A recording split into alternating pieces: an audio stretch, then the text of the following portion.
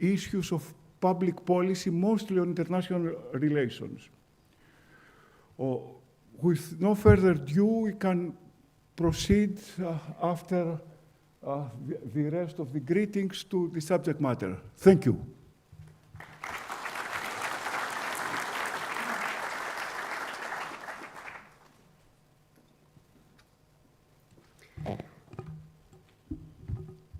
Now, please welcome Kostis Fragoulis, President of the International Propeller Club, President of the Propeller Club Port of Piraeus, Founder, President, and CEO of Franman.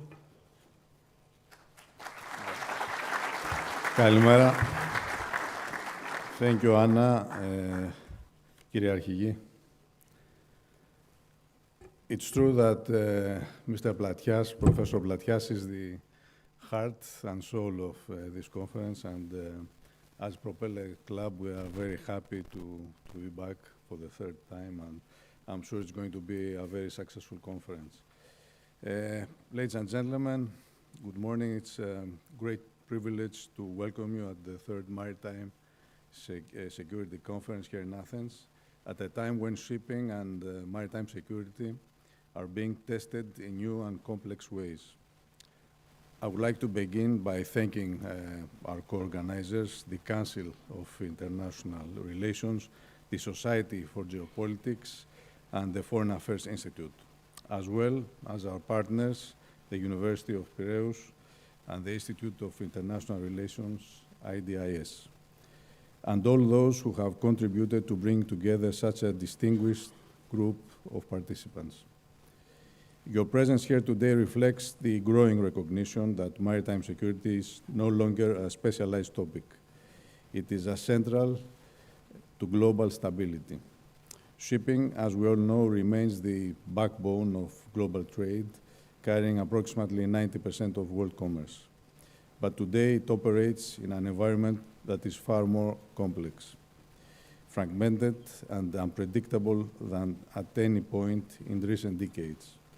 We are witnessing the return of geopolitics at sea. Strategic choke points are once again at the center of global competition. The trade routes are being tested, disrupted, and in some cases weaponized. The line between economic policy and security policy is becoming increasingly blurred. At the same time, technological transformation is reshaping our industry at an unprecedented pace, from artificial intelligence and cyber risk to new forms of propulsion and surveillance. And all of this is taking place in what many now describe as a permanent gray zone, where uncertainty is no longer the exception, but the norm. This conference is designed to address exactly those challenges. Today's panels will focus on how geopolitics, geoeconomics, technology, and operational risk are reshaping global and Greek shipping. Because Greece, as one of the world's leading maritime nations, has both a responsibility and a strategic interest to actively engage in this dialogue. Greek shipping has always demonstrated resilience, adaptability, and a global outlook. Yet, in today's environment, success will increasingly depend not only on commercial excellence, but also on our ability to understand and navigate geopolitical risk. That is why gatherings like this matter, because today we bring together policymakers, military leadership, industry practitioners, and academia, creating a platform for meaningful dialogue, exchange of ideas, and ultimately better informed decisions. At the Propeller Club, this is exactly the kind of dialogue we seek to promote, connecting the maritime community across borders. Before I conclude, I would like to thank all our speakers and participants for their contribution, and of course, our partners and sponsors for the support. I am confident that today's discussions will be insightful, forward-looking, and highly relevant for all of us. And as a leading maritime nation, Greece must not only navigate these challenges, we must help shape the agenda, set the standards, and lead the global maritime dialogue forward. Thank you.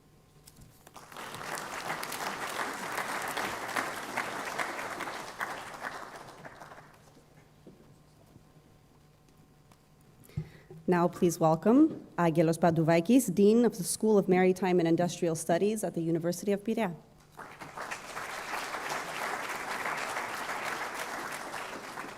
Καλημέρα. Πήρα το λάπτοπ σήμερα, σας το λέω, αλλά δεν μπορώ να το ανοίξω. Άρα εφαρμόζω το backup plan, το οποίο όμως προϋποθέτει να έχουμε και γυαλιά μαζί μας. Επομένως, βλέπετε ότι υπάρχει security, αλλά θα δούμε τι θα κάνουμε. Άκου να σου πω, δανείστηκα, Λεωνίδα. Μπορεί να μην είναι δικά μου, αλλά δανείστηκα. Τώρα, ακούστε, επειδή λέει η φίλη μου Δανάη ότι πολλές φορές τα λέω και απ' έξω, θα φύγω λίγο. Distinguished colleagues, members of the Greek shipping community, ladies and gentlemen, welcome to this third Maritime Security Conference. Actually, it is my honor, our honor, to address and welcome in this conference all of you. First of all, who care, and second, who carry. Who care about the society, who care about the security, the maritime industry, who care about everything and something. And those who carry, because those actually are the very strong backbone of our community. However, I can say that oceans, and I'm sure that more competent and more knowledgeable than me will say, no longer behave like the way we have been taught. I have a joke, but I was said that it's better to avoid about Trump shipping and Trump administration. So I said, please do not say it. For these textbooks and for the best part of these 8 decades, actually we have what we can say, we have rules. We have rules and we have order.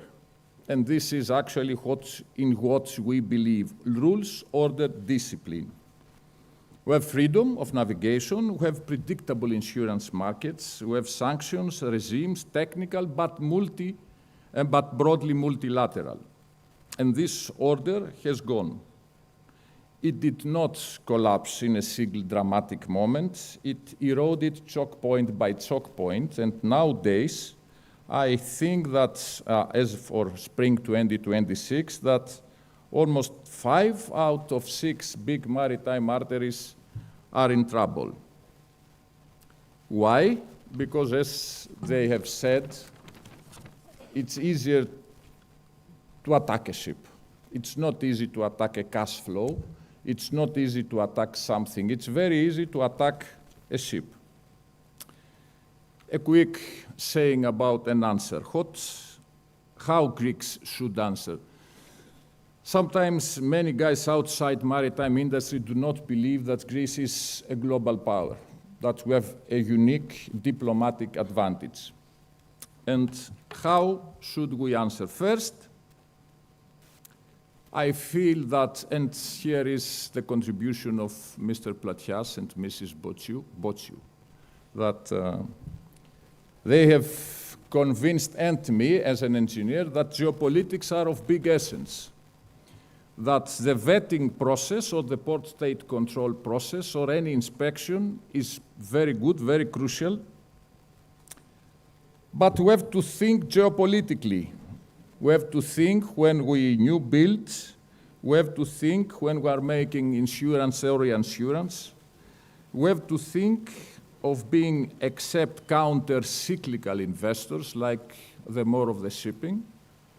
We have to be counter-geopolitical strategies and operators. We have to go a step further. And this is the first pillar. The second pillar is that cybersecurity, AI, attacks, and attacks sometimes the ships, and attacks sometimes even the hearts of the people.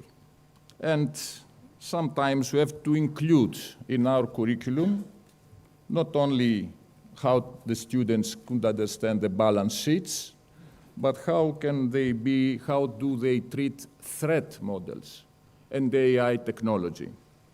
And third and final, As Greece is on a very good, very big strategic position, and as Greek ships are flagged with dozens of registries and cruise comes from many nationalities, I see that it's not just an industrial excellence.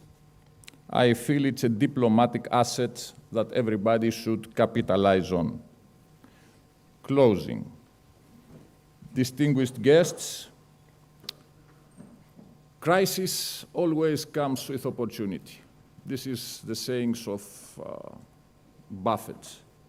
I think that regardless of the choke points, regardless of the sanctions, regardless of the problem, Greek shipping started some 100 years ago, followed all the ups and downs, and I'm pretty confident that our generation will be judged by how we navigate this one. As you most probably know, calm waters are not for Greek people. We love to be a little bit rough, and if we are outside in the sea, we love it. But we love it and in the shore, but anyway. So I think that those three pillars will be discussed by more experts than me, and I would like to thank the organizers, and in that order, I would like again to thank the Council for the International Relations, Professor Platias and Professor Botsiou, the Propeller Club, Mr. Fragoulis, the Society for Geopolitics and the Foreign Affairs, the Institute of International Relations, and actually I look forward to today's discussions. Thank you very much for your attention.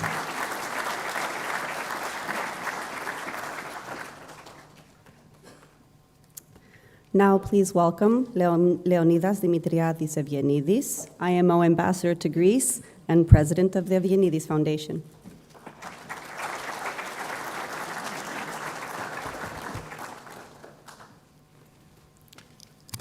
Distinguished guests, dear friend Dimitris, it's a real honor and pleasure to be here, and we're so interested to listen all what we have to listen this very exciting day.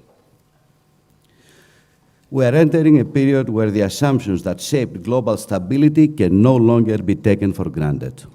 Globalization is not collapsing. It is being redesigned. We are moving away from a relatively stable and unified system towards a network of regional alliances where power, security, and economics are increasingly linked. Dependence on the United States, particularly in financial and technological terms, remains decisive, while uncertainty and imbalances continue to grow. At the same time, China is pursuing a coherent long-term strategy, reducing its own dependencies while increasing those of others. This is not simply about growth, but about control over value chains, raw material, and critical infrastructure. As a result, a more polarized system is emerging in which Europe must navigate between centers of power without yet having achieved the level of strategic autonomy required by this new under-shape environment. In this environment, geopolitical instability is no longer abstract. It is directly reflected in economic outcomes. The crisis in the Middle East and the disruption of the Straits of Hormuz are not simply regional developments. They are systemic shocks. They show how quickly critical maritime arteries can become choke points for global trade and energy flows. Recent developments in shipping markets make this reality clear. Energy flows are being rerouted, trade routes are shifting, and competition for transport capacity is intensifying. Demand for alternative corridors, such as the Panama Canal, has surged, with transit costs rising sharply as pressures build. And it's not only costs, it's the question of disruptions, bottlenecks and very dire consequences. Therefore, this is not a technical issue. It's a direct economic expression of geopolitical disruption. As vessels are forced into longer routes, ton miles increases, and inefficiencies spread across the system. Being a ship owner, no bad, as you said, crises make opportunities. But I doubt, long term, whether this is sustainable, still being a profound and convicted ship owner believing in efficiencies of shipping, notably Greek shipping. feeding into higher energy costs, rising prices, and inflation. More importantly, this is not temporary, at least to my point of view. The system is not returning to its previous balances, highly unlike. It is adjusting to a new reality, one shaped less by efficiency and more by resilience under pressure. At the core of this shift lies energy. Today, energy is not a resource only. It is a tool of geopolitical influence. Its use often leads to inefficient outcomes shaped by conflict dependency and strategic positioning rather by pure economical logic.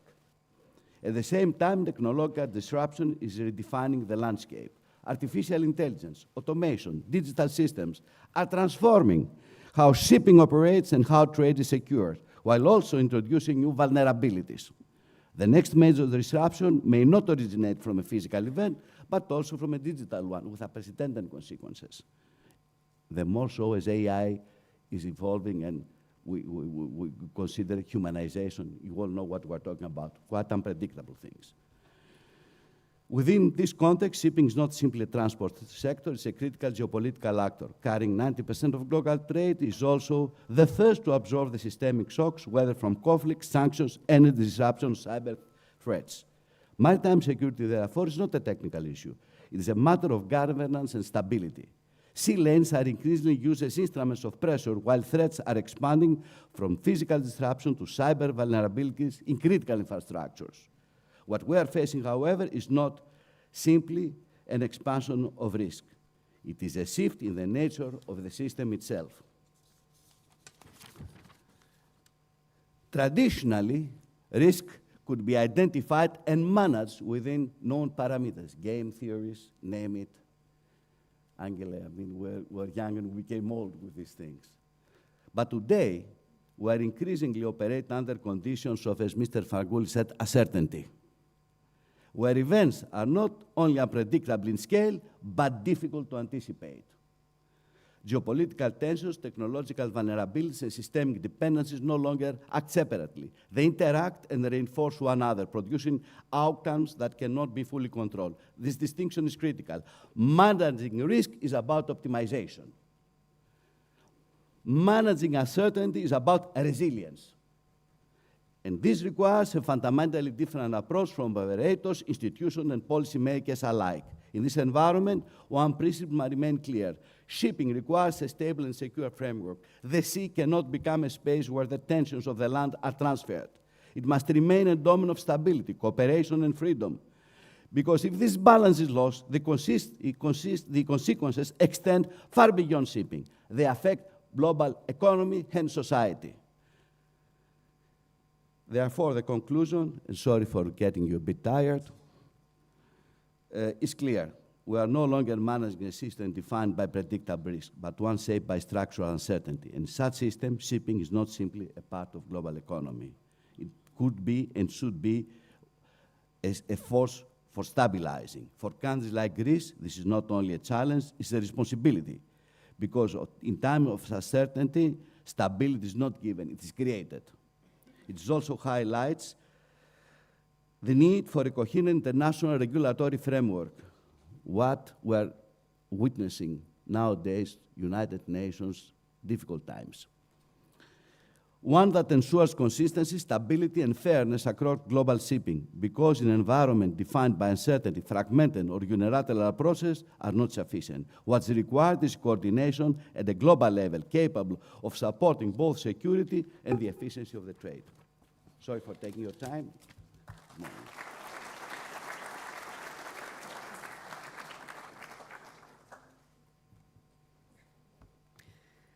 Now please welcome Michael Hauberg, co-founder of the Society for Geopolitics.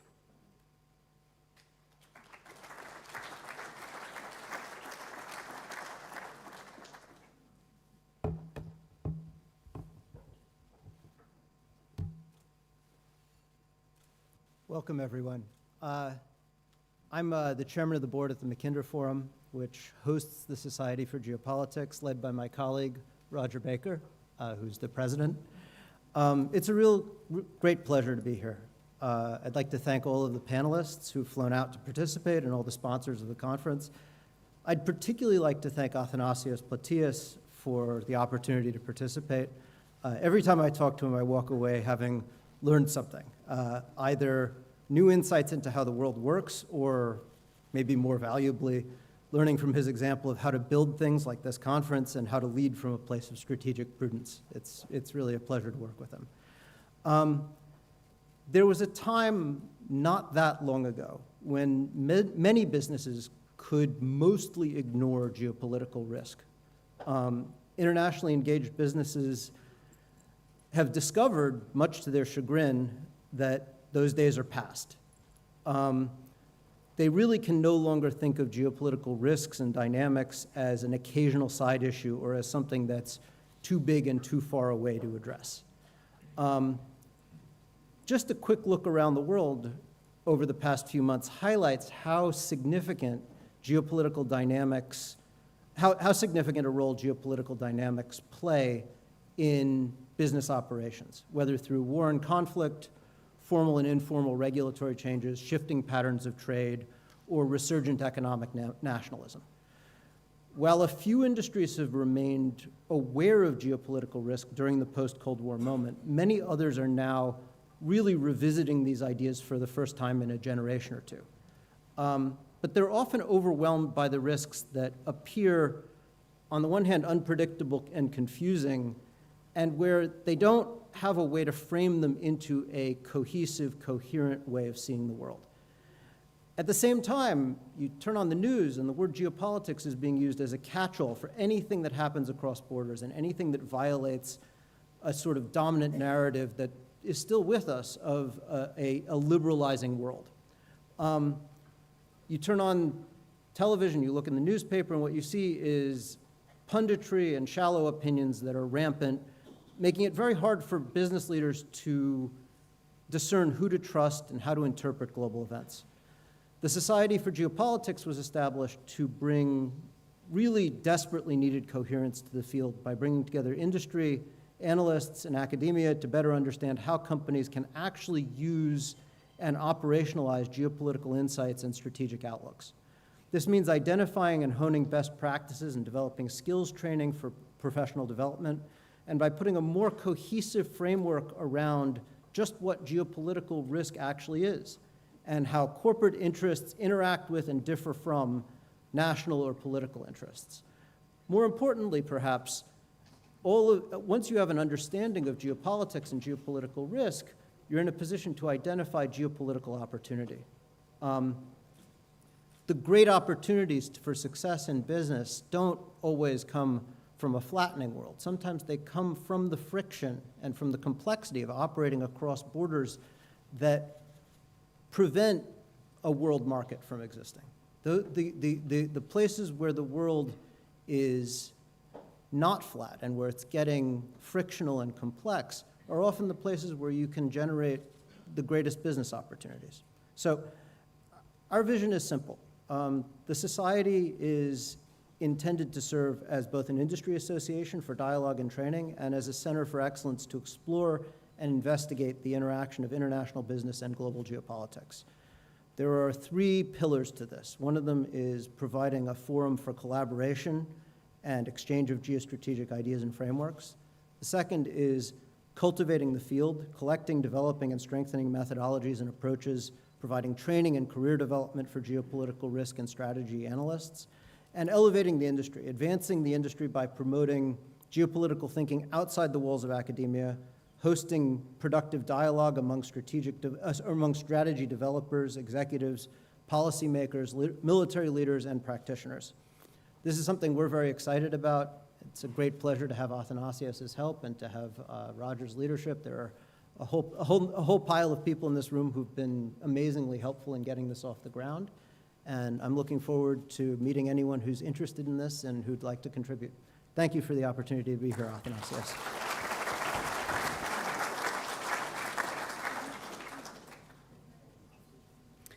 Please welcome Vice Admiral Dimitrios Kataras, Chief of the Hellenic Navy General Staff.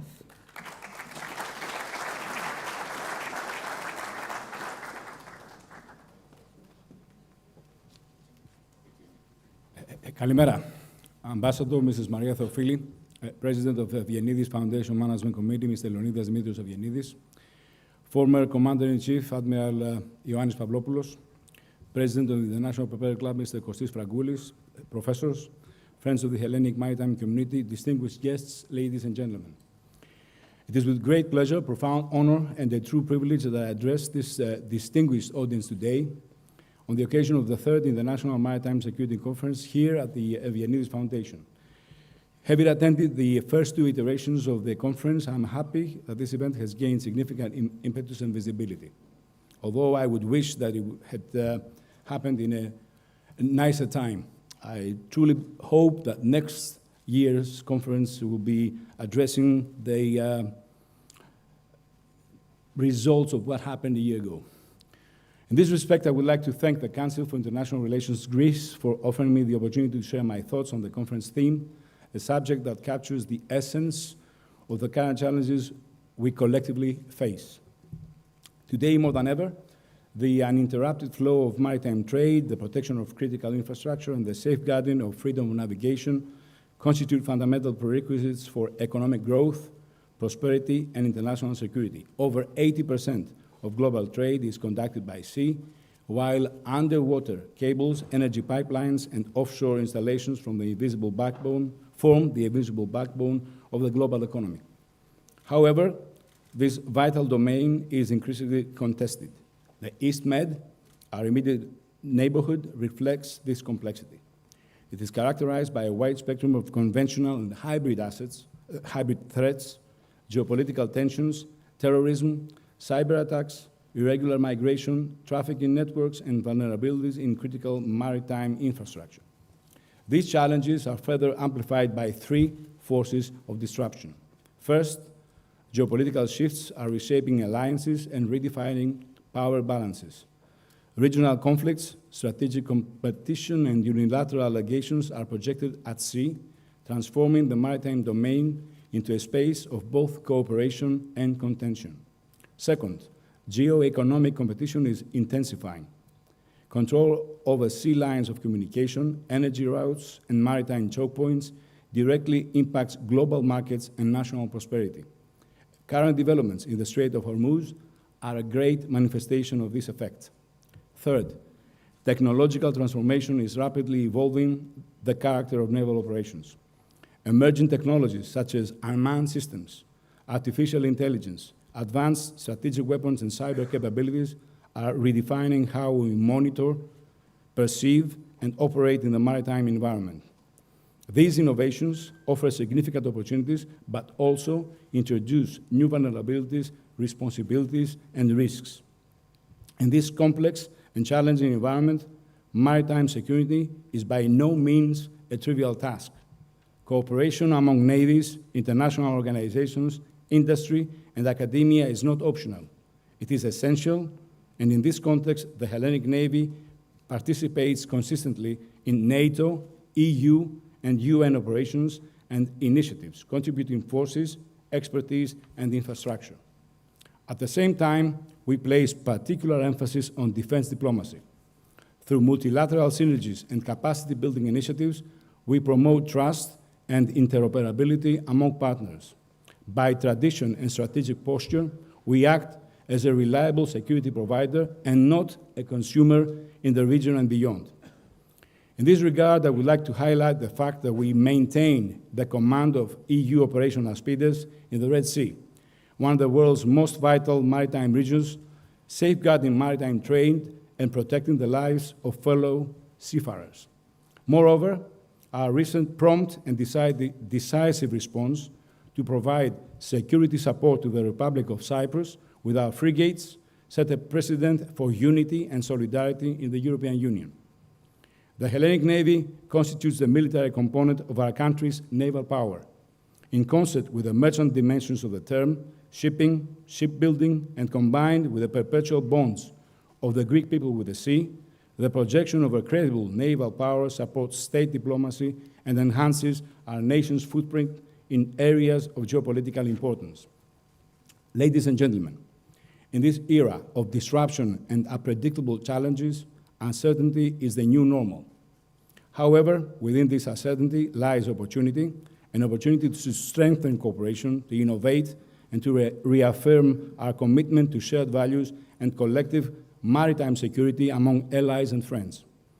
The Hellenic Navy, as the key instrument of our naval power, stands ready, relevant, capable, credible, proactive, and determined to remain at the front line of this effort. Guided by our 3,000-long tradition, yet focused on the future, we continue to decisively promote our national integrity and interests at sea. I wish you every success and a productive conference. Thank you very much.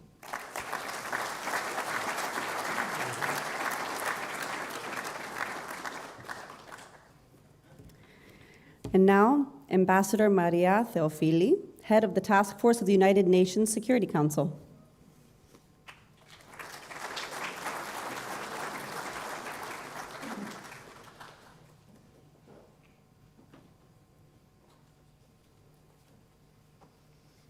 Thank you. Kyria Hige, dear co-organizers, dear coordinators, dear speakers, dear all. It's really an honor and a pleasure to be again here for the third Maritime Security Conference, which focused on an issue of utmost importance, an issue that has become more relevant than ever. A maritime nation and a global player in international shipping, Greece, as an elected member in the Security Council for the terms 25-26, has highlighted right from the start maritime security as a core priority of its tenure. When we took the decision to place maritime security high in the agenda of the Security Council, we did not intend to play the role of Cassandra. On the contrary, recent developments in the Gulf have proven the importance of maritime security, but also the high price of putting maritime security at risk. The closure of the Strait of Hormuz has caused disruption for around 2,000 vessels, more than 44,000 companies from approximately 170 nations. At the same time, we have witnessed the urgency of protecting seafarers and addressing additional navigational risks. Shipping and seafarers should never be instrumentalized in geopolitical tensions. Now, in the framework of the UN Security Council, the last time maritime security was included in the agenda of this body was in 2021, when India was an elected member of the Security Council. Our aim and planning since the preparation of our tenure has been to bring back the focus to this issue. Greece now, on the second and last year of its tenure, has undertaken a number of important initiatives and actions that have been widely supported by the international community, while developments on the ground, or to be more precise, at the sea, have brought renewed interest to the issue. Our aim is to present and cover each time different aspects of maritime security, and to enhance, highlight, and adequately frame the intersection between maritime security and Security Council. Now, during the last year until now, we have undertaken, I will want to just highlight some of our initiatives. In May 2025, Greece, having assumed the rotating presidency of UN Security Council for the month, organized a high-level security event, open debate, on Strengthening Maritime Security Through International Cooperation for Global Stability, chaired by the Prime Minister, and invited briefers were Secretary General, Mr. Guterres, Ms. Travlos, President, Board of Directions, Union of Greek Ship Owners, and Dr. Berger, Professor of International Relations at the University of Copenhagen and Research Fellow of UN Institute for Disarmament and Research. The goal of the debate was to address the threats to maritime security at the international level and the need for states and competent international organizations to intensify their efforts to address them by enhancing international and cross-sectorial cooperation and coordination.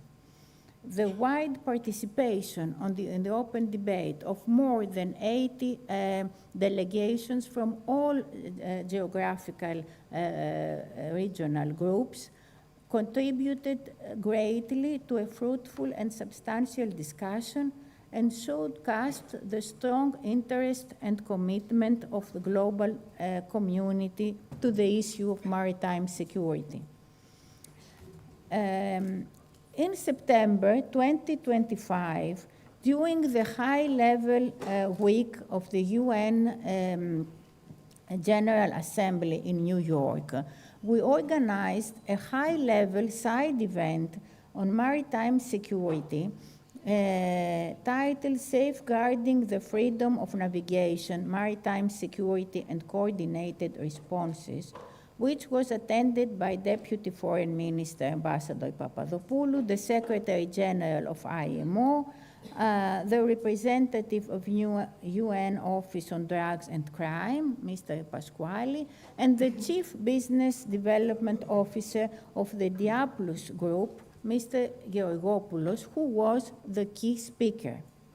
The event showcased practical aspects of coordinated interaction between member states, international organizations, and private sectors through the success story of the salvage operation of oil tanker Sunion in the Red Sea, severely damaged while being attacked by the Houthis. Our third initiative took place in November when Greece, along with India and Philippines, co-organized an informal meeting of the Security Council on maritime safety and security protection of seafarers, with a broad, once again, participation of delegations. The meeting underscored the importance and essential contribution of seafarers as the backbone at international maritime transport. A workshop was also convened in December in New York with the Konrad Adenauer Foundation, enhanced and systematic coordination for stronger maritime security, and most recently a roundtable discussion from the high seas to the consumer security, securing maritime trade and the global economy with the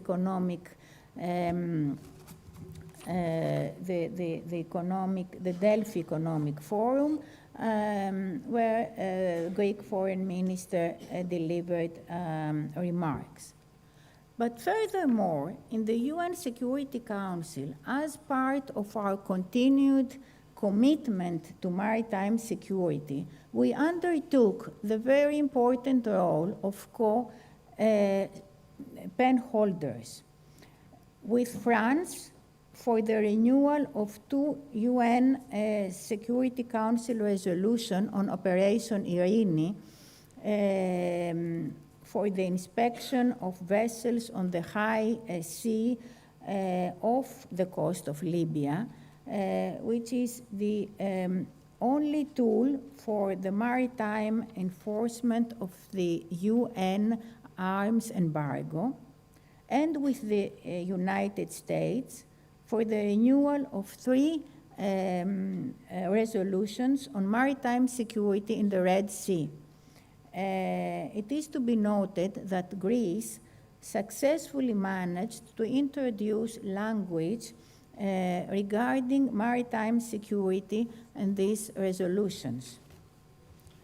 At the same time, we remain committed to working with all partners to prevent and respond to current and emerging threats, as we are already doing through the leading role that Greece has assumed, as Commander already said, in the EU naval operation Aspides, as well as the operation Atalanta and Irini.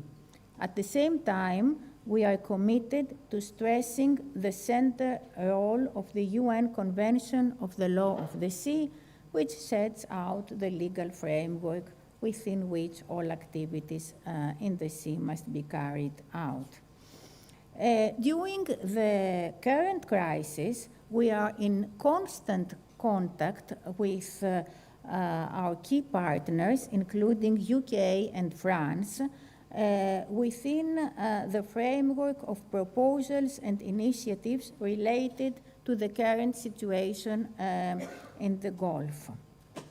Now, as we said, we are already in the final year of our tenure, but we are convinced that the issue of maritime security will remain in the agenda of the Security Council, as also Panama and Bahrain, 2 fellow member states in the Security Council, share this vision.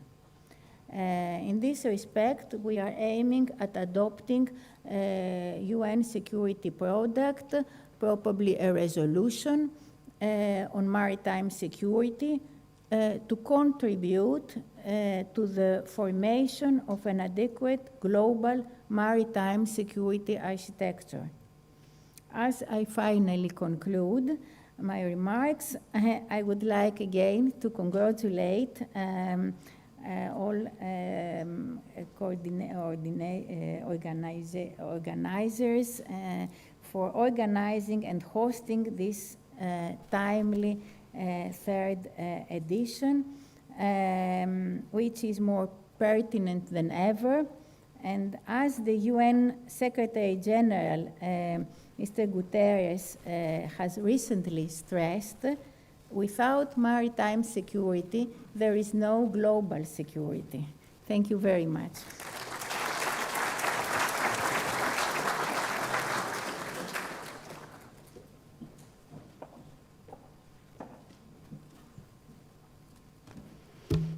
Thank you all for your opening remarks. Without further ado, I'd like to call panel 1, Maritime Geopolitics in a Fragmenting World, Mr. Thanasios Platias, University of Piraeus and Council for International Relations, Len Hochberg from Mackinder Forum, Roger Baker, Executive Director of Stratfor Center for Applied Geopolitics, Scott Smidson, Professor and Director at Denison University Grand Strategy Program and Chief Strategy Officer of Geopolitics Incorporated, and our moderator, Maria Elena Copa, Dean of School of International Studies, Communication and Culture at Pantheon University and Counselor for International Relations.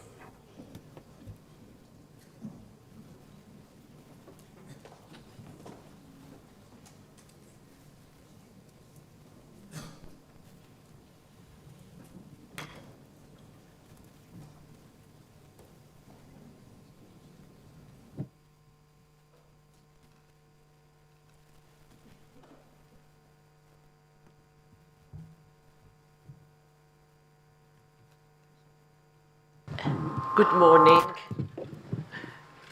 Good morning. We are running a little bit out of time, so my opening comments will be really brief. I just want to say that last year, during our second conference on maritime security, nobody could predict the relevance of this topic this year. This is a defining moment in world politics, in a framework where, as the Prime Minister of Canada, Mark Carney, say, the international order is collapsing, and we have global shifting of power dynamics. So without any further ado, I would give the floor to our first speaker, Professor Athanasios Platias. Please. Kalimera και πάλι. Good morning again. I will try to offer a broad overview in order to explain the causes of the instability that we see. There is geopolitical instability. And this geopolitical instability, it influences maritime trade. So I will try to get into the causes.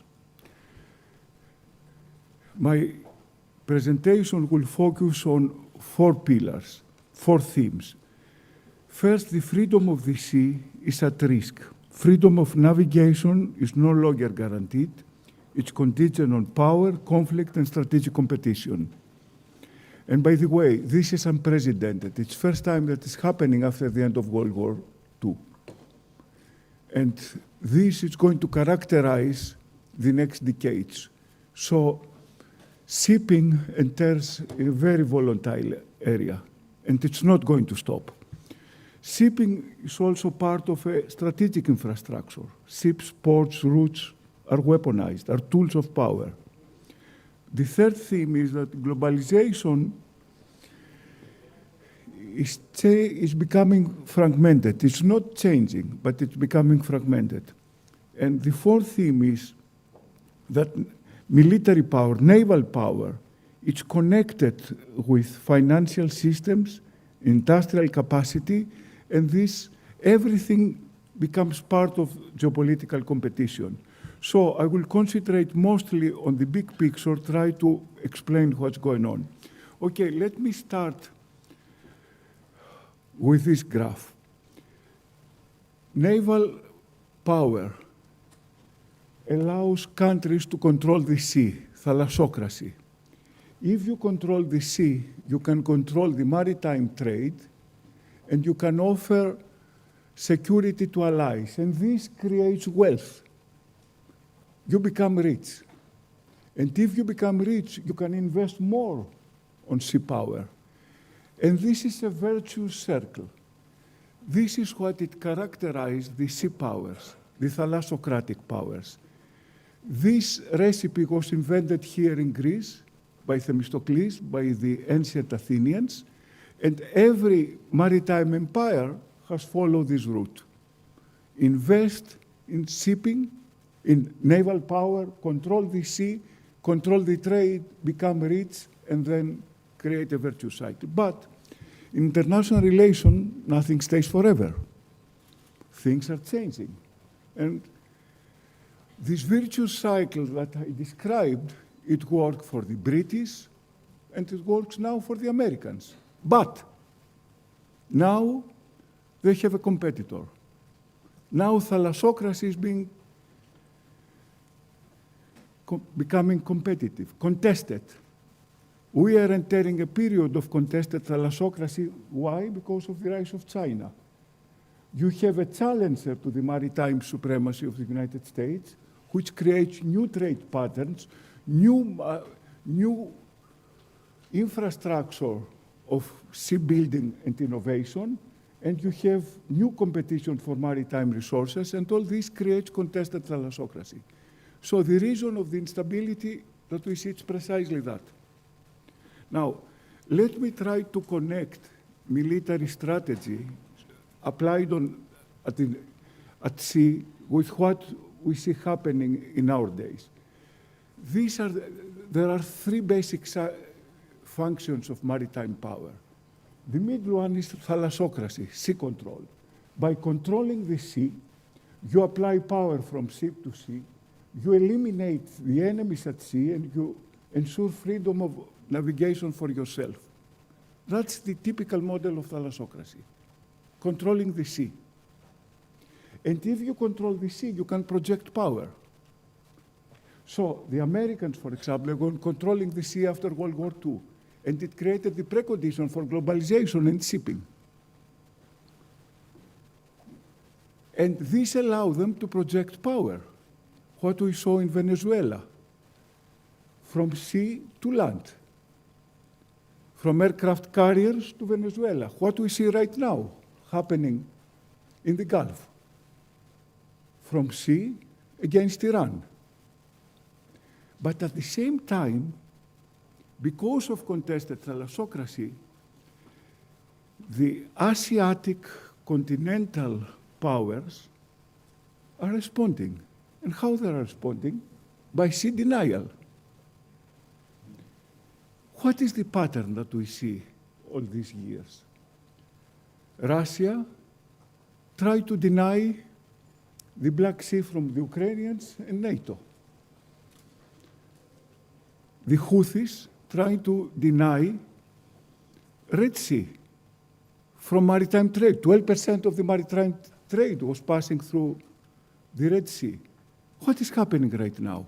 Iranians try to deny, denial of the Persian Gulf, 20 plus of the world energy.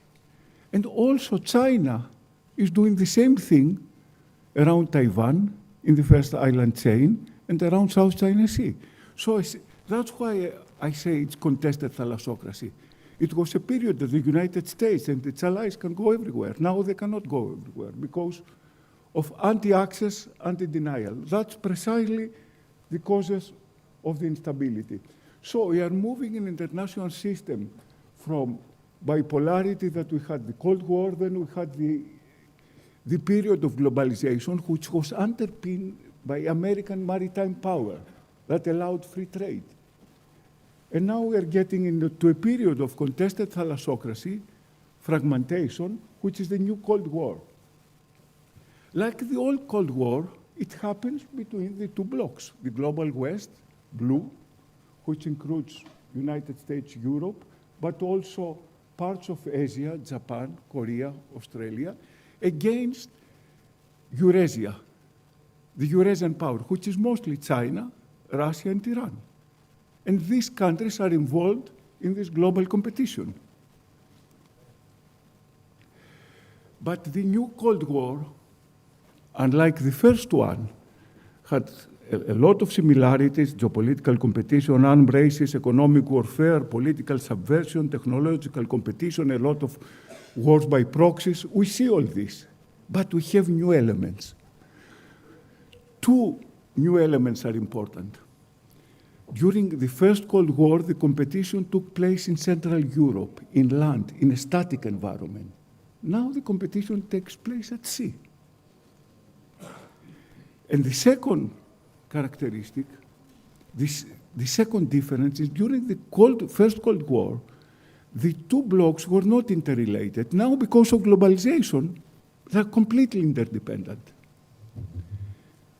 Therefore, it's easy, because you cannot have nuclear war, to weaponize this interdependence. So we see every relation being weaponized.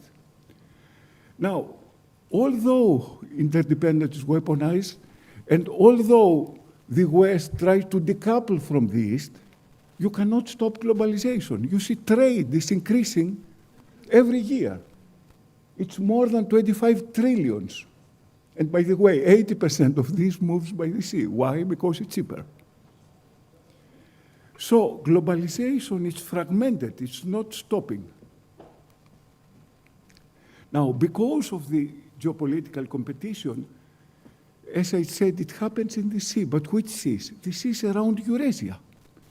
Why? Because the Eurasian powers, China, Russia, Iran, and Turkey, are trying to expand. So what the West is trying to do is to contain them. When you contain them and you stop them, there is flashpoints. Look all these flashpoints. Where is happening? In the periphery of Eurasia. All the wars are around this area. The seas are on fire. Baltic Sea, Black Sea, East Med, Red Sea, Persian Gulf. And the competition is spreading. Probably next year we will be talking about South China Sea and East China Sea and the Arctic. So that's the causes of maritime instability. Now, to understand why this is happening, there is a seismic change, an unprecedented power transition that has to do with the rise of China. It's clear. Look what's happened in the last 20 years. China was a fraction of the US GDP. Now, in terms of PPP, buying power, China has managed to overcome the United States by 27%. It has the double industrial capacity, it consumes double energy, and most importantly for contested thalassocracy, because of its shipbuilding, in the end of this decade, it will have 50% more ships. The United States will struggle to have 300 ships. The Chinese will have 435. So that's why we have a contested thalassocracy, and that's why we see all this trouble. By the way, during the first Cold War, the Soviet Union did not even manage to get more than 40% of the GDP of the United States. Now the Chinese have managed to overcome the United States by 27% in PPP terms. In nominal terms, it's 80% of the US GDP. You see, power transition, and it's not only economics, it's technology, it's shipbuilding, so this is changing global power. And the international system is readapting in this power transition, and there is the instability that we see. Now, if you're sitting in Washington and you see China's rise, and also you see the trend favoring China, what do? Do you allow the system to stay like this? It would be stupid to do that, because it will favor your opponent. So you disrupt the system. That's what Trump is doing. And we all talk about the end of rule-based order. That's the logic that the rule-based order that the Americans built, now they have to destroy it, because it works in favor of their opponent. Professor Hoberg will talk about the American strategy, but I would like to point out 3-4 characteristics. The number one opponent is China, primary enemy. How you deal with China? First of all, you have to consolidate your area, which means the Western Hemisphere. Consolidation, it means try to control resources, including Venezuela oil, but most importantly, throw the Chinese out, roll back. That's what happened in Venezuela. With Venezuela, you also get Guana. This is what's going to happen to Cuba. This is what happened to Chinese ports in Panama. So, first step is consolidate the Western Hemisphere, and that's how we have this discussion about Greenland. Second, reduce commitments in Europe in order to concentrate to Asia. That's why we have this trouble in transatlantic relations. The United States, unlike the first Cold War, now it has to concentrate on the East. So it's disengaging from NATO. The Europeans, they don't like that, and we have all this problem in transatlantic relations. And third, you have to stabilize Middle East. But in order to stabilize Middle East, you have to destabilize it first, in order to build a new architecture. That's precisely what's happening right now in the Gulf. So, as I said, 26 trillion trade, 80% of it goes through the seas. And by the way, 70% of this trade goes through straits. So the majority of the trade, something like 15 trillions, they pass through choke points. One choke point, Strait of Malacca, is 5 trillions, just to understand the importance. And by the way, there are more choke points that you can imagine, not only the so-called famous one. Suez, Panama. As you can see, there are more critical choke points. And by the way, it's not only trade. 80% of energy goes through the sea and through choke points. And that's precisely what we see now on Hormuz. And by the way, Hormuz is not the number one in terms of energy. It's the Strait of Malacca that is more important. Here I have the most important choke points, but from different risks, from geopolitical risks to piracy to terrorism. You see, all choke points face high risk, so it's very easy to weaponize them. It's as simple as that. But most importantly, there is weaponization of shipping. We have direct kinetic threats. For example, in the Strait of Hormuz, 25 ships have been attacked. 10 crew members have died. And its use of top advanced state technology, from missiles, drone, mines, to attack commercial shipping, but also hybrid tactics, lawfare. Is it permitted Iran to block the Strait of Hormuz or not? There are two legal opinions there. So, lawfare. We have maritime militias, we have port inspections, we have guaranteed strategy or blockades, double blockades in the Strait of Hormuz. And of course, ecological warfare. You see, it's very easy to weaponize a strait by create risk.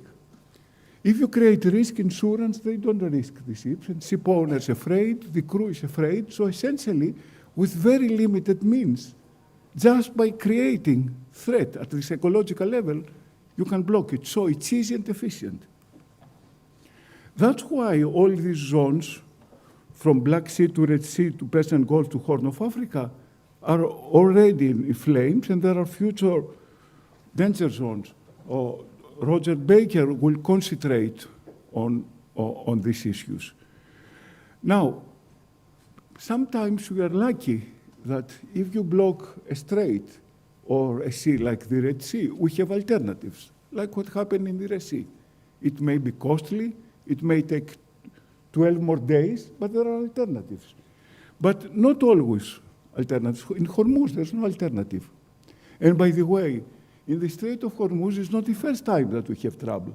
The older of us, we may remember that we had the tanker war in the 80s, that 259 tankers have been attacked, and other shipping. So it's nothing new there, it's a repeated pattern. Why the Strait of Hormuz is so important? Because on geography, it's very easy to have anti-access area denial, simply because of geography. And there are very few alternatives. From 21 million barrels per day, maximum 7 can be diverted through pipelines. Now, we are losing something like 12 million barrels per day, plus 2 million barrels per day in Ukraine, in Russia, because of Ukraine attacked. So every day, there are 14 million barrels per day that they don't go to the market. Now, from the time that the trouble started in Iran, and assuming that there is an agreement today, until the energy market stabilize, it will be missing 1 billion barrels from the global economy.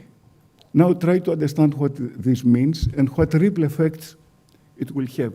You see, the existing alternatives, first of all, they are fragile, but still, the maximum that they do is 1/3 of what it goes to the Strait of Hormuz. Now, from this geopolitical rebalancing at the energy level, who is the beneficiary and who are the losers? The losers are the countries that import energy.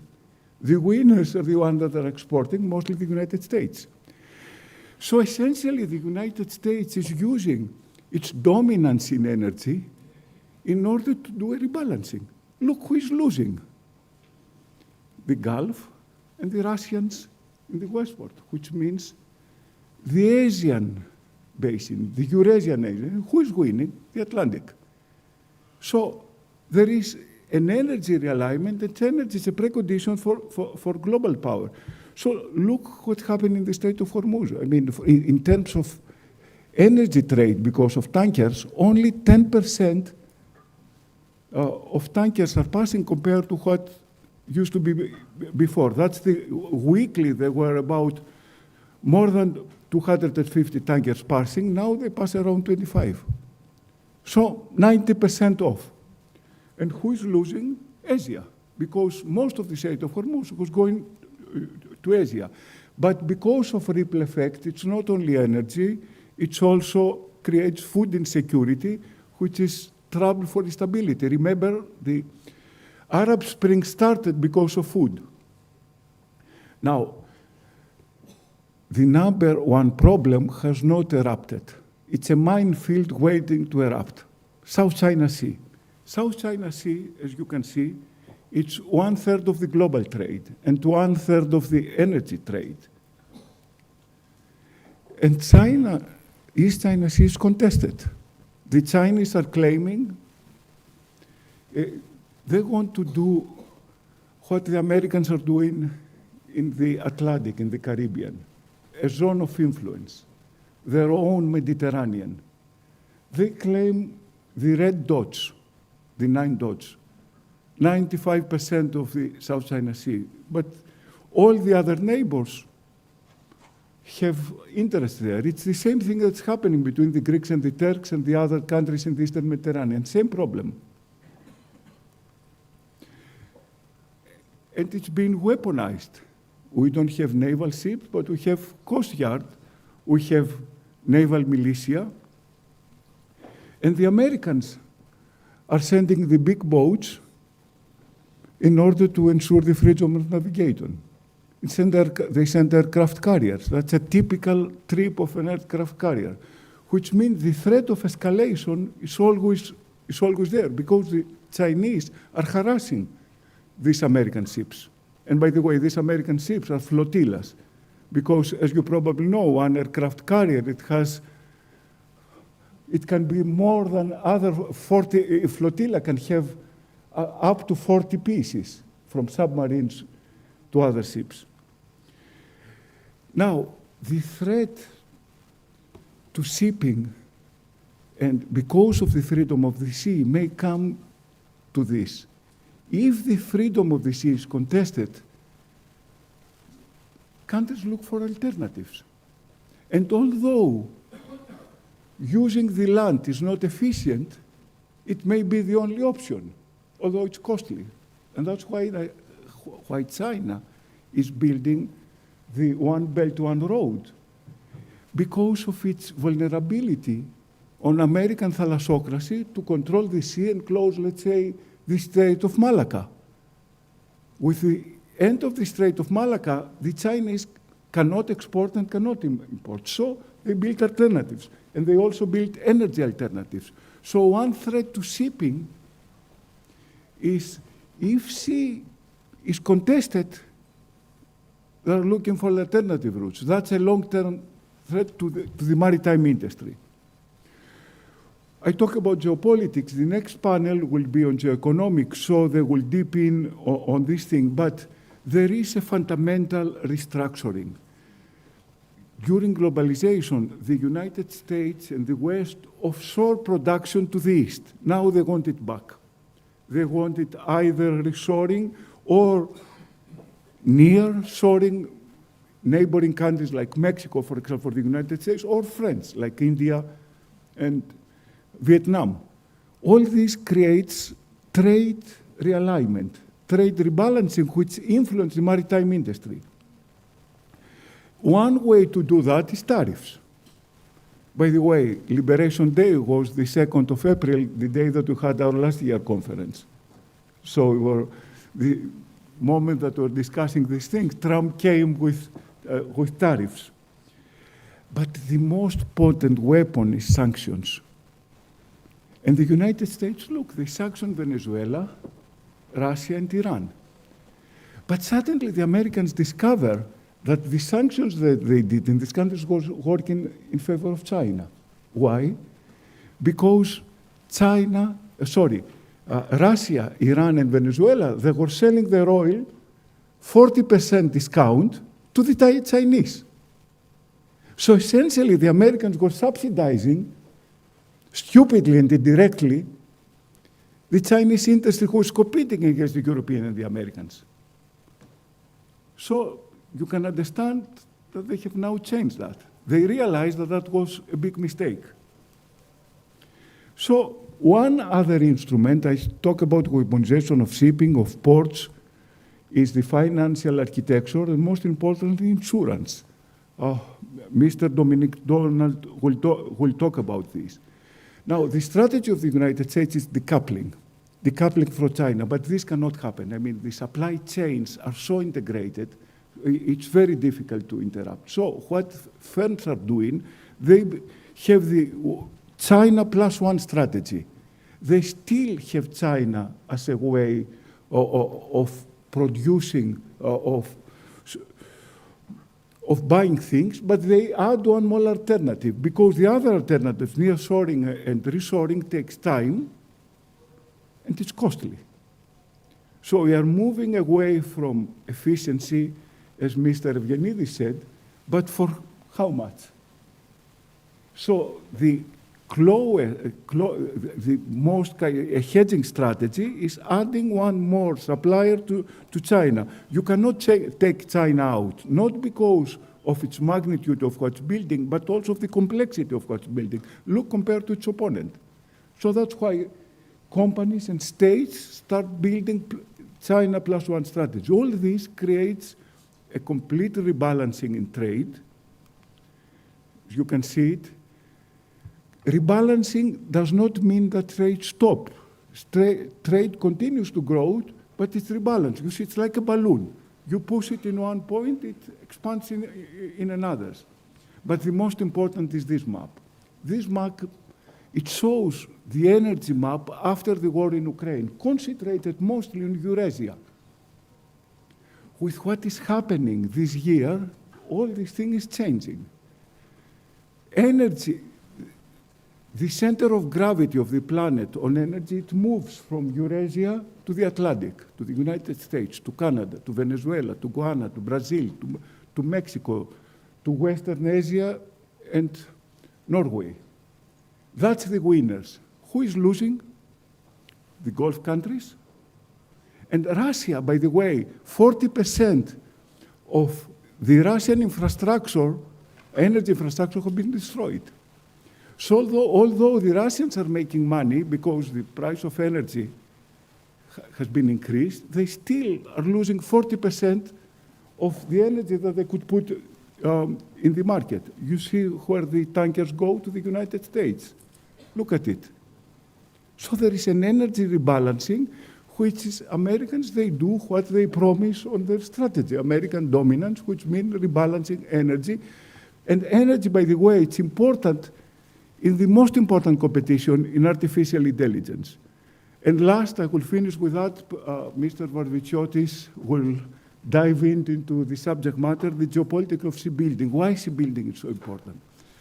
Because the Chinese yards that they built, your ships, the Greek ships and others, are dual use. There is fusion between the military and the civilian.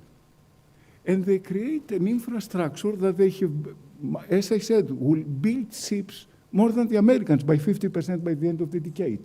Not only that, they have the latent capacity in case of war or in case of conflict to grow. Look how the Americans managed to win World War II. They had the latent capacity, they transformed their industry into shipbuilding, and they managed to prevail. Now the Americans, they don't have that capacity, it's the Chinese.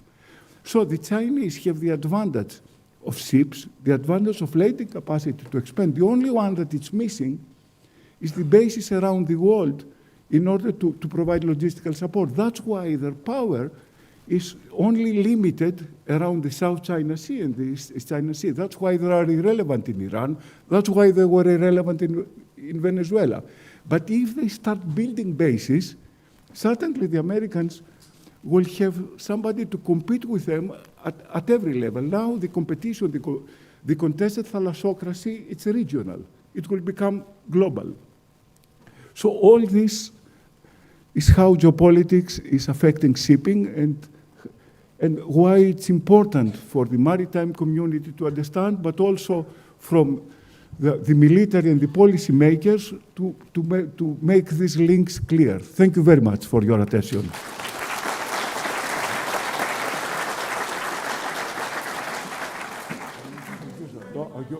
You will come here or Thank you very much, Professor Platias. I give the floor now to Len Mr. Telos. Hochberg from the Mackinder Forum.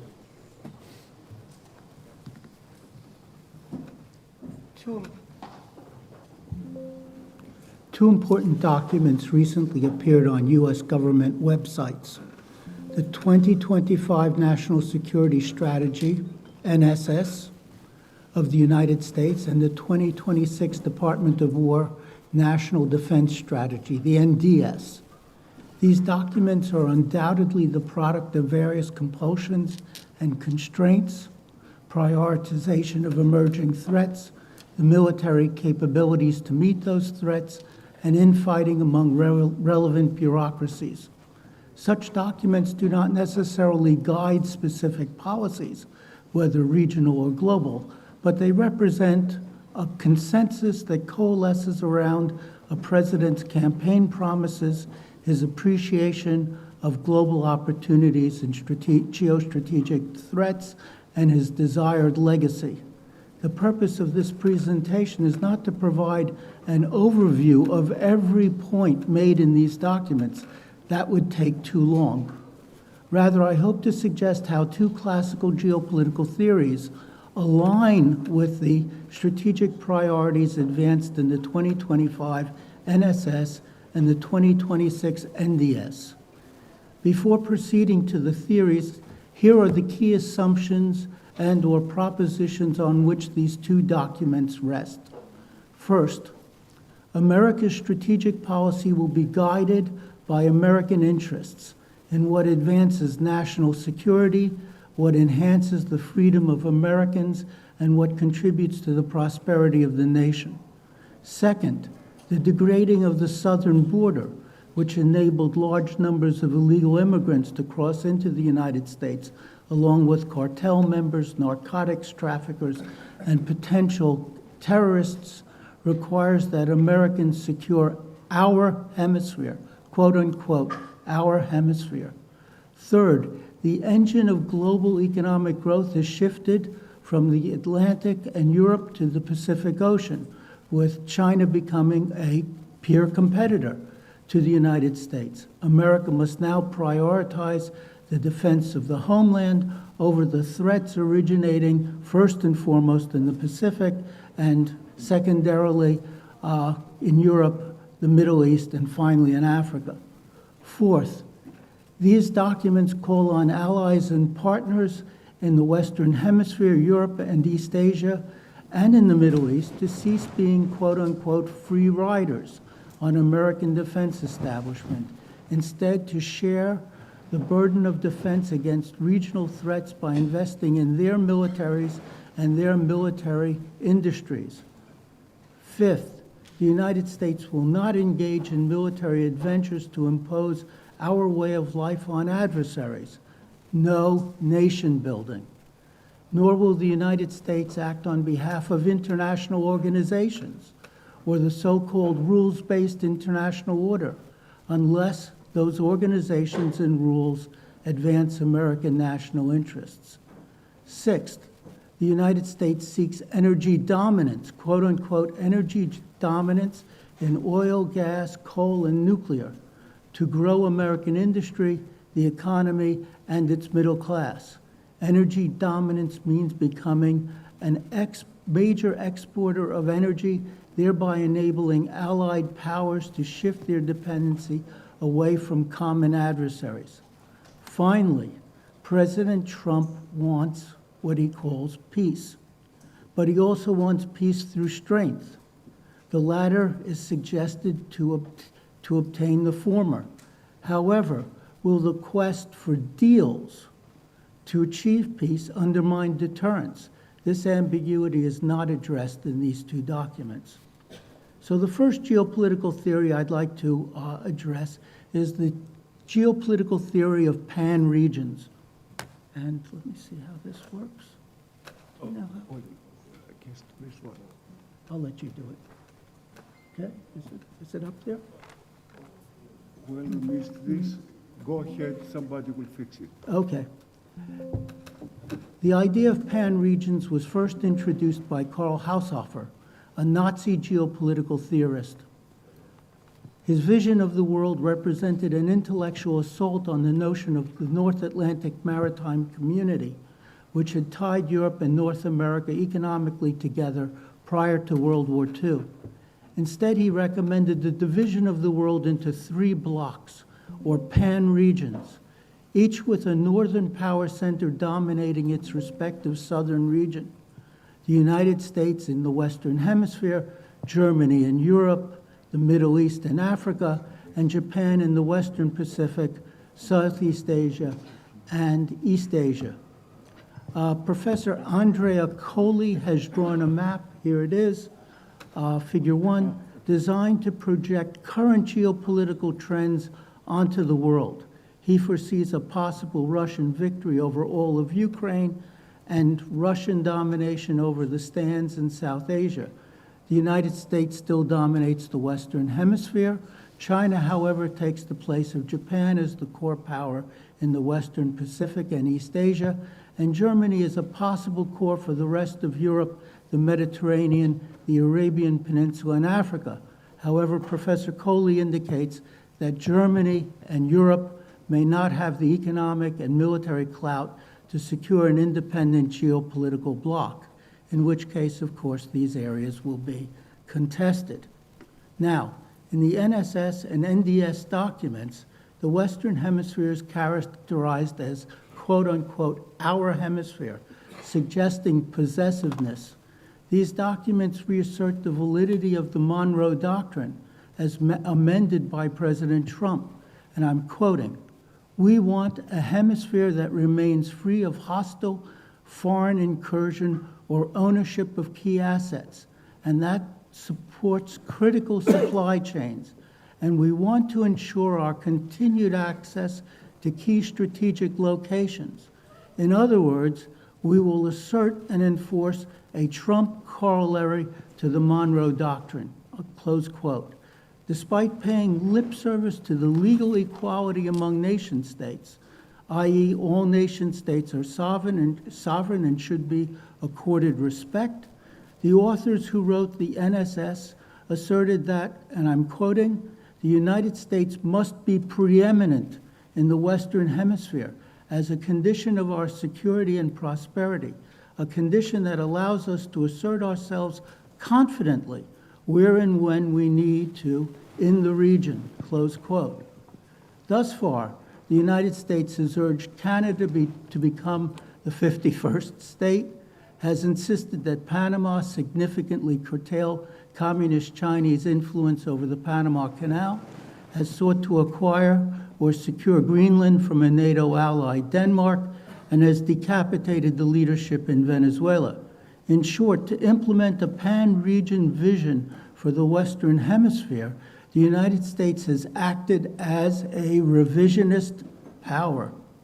To envision the reasons for these initiatives, one could infer geostrategic and geopolitical factors from the relevant maps.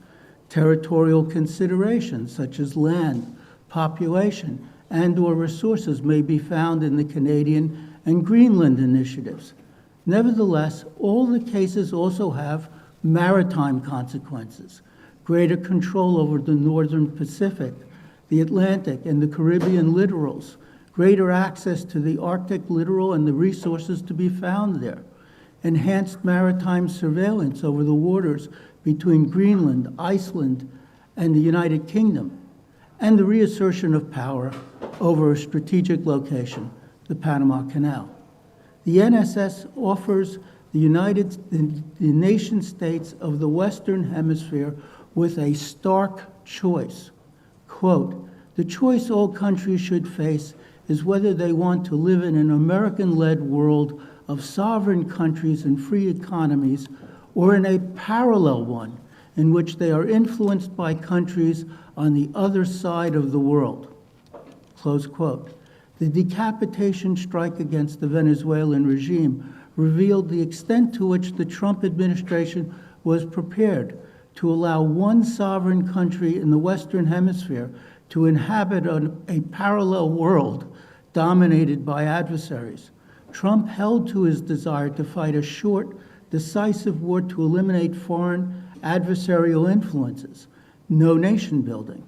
Policy changes in Venezuela promise an end not only to the purchase of weapons from Russia and China there in Venezuela, but also the sale of oil to China at below market rates, a potential economic blow to Chinese economic competitiveness. Now, the second geopolitical theory I'd like to mention is the one of the Eurasian heartland and rimland.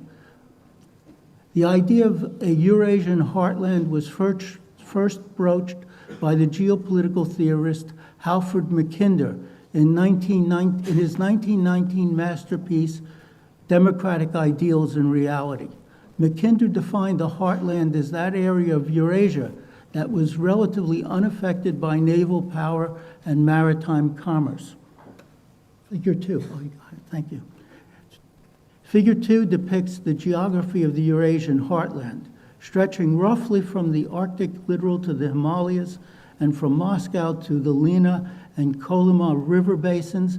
This region was cut off from the sea by the polar ice cap, with its rivers running north to the Arctic or to isolated inland seas. Mackinder highlighted how, in 1905, Tsarist Russia was on the eve of becoming a significant power by deploying the most advanced military equipment available at the time, a transcontinental railroad reaching across Siberia. Russia, the power that occupied much of the heartland, was on the verge of upsetting the balance of power in Europe.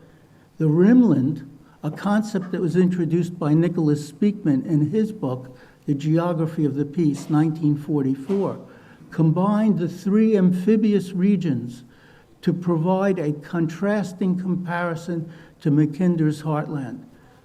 The European coastland, the Arabian Middle Eastern desert land, and the Asiatic monsoon lands. What drove Mackinder's analysis was his nightmare that the heartland power might one day secure control over the Baltic Sea and the Black Sea littorals in the adjacent Rimland, thereby gaining access to maritime resources and warm water ports that would permit the building of a vast fleet, enabling the heartland power to wrest control of the high seas from Great Britain, the then thalassocracy. Today, as Professor Platius has mentioned, three autocratic powers dominate the heartland.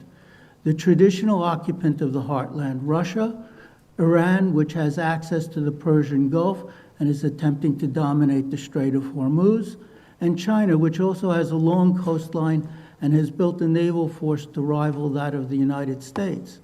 China has also claimed the South China Sea as its own.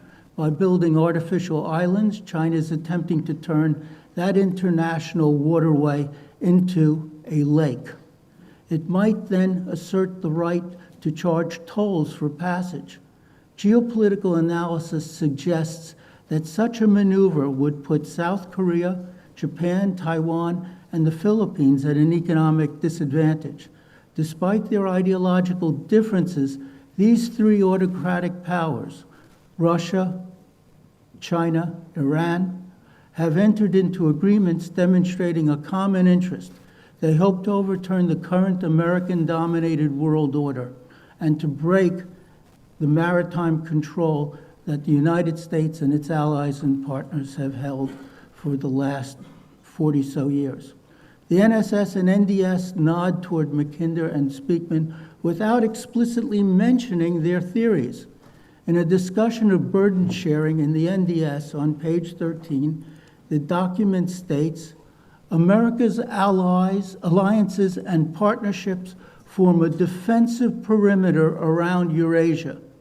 Not only do these relationships offer favorable geography, but they also include many of the world's wealthiest nations. Recall the positive and reinforcing circle of activity that Professor Platius mentioned a moment ago. Taken together, our alliance network is far wealthier than all our potential adversaries combined. As a result, if our allies and partners invest properly in their defenses, together we can generate more than enough forces to deter potential opponents, including if they act concurrently, close quote. The NSS insists that the United States must preserve freedom of navigation along major sea lanes to retain overseas access to the supply of both key and strategic goods. Energy, rare earths, minerals are among the strategic goods mentioned. Semiconductors manufactured in Taiwan is mentioned as a key good. With one possible exception, the NSS and NDS do not recognize the legitimacy of a Russian or Chinese pan-region. According to these documents, the Trump administration wants Russia and Ukraine to reach an American-brokered quote-unquote deal in the interest of quote-unquote peace, a deal in which land is traded for peace and a security guarantee.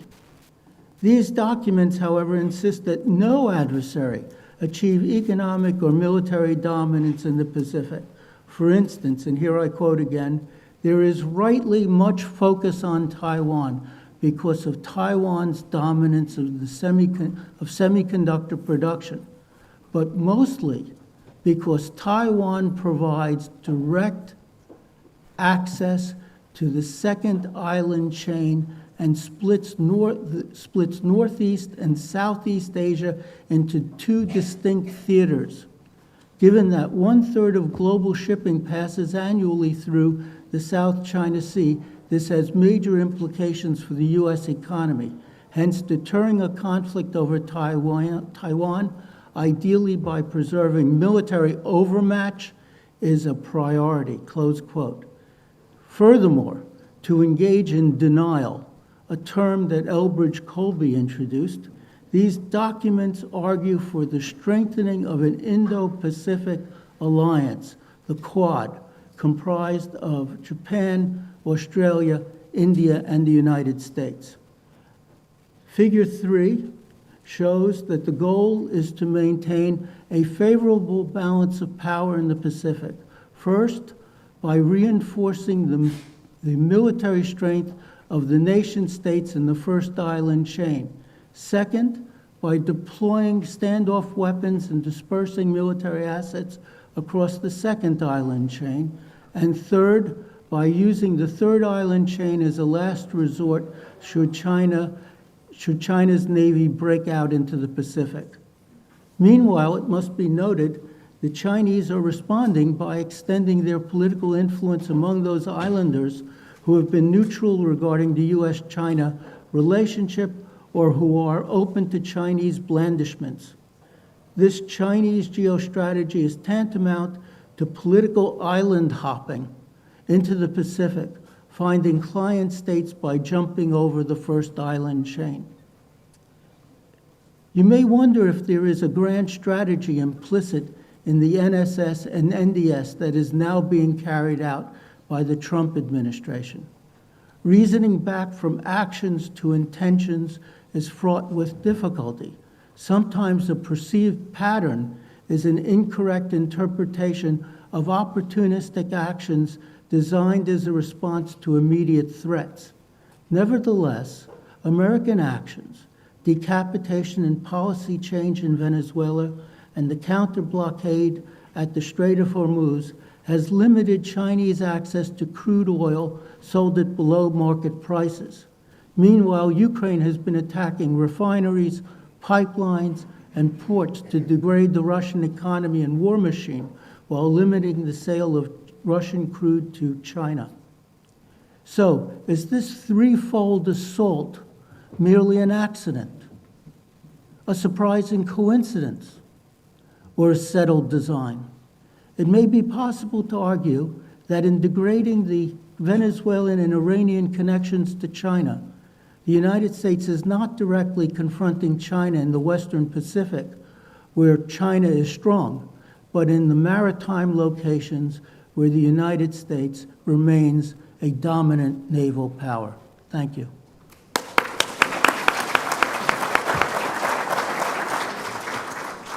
Thank you very much. I now turn to Roger Baker, Executive Director of the Stratford Center for Applied Geopolitics. And all right, well, thank you for having me here. I do have slides. Go ahead. I will be concise because I'd love to get into the Q&A or the discussion part of this, and because we covered half of my talk already in talking about strategic choke points, what's going on in the Indo-Pacific. I'll at least be able to hit the Arctic. One of the things I want to do is really emphasize the idea that we all are sort of aware of what are strategic choke points. We know what these are, these narrow spaces and things of that sort. But not every choke point is equal. Not every choke point should be thought of in the same way. There are choke points that are disruptive but have alternate routes. They simply lengthen things. And we've seen that with the Suez Canal, the Bab el-Mandeb. There's not a lot necessarily coming out of that geography that's going to other places. Yes, it's a bit of a challenge for some of the regional countries, but in general, that's about movement. You can add another 10, 15 days to transit. They're pretty good alternatives. Even things like the Strait of Malacca have alternatives that add distance. Then we see things like the Strait of Hormuz, which doesn't really have alternatives. That's a lot more about a disruption creates a major change in accessibility to key commodities, to key resources. And then we can think about some of these straits in terms of how important they are regionally rather than internationally. Let's hit the next slide real quick. Or give me the remote. So when you look at this is a recent paper that came out that tries to quantify and identify which straits have the biggest impact on which countries, and identify also on the global impact of global economic activity, how much moves through some of these choke points. One of the things you'll notice on here is the Strait of Hormuz is not one of the biggest ones. And one of the challenges with looking at choke points as individual lines is that they don't think about secondary, tertiary impacts and implications. The Strait of Hormuz moves a certain quantity and dollar amount of product, but that product that's moving through the Strait of Hormuz has a significant add-on impact in other places. In South Asia and Southeast Asia, they are not able to access fuel. It's not just a matter of price, it's a matter of actual inputs into their economies. Once that input into the economy hits, you slow down other manufacturing that's going to other places. If we think about the Strait of Hormuz and the disruption, you hit the helium trade. Well, the United States is the major producer of helium, but coming out of the Gulf is some of the greatest amount of exported helium. Well, what's the helium going into? Yes, it's going into party balloons, it's going into MRI machines. It's critical in the semiconductor manufacturing sector. And if you start to disrupt the helium, you have challenges in the manufacturing of semiconductors. Now, the Chinese, the South Koreans, the Taiwanese, because of disruptions to rare gases coming out of the Ukraine conflict, really readjusted their own domestic capacity to be able to recover, recycle, and actually produce many of the gases that they need for the semiconductor industry. Southeast Asia, not so much, which means that the low-end chips are going to be hit, which means now we have a first order, you lose the hydrogen, a second order, lower and moderate end chips, which goes into a third order, all consumer electronics and automobiles. That's going to take months and months to ripple into the system. So the other thing as we think about these choke points is not thinking about them in what is being disrupted today, and when the choke point opens, everything is back to normal. It's what's the tail end on that. If we think about the urea and the other components that are going into fertilizers, we are at the moment when fertilizer needs to be applied.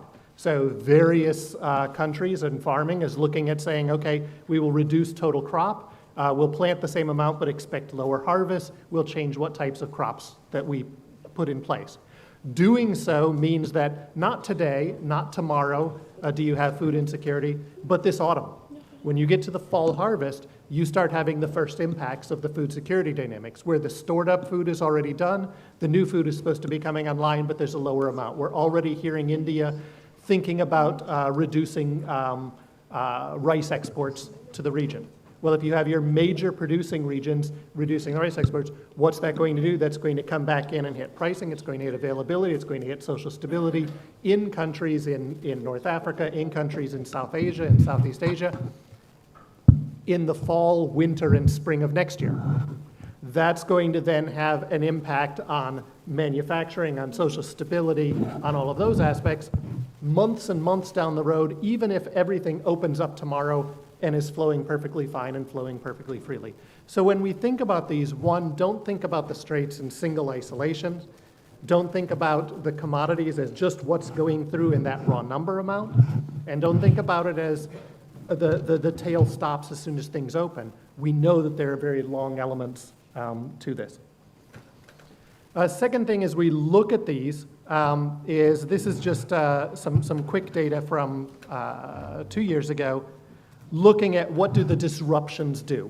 Well, what do disruptions do? They start changing the relationship between the miles that the same amount of goods transit, right?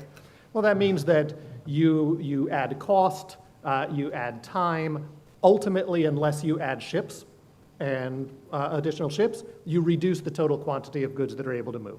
Now, these are short-term disruptions, but those short-term disruptions led to pretty lengthy, significant impacts.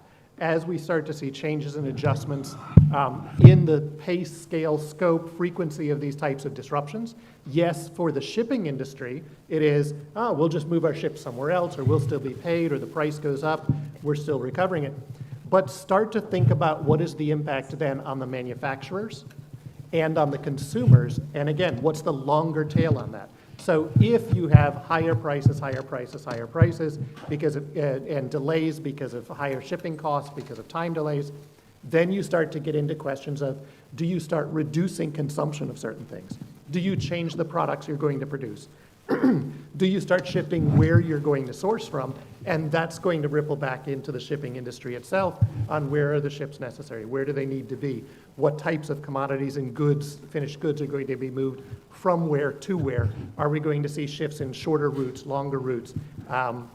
People moving and starting to utilize alternates to maritime trade. So you think about, there are now 22 weekly timed rail transits along the Belt and Road Initiative from China to Europe. They're no longer random. They have timetables, they have set number of cars, they become mappable to people's supply chains.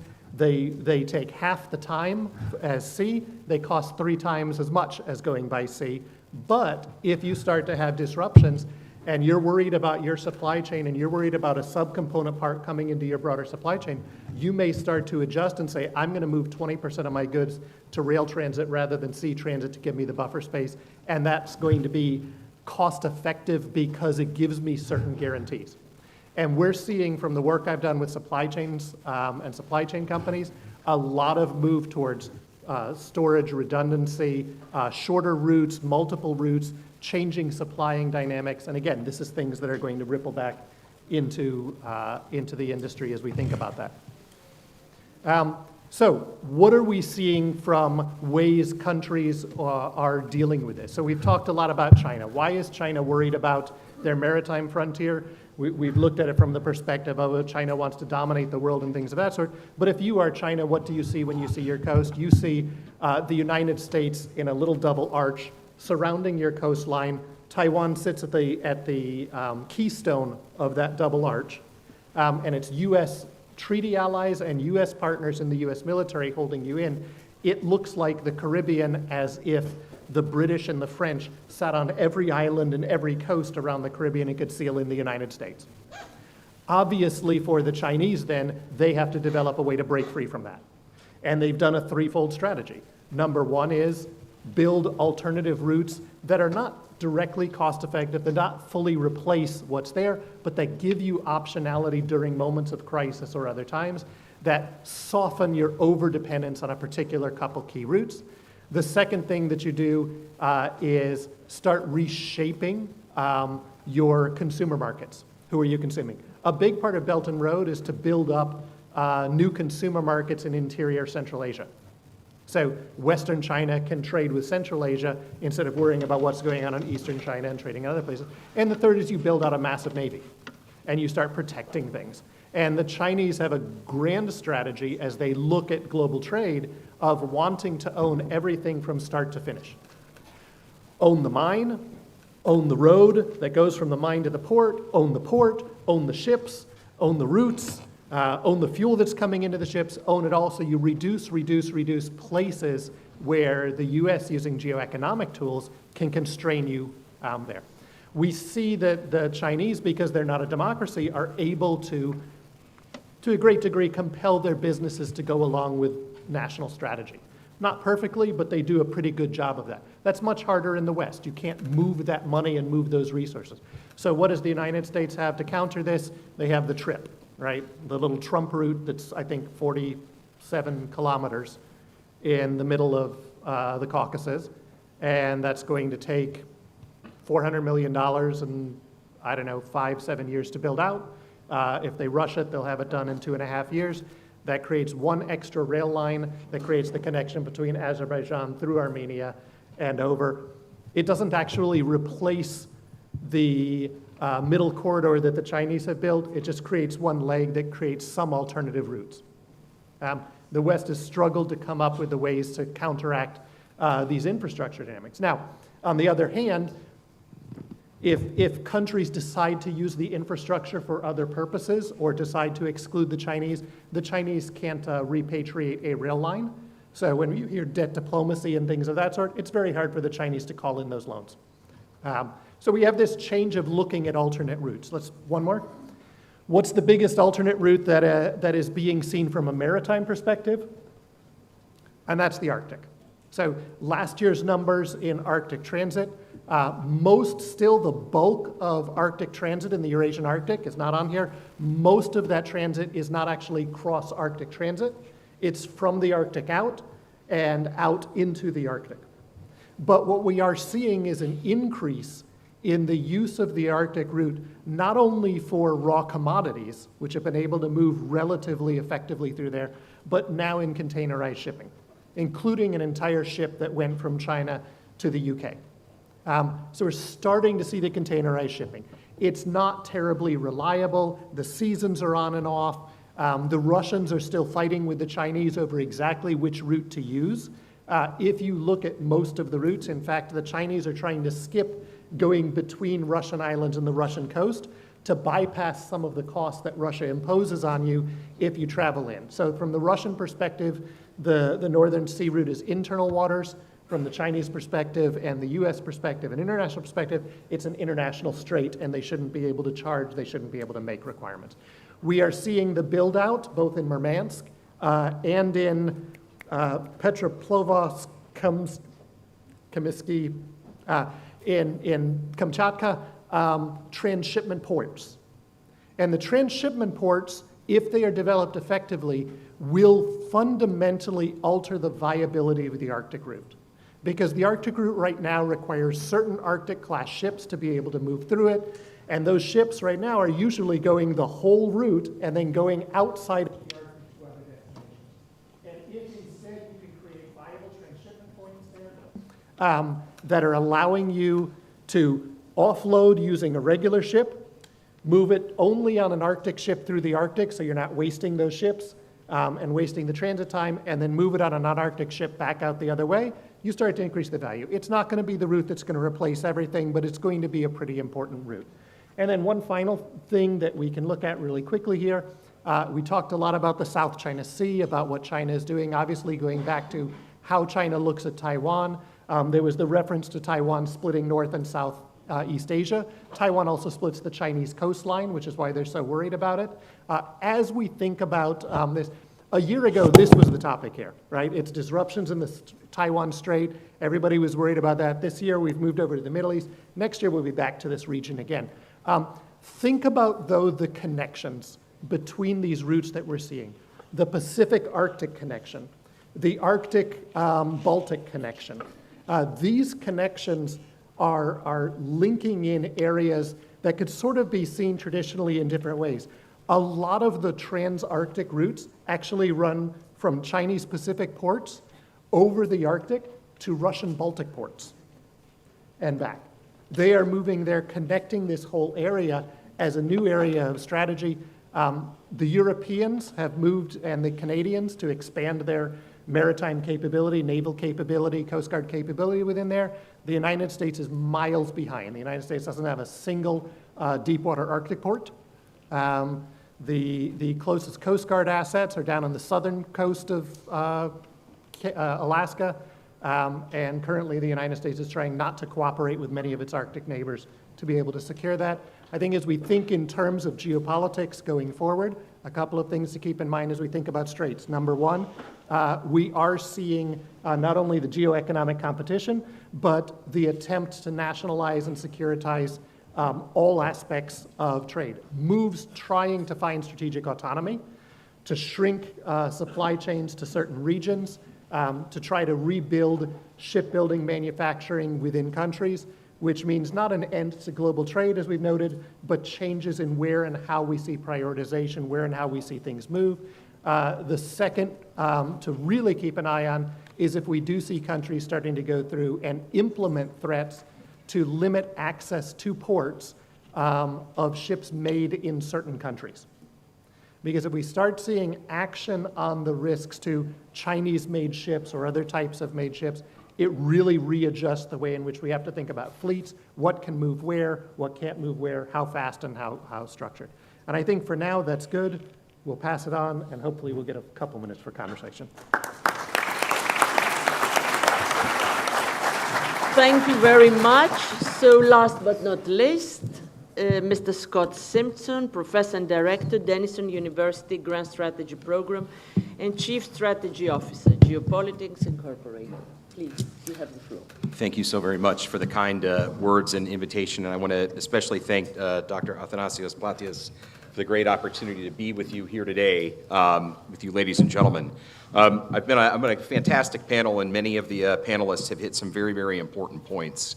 And so what I want to do today with my time is to really focus on the maritime security dimension of what I call the greater Caribbean and Western Hemisphere, and to do so from both the historical, theoretical, but also a true geopolitical perspective, cognizant of the fact that impacts that are currently happening right now in the Middle East, but in other regions, are directly impacting what we're seeing in Latin America and the Caribbean, and by extension, United States grand strategy going forward. I think this matters because we're seeing not only a convergence of challenges, but convergences of threats and opportunities at key locations. Panama Canal will be one that I'll talk about at length today, but there are others. This matters not just for countries that, like the United States and China, but also for what I call consequential powers, like Greece, going forward, something for us to consider. I think one of the most important insights that we're going to get today is this idea that the geometry of global trade is changing, and has been changing for quite a while, even before the second administration of President Donald Trump. And lastly, no surprise to anyone in this room, but as a surprise to other industries and to other armed services, sea power and geography is back with a vengeance, and it is coloring and influencing everything that we're seeing geopolitically going forward.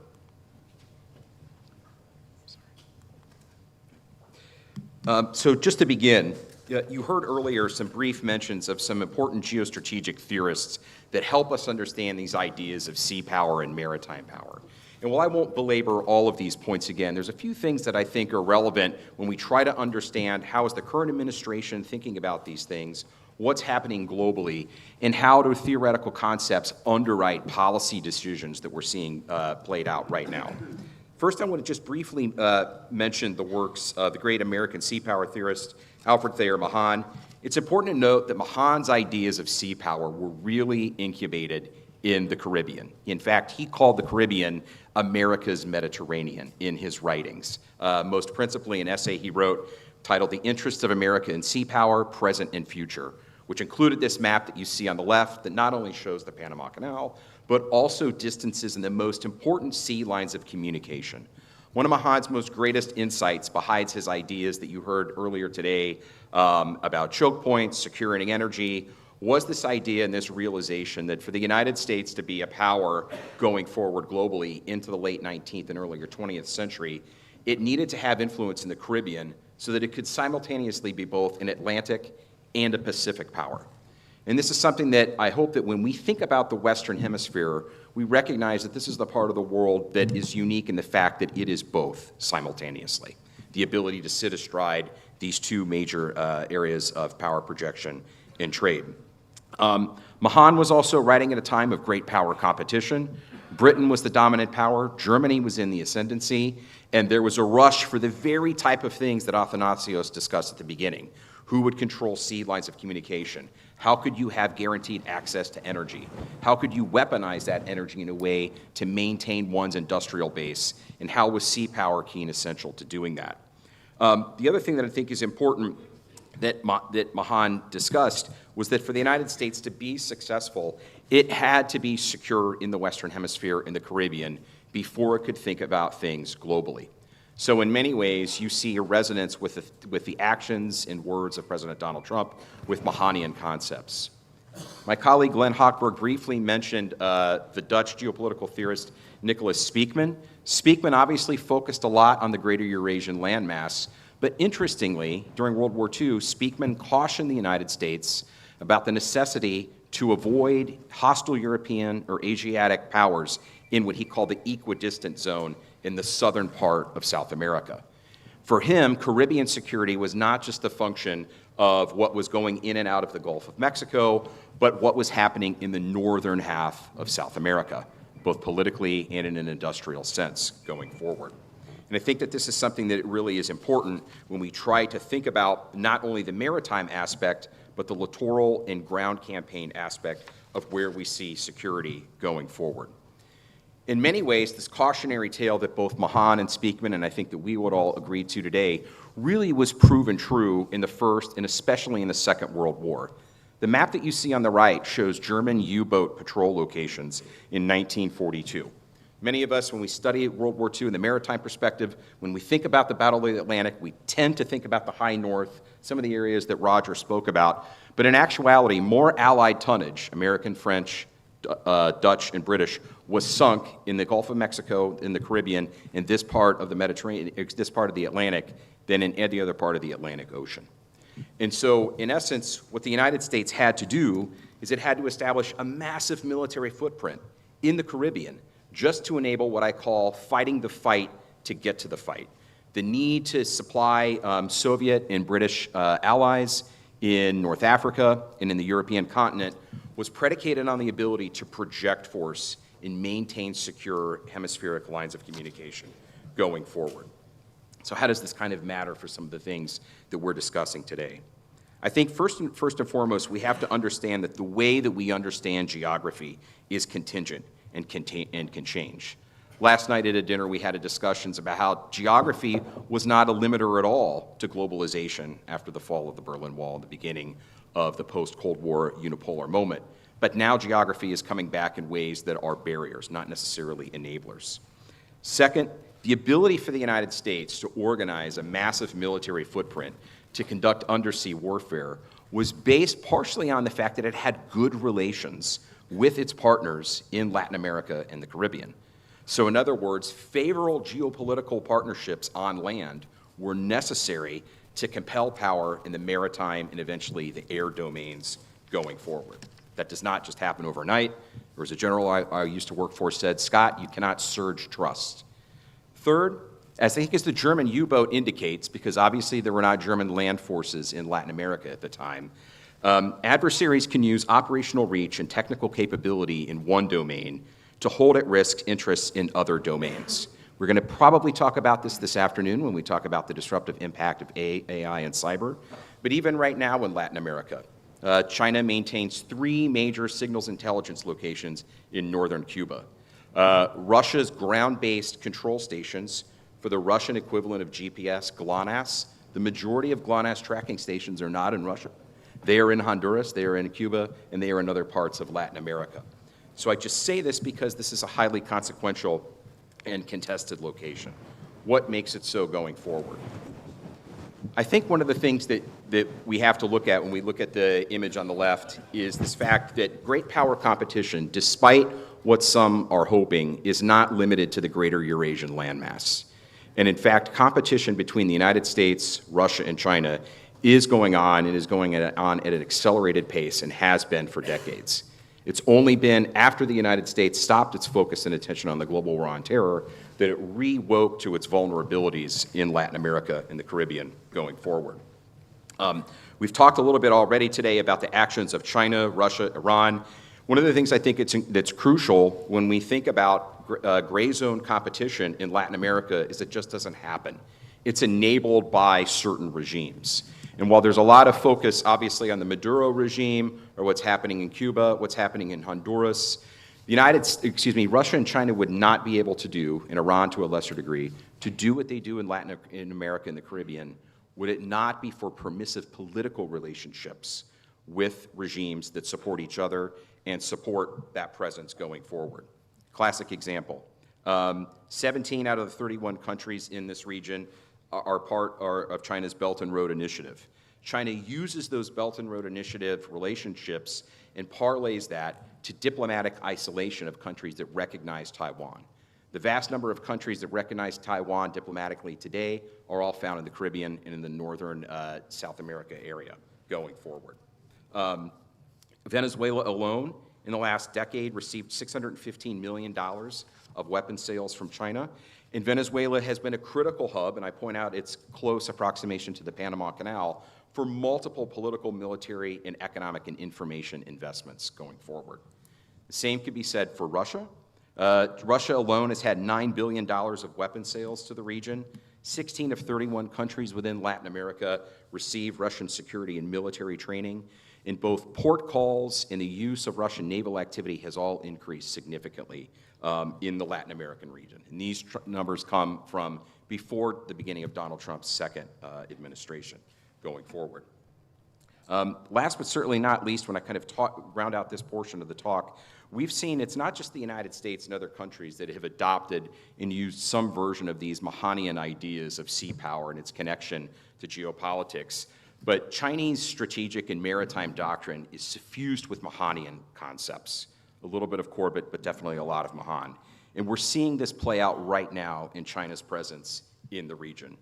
First and foremost, just last year, China underwrote the building of a huge megaport in Peru worth $1.3 billion, subsidized mostly by the Chinese shipping giant COSCO, which is trying to create a major center of gravity for South American trade for a Pacific-oriented market. The United States is trying to put pressure on the Peruvian government right now, but there is no major alternative to this in South America at the moment. You're also seeing this contestation play out in the Panama Canal zone. One of the benefactors, if you will, we talked about risk and opportunities of the disruption of the Strait of Hormuz, is the Panama Canal is getting more and more traffic. The shipping itself has significantly changed. Many Asian markets that are now buying more and more American LNG and oil are now utilizing the Panama Canal to do so. Panama Canal traffic has increased significantly just in the last few months, over 3.7% of a year-on-year increase, and now constituting more than 5% of global trade. While this is going on, this shift in the geometry of international competition that I mentioned is playing out in real time. So right now in Europe, as we all know, since Russia's invasion of Ukraine and now the current conflict in the Middle East, many European countries are looking to diversify their energy resources. President Trump's talking about buying American LNG and oil, but now more and more European countries are looking to Canadian markets for liquefied natural gas, even at above market. What does this mean? Not only is energy flowing from the Panama Canal from the American East Coast to Asia, now Canadian energy is going from the Pacific across the Panama Canal directly to European markets.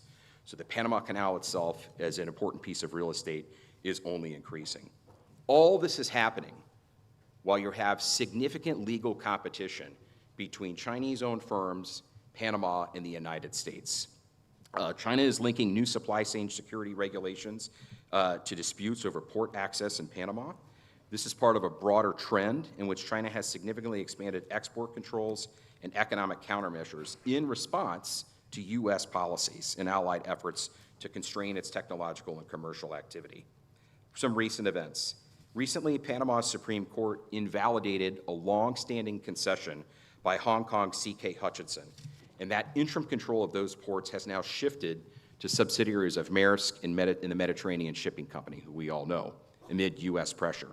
China has sharply increased inspections in response and massive detentions of Panamanian-flagged vessels.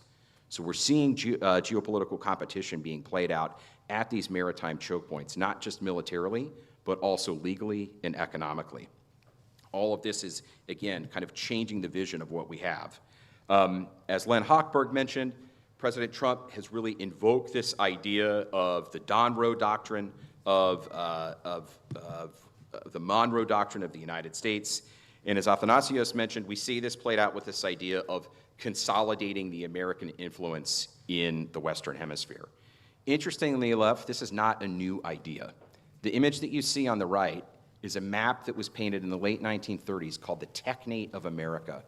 There were a group of industrialists and technologists who felt in the late 1930s that democracy, free market capitalism, and policy-oriented individuals were not smart enough to create a standing and independent United States, and that in fact technologists should drive the thought leadership on what that could be. And in their estimation, that was an expanded the United States that went from Greenland all the way through Mexico, the Panama Canal, and into northern South America.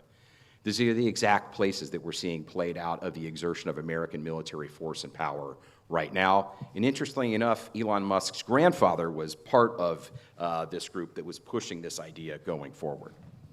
As I kind of wrap up, these different images kind of show you the significant shift that we're seeing in the maritime space. There's more American military power that is obviously having an impact on commercial maritime activity in the Caribbean and in the Gulf than we've seen since the end of the Cold War.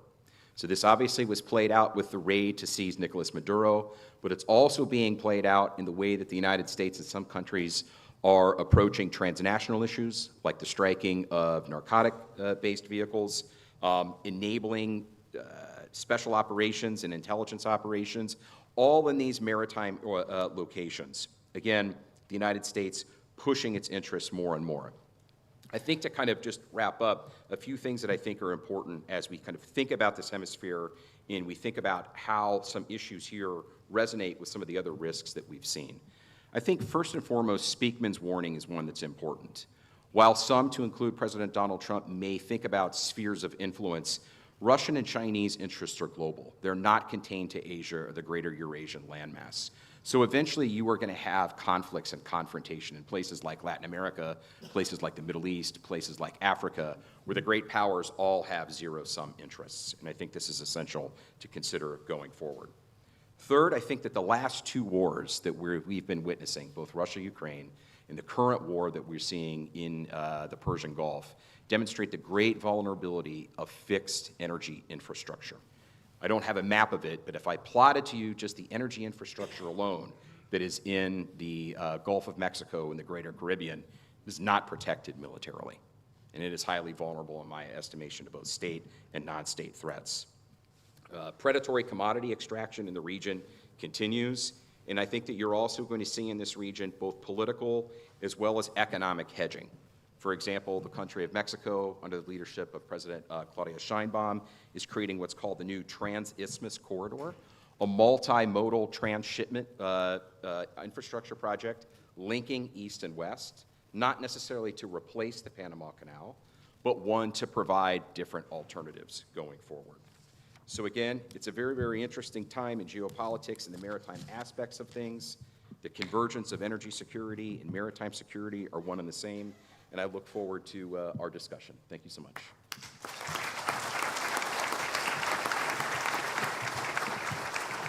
Thank you so much for four excellent presentations. Unfortunately, we're running late. There is no time for discussion. We're half an hour late. So I immediately give the floor to the next panel on geoeconomics and the urbanization of shipping. Unfortunately, our moderator, Sofia Galani, is indisposed, so it's my colleague, Professor Hadzi Manuel, who will be the moderator. Thank you very much.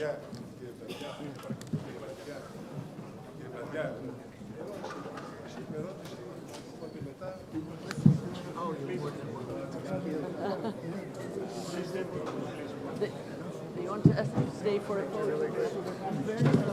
All said very interesting things. όρθιος καθιστός.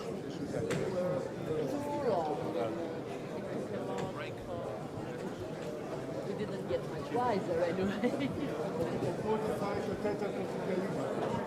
Έλεγε φωτογραφία.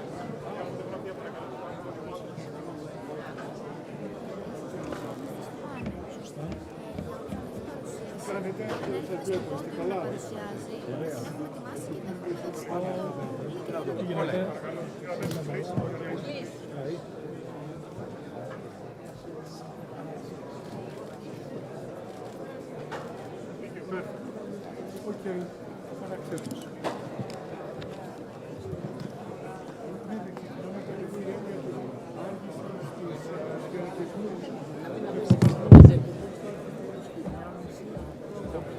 Οπότε να έχουμε πολλά κινητά.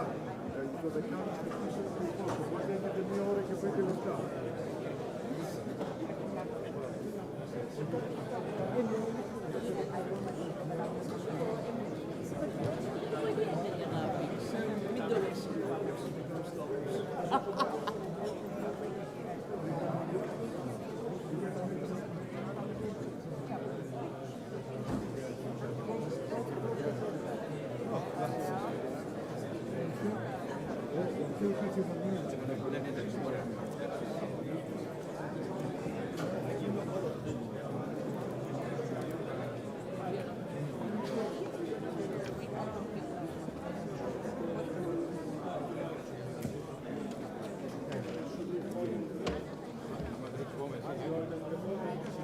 Εσύ τα περιοδικά του Εσύ τα περιοδικά του Ιράν, Γιάννη. Πάντα. Γεια σου. Καλά είσαι. Καλά, καλά.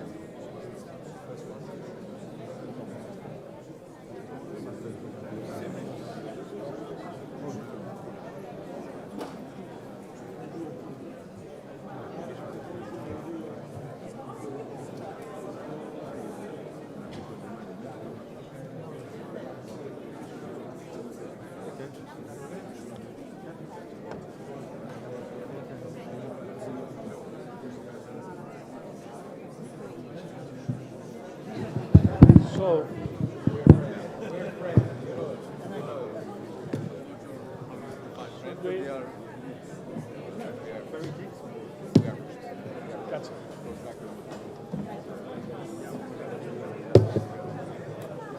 okay, so may I kindly ask you to take your seats, please? We are starting immediately, since we are running late.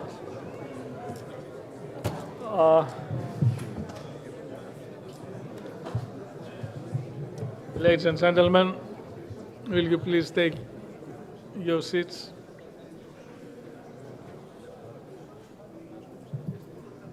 This panel follows seamlessly the previous one on geopolitics. Our topic is geoeconomics and the weaponization of shipping.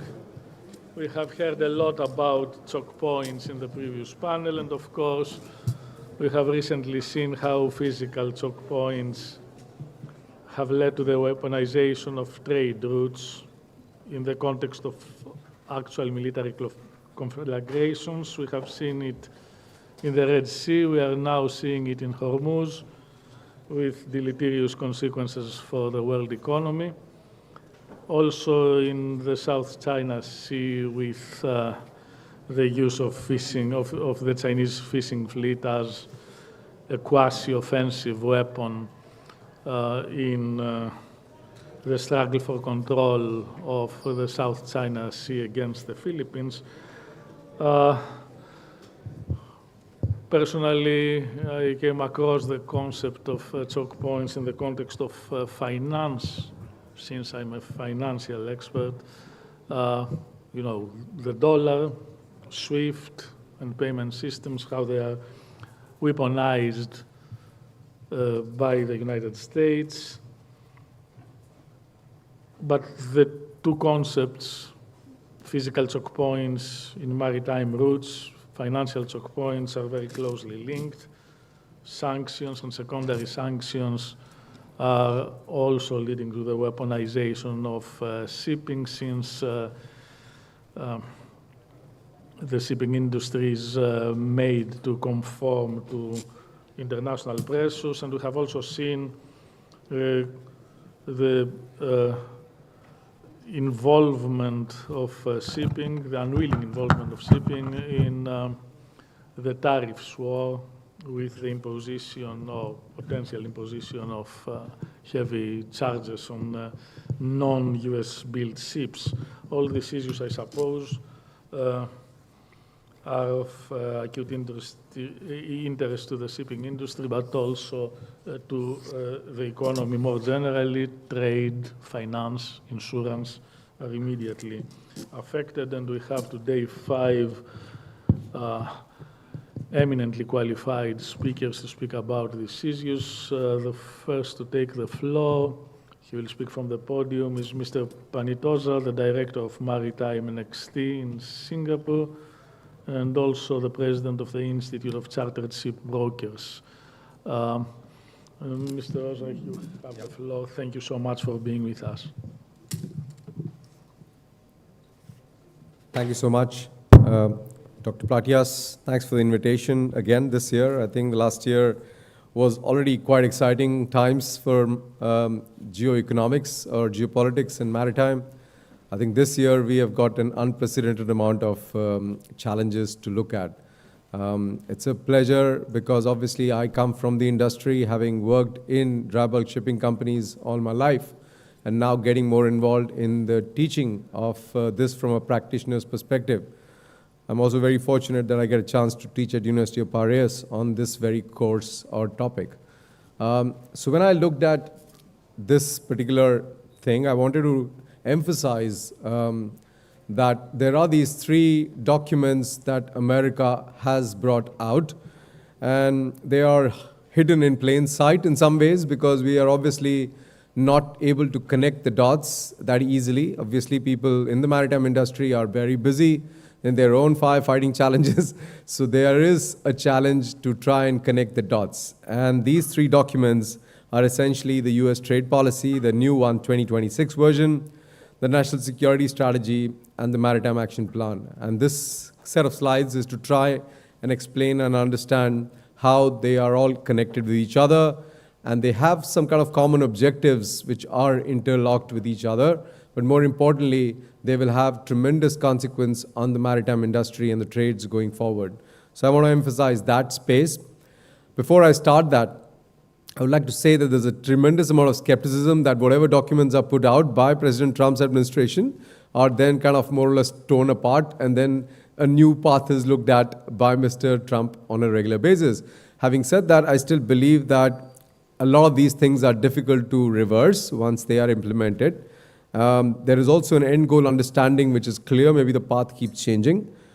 But more importantly, these documents give you vital points to monitor as a maritime industry that we need to keep an eye on what's actually going on. So let me just try and see why these are convergence points in my mind.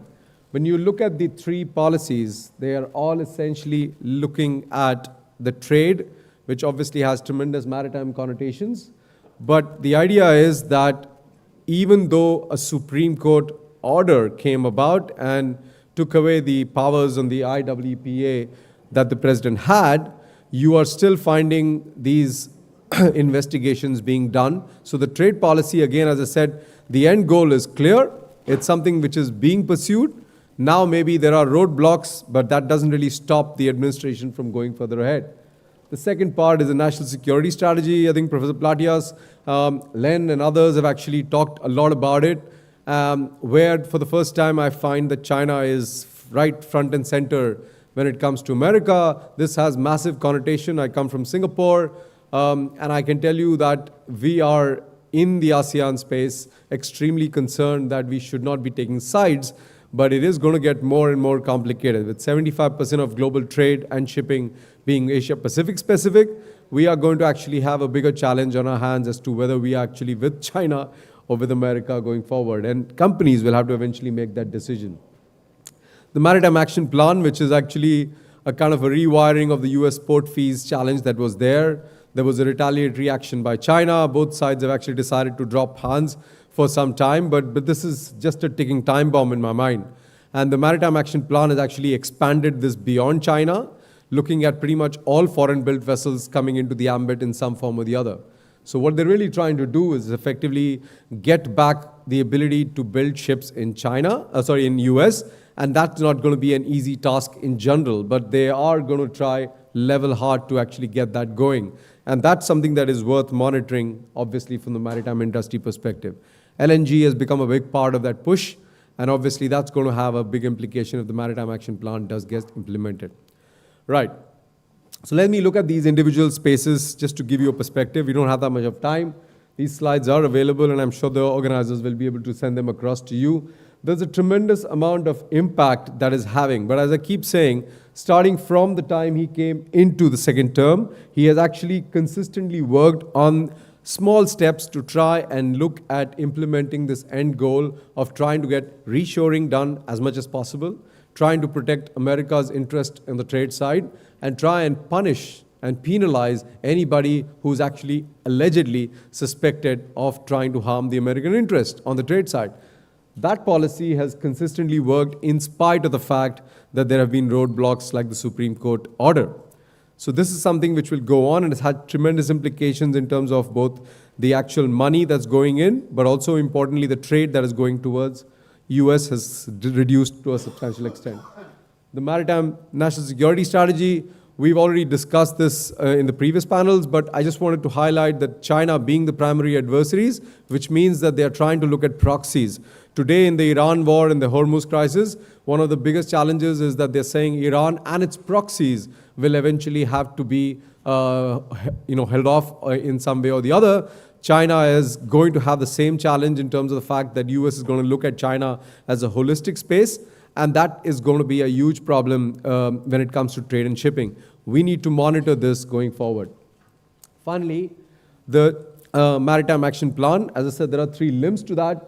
This US shipyard space, which is obviously a big part of reshoring that they talk about. The workforce and infrastructure, which is well thought of, but it still has challenges in terms of trying to get the talent in, especially given the policies of allowing certain nationalities and others to come in. And finally, how do you counter China's dominance at the end of the day? It is, unfortunately, how these 3 documents are structured. They have the China countering the China dominance as the central policy going forward. So you have to look at this from a perspective that this is aimed at one country alone. Obviously, you're having a huge issue with regard to potential challenges if this does go through in terms of how the container shipping looks at it, but there'll be probably mixed signals for both tanker and dry bulk because of the fact that you will have ton-mile redirection, ton-mile reallocation going forward.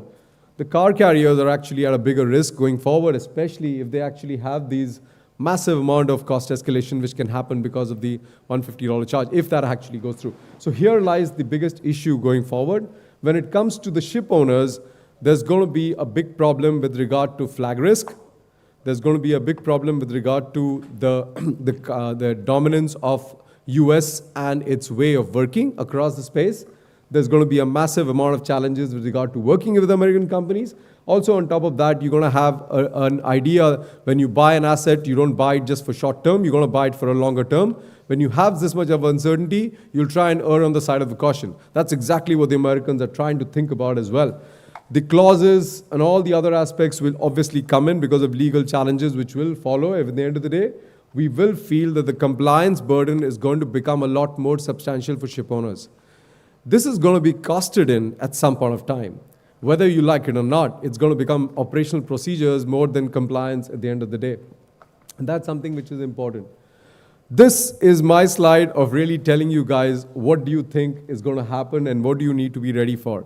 First of all, policy neutrality is gone. You really have to take sides at some point of time. There are going to be times when US is going to push ship owners and shipping community to come its way and follow its diktat, and the Chinese are going to actually look at retaliatory actions as well. Balancing these two and walking tightrope is going to be a big challenge going forward for all the shipping companies going forward.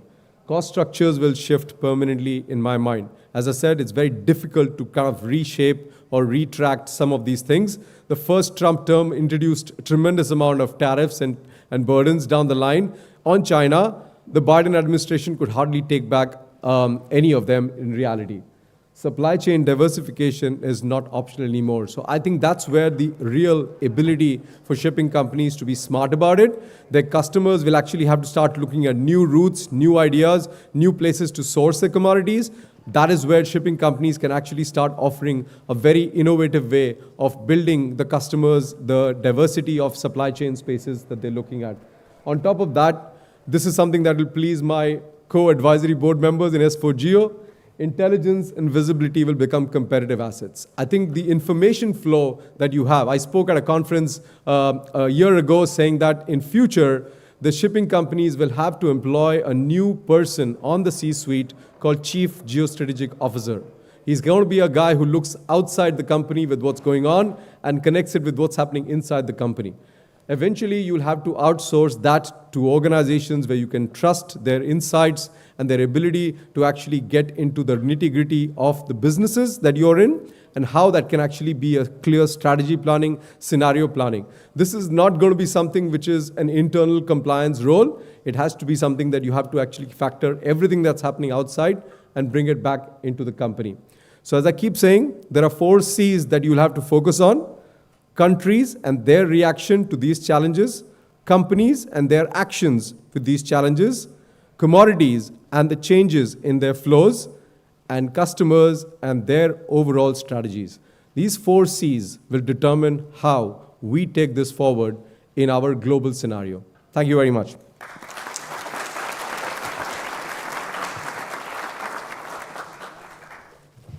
Our next speaker is Mr. Dominic Donald from Autolicus Advisory. He has very long experience as an advisor on geopolitical risks, so he's a risk expert. He's also a member of the Lloyd's War Risks Committee, so who better to illustrate and illuminate these issues? Mr. Donald, please, you have the floor.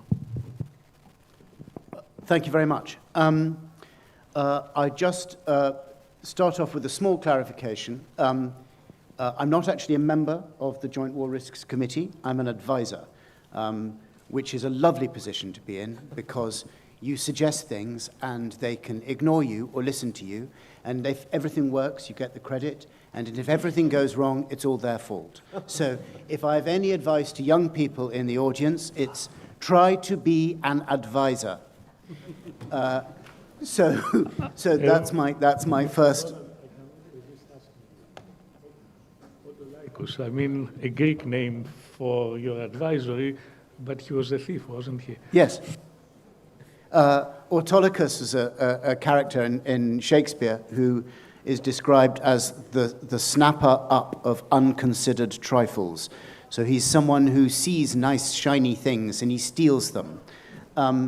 And I actually think that most geopolitics advice is a function of seeing nice, shiny ideas that other people have come up with and stealing them and putting a label on them and then handing them to your client as advice. So there is a strange logic to the naming of my company. Shakespeare never thought about that. Yeah, exactly. Right, so thank you very much. Professor Platias asked me to speak today, and he asked me to offer the perspective of an insurance underwriter. Now, as I've just indicated, I'm not an insurance underwriter, but I've been working with war risk underwriters for about 20 plus years, and so I have a fairly decent idea about, firstly, how the Lloyd's, the London war risk market works, and secondly, how war risk underwriters think and view the world. So I can offer an insight into this particular part of the overall equation, but please bear in mind that I'm not actually an underwriter, so it may be that this is the point at which you need to go to sleep and reckon that my word isn't worth anything at all. So, firstly, what are the current and emergent risks to shipping? And I'd say there are 4 broad areas, at least in as much as my brief, as they affect my brief. The first is kinetic, essentially things blowing up. and the threat there is mostly posed by military-grade ordnance.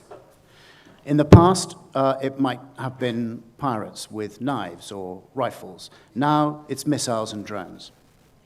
Secondly, the second current and emergent threat is seizure. For most people looking at the way the marine insurance market works, they don't necessarily think of a vessel being detained as a threat. But actually, if you're an underwriter, it's perhaps a bigger threat than the vessel being damaged. Because if the vessel's detained, you lose it, full stop. If it's detained for 6 months, it's probably a write-off. So if the vessel is detained, you probably lose it and have to pay out. If it's just damaged by a missile, you can fix the damage, send it out again. The third threat is delay, in essence, to damage commercial interests or stop vessels using certain waters. Now, in all three of these cases, the kinetic threat, the seizure threat, the delay threat, in all three cases, the perpetrator is acting in the interest of a state or sub-state actor. So this is, in effect, a matter of policy for somebody. It's not strictly commercial, illegal activity. It's actually policy. Part of their overall strategy is this action. And that means that this is basically a geopolitical problem which is outside the toolkit that the owner of the vessel has for dealing with problems. Okay. It's outside their ability to deal with it. And then again, in all three cases, increasing geopolitical instability and volatility means increased risk. So more kinetic threats, more seizure threats, more delay threats. The fourth area of current and emergent risk, I'm just going to touch on because it doesn't really follow through in what underwriters see, and that's legal risk. Ship owners obviously face the threat of sanctions and tariff-related measures.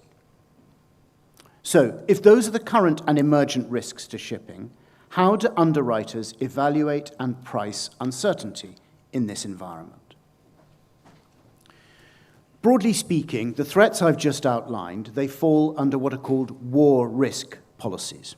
And these are policies that essentially cover things that might happen to ships that aren't in the normal business of everyday moving around the world's seas. It's essentially the threats that might be presented by a government. It's detention, hostile action, that kind of thing. So underwriters typically will apply two levels of pricing when it comes to war risk policies, and understand that war risk policies are only a tiny fraction of the overall insurance cover that a ship owner will generally have. They may not have war risk cover for most of the world, but they will need to have it for high-risk areas. So there are two levels of pricing. Most of the world, where effectively there is very little war risk threat, and then excluded areas, areas of high risk. Now, the excluded areas are areas of heightened risk as determined by the Joint War Risks Committee, which I advise to their chagrin. So it's determined by the Joint War Risks Committee in the Lloyd's insurance market. And the JWC aims to identify current threats, but also, crucially, impending threats. So it tries to get ahead of likely crises. So, for instance, at our recommendation, the JWC listed the Black Sea and the Sea of Azov about 3 weeks before Russia invaded Ukraine in 2022. We were asked, we actually said in December that we were fairly confident, an 80-90% probability that the invasion was going to happen. And that turned into the JWC listing these waters ahead of the invasion. So they try to get ahead of things as well as identify what the current risks might be. And I've been advising the JWC since 2004. Now, typically, excluded areas pricing is around 0.2% of the insured value of a vessel's hull and machinery. So if you're sailing to one of the areas that is currently an excluded area, generally speaking, you will pay about 0.2% of the value, insured value of the hull and machinery. And so that means if you're going, for instance, to, if you're calling in Nigeria, or you're calling calling in Lebanon, or in areas of Mozambique, these are all areas that are on the list of excluded areas, and you might be charged 0.2% of the value of the vessel. But in a sudden crisis, pricing will multiply. And in the Hormuz crisis that we've just had, and we're still enjoying, it went up to between 1% and 2% of the insured value. So it multiplied by a factor of 5 or 10. You may have seen reporting in newspapers that it went up to 5%. Complete nonsense. It didn't. So certainly in the London market, there may have been people elsewhere who were trying to charge more, but the London market, it went up to between 1% and 2%. Most war risk policies, they've got a 6-day notice period. And this is actually what gave rise to a lot of the panicky headlines when the Iran war started. There's a 6-day notice period on a war risk policy. At the end of, you invoke the notice period, at the end of that period, the old policy is defunct, and you settle a new policy on new terms. And so what typically happened in the Hormuz crisis in late February, early May, was that all across the market, underwriters called in their notice period. They said, we're going to have to renegotiate this in 6 days' time. And then when the renegotiation process started, they then said something to the effect of, okay, between 1% and 2% of the insured value of the vessel. But crucially, that's immediate. That happens even if your old policy had only been in place for 3 days. And crucially, it's money down, and you need it if you're going to get out of Hormuz. So logically, that's going to be a bit of a shock within the sector. Shipping operators are going to say, oh, can we find, here we are, we've got a VLCC, it is just as a hull worth $200 million. Suddenly, we're going to have to find $2 million or $4 million in straight cash overnight. That's setting aside the cargo. It's quite a jolt. So that was very much what happened at the beginning of the crisis. Now, previously, war risk insurance was generalized. Vessels of a certain type would pay similar rates to transit similar areas. So the rate for a container ship was X. The rate for a VLCC was Y. The rate for a bulk carrier was Z. But increasingly, as all of the things that have been talked about so far have developed, it's becoming much more specific to the vessel and the cargo and the flag, the ownership. And that means that whereas previously you'd have a market that operated primarily in terms of grouping everything together, now you've got a market that's operating on a much more individual basis. And that's going to have cost implications and bureaucratic administrative implications. So that's how underwriters evaluate and price uncertainty. Actually, there's one thing I should add to that. In terms of the JWC, what the JWC does, it does not mandate anything. So we advise the committee advises the market.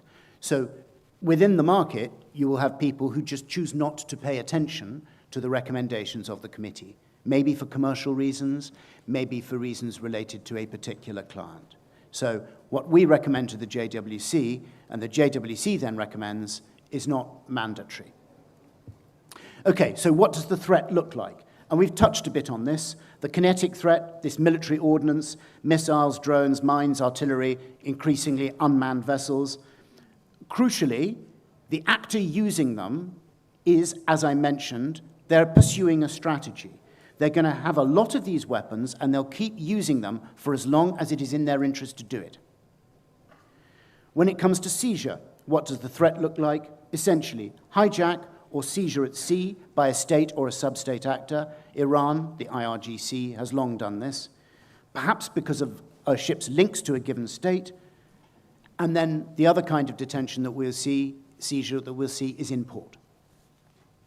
Essentially, local authorities prevent the ship from leaving, and it's stuck there for a long time while lawyers fight and the vessel slowly deteriorates at anchor.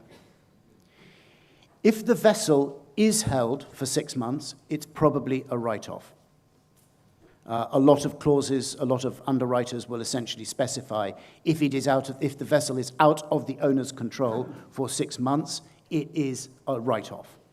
So detention, you can see, would be a big problem for an owner or an operator and an underwriter. The delay threat, what does it look like? Instructions to avoid certain waters, interception at sea by navies, Coast Guard, maritime militias, dubious inspections and quarantine enforcement in port. The point that Mr. Oza was just recently making about the United States Maritime Action Plan, that would fit into this kind of category. Flag or constructor-specific port charges. It also takes the form of hybrid tactics short of the use of force. AIS spoofing or jamming, VHF threats, buzzing by aerial drones or fast boats, all of which aims to make the vessels choose a different course, avoid certain waters. And again, crucially, all of these are part of a strategy that the ship owner or operator is unlikely to be well informed about. They don't know why this is happening. The vessel is essentially leverage over other state actors or other commercial interests. The strategy may be far-reaching and long-term, and it is likely to involve different tools being used at different times, depending on how states and commerce are responding to that strategy. So the range of threat and the intent behind the threat has changed, and it is all becoming much more complicated for ship owners to manage, and for the underwriters, it is becoming much more complicated in terms of how to understand and price that risk. So the final point I'd like to bring up is one that's very dear to Professor Platias's heart, which is insurance as a strategic weapon, essentially the weaponization of insurance. And I'm going to use a very specific example here, which I think is very current and people might be able to identify with. And it relates to the Strait of Hormuz, but it also relates to the assumptions that a lot of people have had about what's happened in the Strait of Hormuz. Iran built a force to close the Strait of Hormuz. They built it over 40 years. In March, it closed Hormuz, and it never deployed this force. Iran closed Hormuz with VHF warnings and other technology that was not specific to closing the strait. So the real weapon that Iran has for closing the strait, it hasn't even got out of its garages or out of its tunnels. And the United States Navy does not know where it is because it is concealed in garages and tunnels. So at any point, Iran can actually mobilize the capability it created to close off Hormuz. But it managed to close it anyway. How? What I'd term ripples. Iranian threats, plus a few attacks, plus underwriters giving notice, plus no US security assurances for going through Hormuz, created gridlock. Now, Iran didn't actually understand or plan for these ripples. But now, they probably think they've learned how to weaponize insurance. They will go by the open source material that all says, it was all the fault of the underwriters. They made everybody pay lots of money, and even though no ships have been sunk, it's all the fault of the underwriters. And they will probably think that's the way to go. With more ripples, they can close it off again. If just a few drones are enough to block Hormuz, they can do this at any time. Then looking across the world, we can look at China. Perhaps China thinks it has learned how to weaponize insurance too. If it imposes a blockade on Taiwan, Western underwriters, surely they're going to stop traffic. They're going to say, oh no, vessels might be hit. We've got to put the rates up to entirely fictional number. But I think both would be wrong. What is keeping Hormuz closed is uncertainty. Owners don't know what the level of threat is or how to transit without breaking the law. Now, this is something that military people and defense policymakers don't necessarily understand. If you are a commercial entity, you cannot break the law without major consequences. And the difficulty with a ship owner or an operator wanting to transit Hormuz is that if you pay tolls, it is probably illegal. And if it is illegal, your insurance cover is voided. If you enter into negotiations with the Iranian Revolutionary Guard Corps, that is probably illegal. You will expose yourself to sanctions punishments. If you go through any kind of arrangement to transit Hormuz, you are probably violating international maritime law. That will void your insurance when you go through a high-risk area. None of this is certain, but you can bet that underwriters in a court, if your vessel is hit and you want to claim your policy, underwriters will say, oh, well, by the way, you broke the law. If you didn't break this law, you broke that law, you broke that law, you broke that law. No, not paying out. And 3 years later, lawyers, very rich, people like me, advisors, made a little more prosperous, but actually the owner is out and probably the underwriter is fine. So it all means that if you're going to get vessels through Hormuz, you need a legal, protected means of transit. If you get that right, a legal, protected means of transit, transit will resume. Ship owners and operators, ship's masters, are used to quantifying risk. They sail in the most inhospitable domain in the world. They're used to it. If there is something they can base an assessment on, they will do it. So if they know they're going to be covered for insurance, they're going to be covered under law, and there is going to be some degree of protection, they will probably resume transit. But the crucial thing is here, that transit can't be provided by the United States, because the United States is a belligerent. And my perception, anyway, from people I've been talking about in this regard over the last month, is that if the United States were providing the protection for transit through Hormuz, people would not resume transit, because they would think that at any point they had essentially identified themselves as targets for the Iranian government. So, if Iran were to try to apply pressure via insurance in the future, it wouldn't work, because Iran shooting at ships again would be baked in to the assessment underpinning the policy. In essence, people would be ready to take the risk. And that's why I think China would be wrong to think that they could weaponize insurance in the same way if they were to try something in relation to Taiwan. Thank you. Thank you so much, Mr. Donald. That was fascinating and gives a lot of food for thought. I'm very glad to give the floor now to Mr. Miltiadis Varvitsiotis. He is the CEO of Hellenic Shipyards.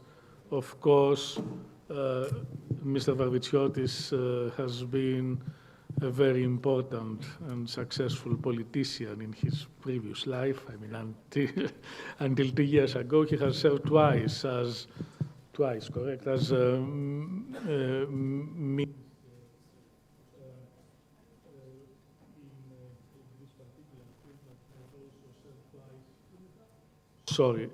twice in the Ministry of Foreign Affairs as Deputy Minister and then alternate, so he has ample experience and done great things in governmental capacity. Lately, he has taken over the Hellenic shipyard, and he's making sure that this industry, which has been neglected institutionally over time, will be revived. And we certainly hope that he will be successful in this new effort that he has undertaken. Mr. Varvitsiotis, the floor is yours. Christos, thank you for your kind words. Well, actually, the name of the company has changed because now we are having a new company. It's called Skaramaga Shipyards. Hellenic Shipyards is the old company that is being defunct now. It's being, let's say, under special administration, and a new company has been formed upon this very significant infrastructure built in the 50s, developed until the years 2000 under various managements. The original idea came from the late Stavros Niarchos, who has committed a lot of capital and energy into that, in actually meeting what was the request of the time, that Greece should have had a shipbuilding capacity. And that brings me to the main topic of my presentation, which is whether shipbuilding is a geopolitical tool or not. And if we, Professor Platias and other distinguished guests, know from the ancient times that the ability to build your own and operate your own ships actually meant power.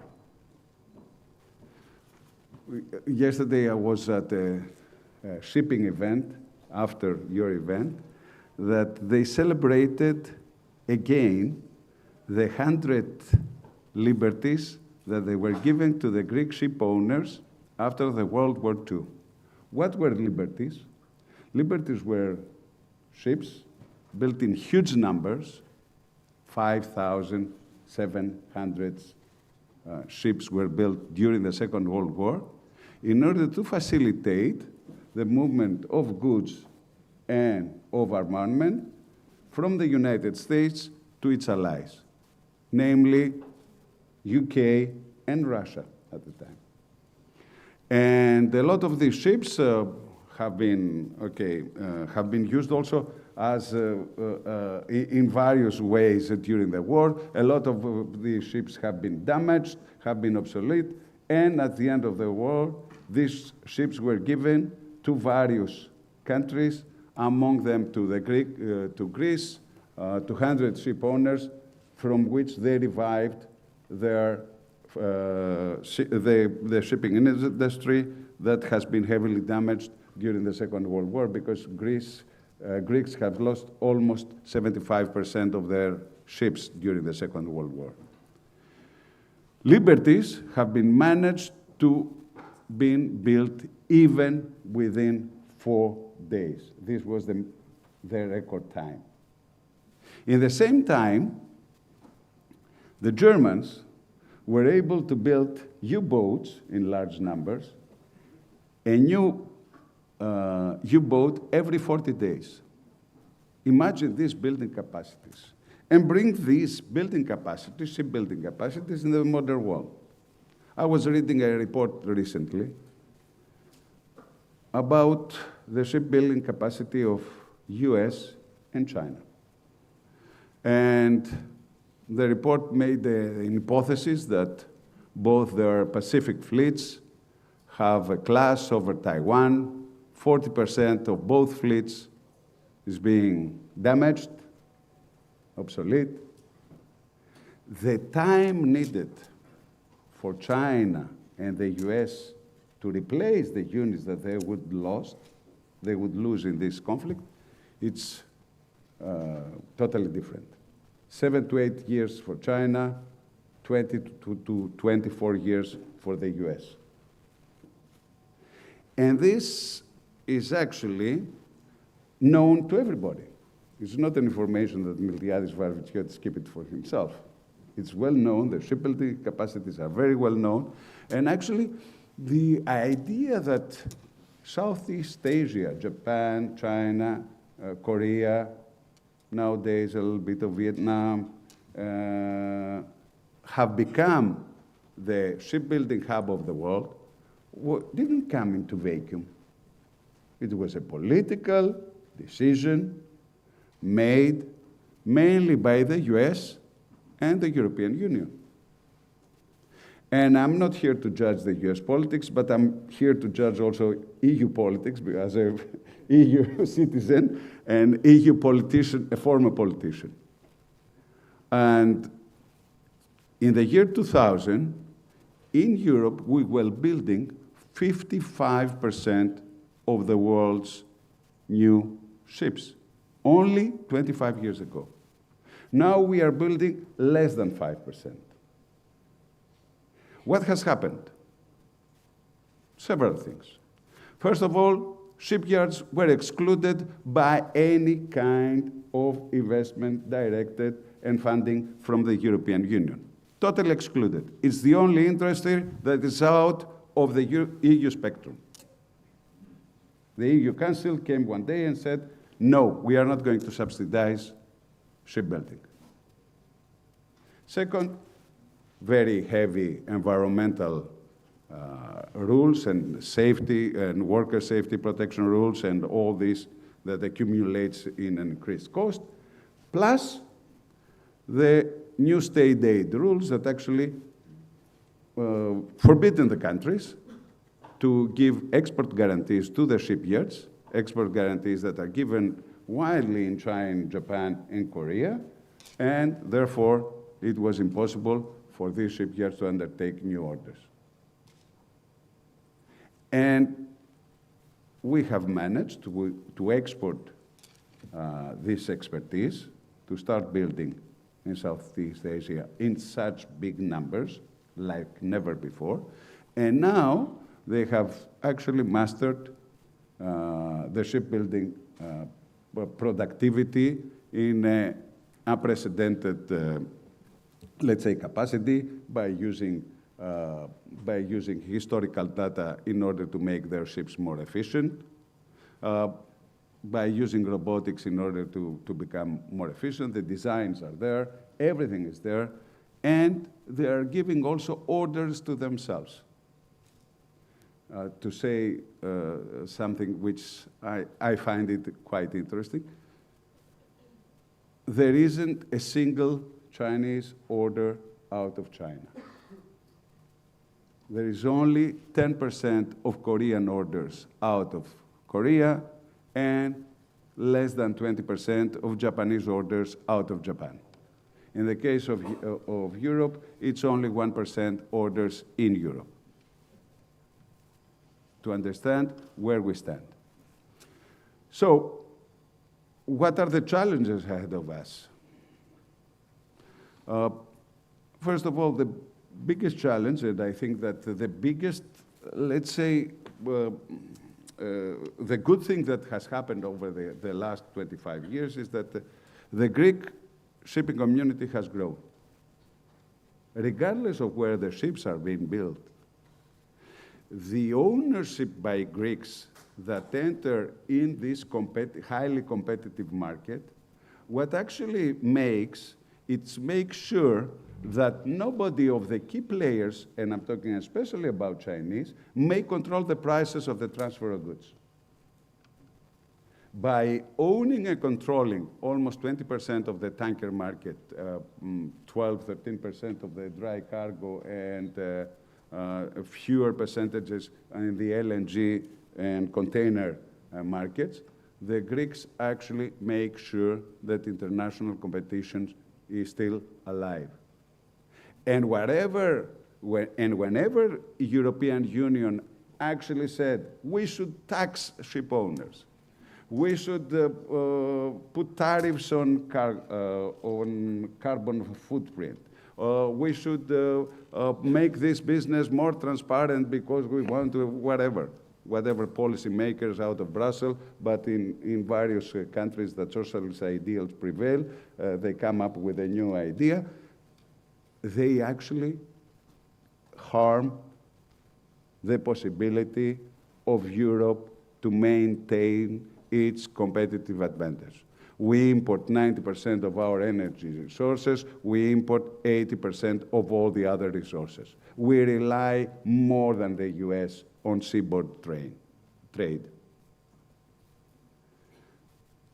So nowadays that everybody realizes what is the importance of shipping, and they realize how the flow of the energy is going in and out of the Gulf, the Persian Gulf, not the Gulf of Americas, and they realize that it's very important to keep all the routes open, alive. Nowadays, we start to realize, of course, what is the importance. Because we read a lot of things. We read about the record high rates that are being paid to VLCC tankers and to Suezmax tankers. After 40 days of war, these contracts cease to be realized. They may be announced, but there is no cargo available, and there isn't also the availability to pass through the straits, so you can't materialize. There is a shortage of tonnage, and there is a shortage of cargo in the same time, and we see a discrepancy in the market that actually creates more and more insecurity about our energy supply chain. The other thing that we see, especially in our business, is that we see a shift in the ship repair works up till January, because of the high market, of the very good market in the tankers. We didn't have a lot of calls from tankers in Skaramaga shipyard. Nowadays, we are full with Suezmaxes because all the shipyards in the Gulf are not approachable. And in the Gulf, there are huge investments in the shipyards, both in Kuwait, Doha, in Qatar, and elsewhere. And of course, the Saudi Arabia is building their own shipyards as well in order to have access and to maintain their own fleets, but also all the ships that they come in the area. What can be done? Because it's very nice it's very easy, to condemn what has been done in the past. The thing is that we should look forward. First of all, we should use, and I'm talking only for Europe, I'm not talking about the US, because I think what has been already presented shows a great confusion. Penalizing Chinese-made ships without having the capacity to replace it on time and at a normal price that will not actually make this trade impossible to bear. For Europe, we have put together, and it has been presented by Gigi Kostas and others, the new maritime, quote-unquote, policy of the European Union. To tell you, I'm going a little bit in the past to tell you that Europe hates maritime policy, hates. After COVID, we made the conference on the future of Europe. And we came together, all the minds of Europe, and they were putting papers, presentations, debates, blah, blah, blah, blah, blah, blah. This ended up to a draft that came to the EU Council that I was a member, to the General Affairs Council. The draft with 80 policy recommendations and 500 policy subscriptions. There was one word missing, the word sea. In the most coasted continent in the world, with more than 250 million people working by the sea, out of the sea, and from the sea, and within the sea, sea is out of the question for Brussels. I'm closing this paragraph to say that the new maritime policy is actually calling for greener ships, for more energy sufficient efficiency, and other calls, but doesn't call for one thing: that whatever ships are going to be financed by EU should be made in EU. The made in EU clause is not in this policy. So once more, we are trying, and I'm heavily campaigning about that, we are trying to give our money to others to build things and expertise out of our money, instead of keeping them in Europe and build our own expertise, develop our shipyards, increase our shipbuilding capability, and, of course, try to regain some of the lost ground. The second thing, and I'm referring especially to the Navy people that are here, is that, guys, if you want to have a Navy, you have to have a shipyard. Buying out of the shelf and trying to maintain elsewhere is a no-go process. I remember when I was Minister of Shipping in the midst of the crisis, and we were trying to maintain our helicopters. The offers we were getting from third countries to deliver the service was 4 times higher than EAV. And I remember a Super Puma being blocked in Spain for a long period of months because they were overcharged the parking fees in their factory. Something that would never happen in a Greek shipyard vis-a-vis the Hellenic Navy or the Hellenic Coast Guard. Guys, we should work together for the future. And I would like to thank you for giving me this opportunity. I find today's discussion very interesting. And I think that at the end, what actually will happen after all these crises are going to be over, either the Russia-Ukraine war or the crisis in the Gulf, I'm not very optimistic that we are going to learn our lesson.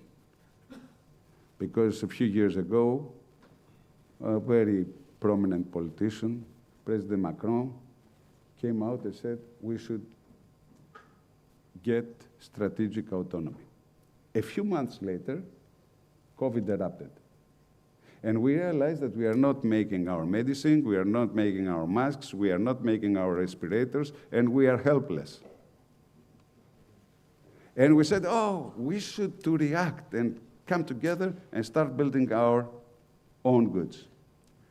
COVID went away, and nothing ever continued into that direction for a continent of 500, not a continent, I'm talking about a union of 550 million people, the second largest economy in the world, still, and a player who relies on its geopolitical and trade ties in order to keep things running. Thank you very much.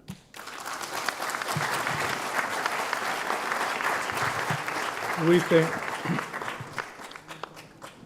thank you, Mr. Vavitsiotis, for this call to arms, if I may say. This was outspoken, but exceptionally useful. Thank you so much. Now, the floor goes to Mr. Simon Ward of Ursa Shipbrokers. It is Ursa, it is not initials, correct? It's like Ursa Meyer. Yeah, Ursa. The bear. Okay.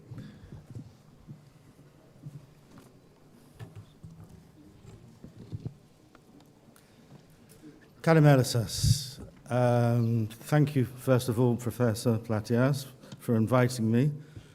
And we don't have much time, and I'll try and be brief, but how can I put this?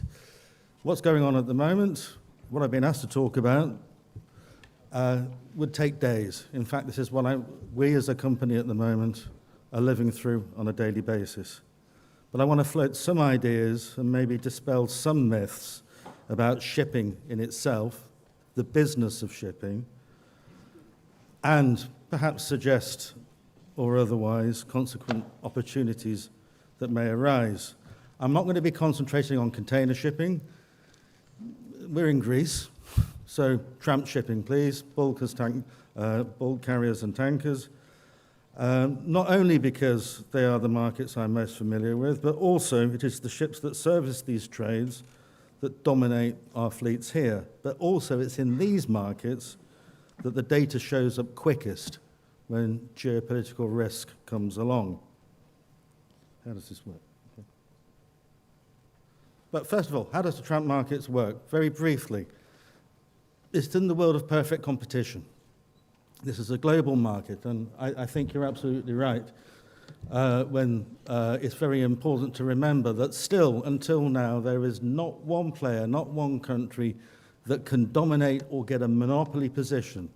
Sinocor have been trying their hardest to get VLCCs and so on and so forth, but even they have not been able to do so. The second thing is information. All information is universal. Everybody is providing the same product, i.e. the transportation of goods by sea, and there is no barrier to entry or exit. Just a hell of a lot of cash is needed to get in and perhaps to get out as well. We're all on the same oceans, doing the same thing, and the chance of finding a unique opportunity that can take advantage. Excuse me a second. No, that's stopped. Where am I going to go? There we go. I don't think there is a chance of finding a unique opportunity without going completely dark, let's say. And in any case, those opportunities will not last for anything long. At Orsa, we're shipbrokers, and naturally enough, we're asked often, what will happen to the markets? My colleague, Dionysios Chilioris, a graduate of the University of Piraeus, our head of research, has developed this model to explain how things run. And I think this is the kind of thing that's missing in many of the discussions. Okay, to start off with, market direction. Which way is the market going to go? There's two fundamental things here involved. One is the fundamental structural forces. Supply and demand of cargo, supply and demand of ships. All these are fairly easily measurable and fairly easily forecastable. The non-fundamental forces are the things that really make it flip. So, for the fundamental structural forces, we can look in terms of short-term, weeks, medium-term, months, quarters, and long-term, the strategic. That's where shipbuilding and everything else comes in. The non-fundamental forces, of which, let's say, geopolitics is a huge influence, are either supporting in inefficiencies most of the time, or depressive, and that's mostly in efficiencies. But none of this is actually measurable. This is all an opinion.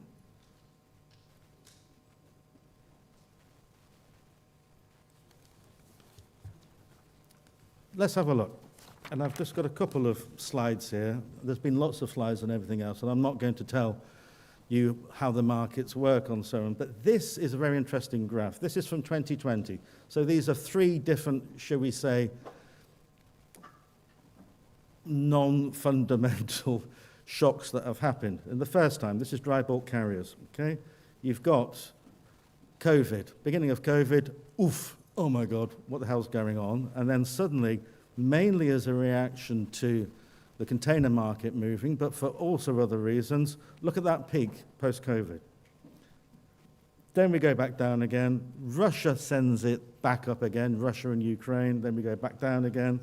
And then coming here, we're only just seeing the influence of what's going on in the dry bulk market at the moment.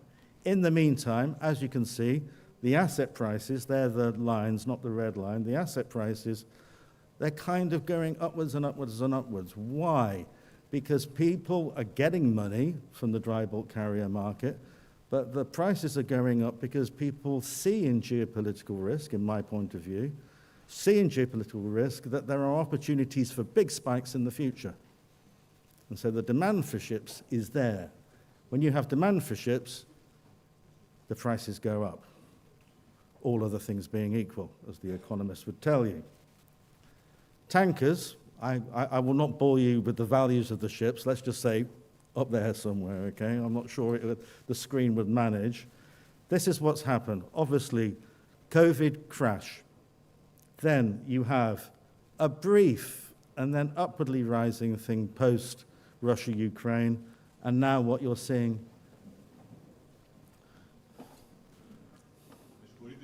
Okay, then stop.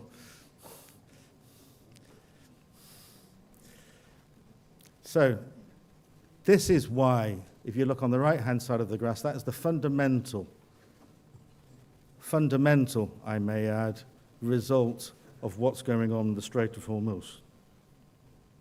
Now, another point, these are shipping numbers. These are not commodity prices.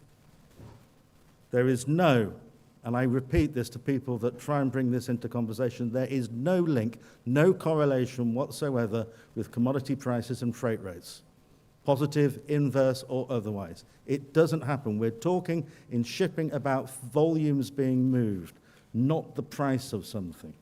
This is really important to remember. This is true for tankers and oil and anything else you may want to mention as well. So in shipping, ship owners will be looking at what is being moved, not what the price is. This is a disconnect. Now, at the moment, commodity traders are making huge amounts of money. Now, this is a guy called Rob Armstrong from the Financial Times, and Rob Armstrong is a columnist that I follow a great deal. He is the person that coined the phrase TACO, Trump always chickens out. Okay, and it was the TACO trade, which is basically, as soon as the markets say no, Trump backs down. This, I hope, is the only time I mention the President of the United States in this speech, because we've heard him often enough. But he comments, the big commodity trading houses are making huge profits from these dislocations. They are responding to price differences by moving commodities from one place where they're not needed to commodities where they are. Right now, this service is in record demand. There's few other people that can do this and service the world. This is commenting from the FT Commodities Conference that took place in Geneva last week. He also says, by the way, across the whole, nobody knows anything. Commodity traders, nobody knows anything. They have theories, they have plans, they have everything else, but this is the world of perfect competition. There is nothing that you can do to predict the future and forecast the future.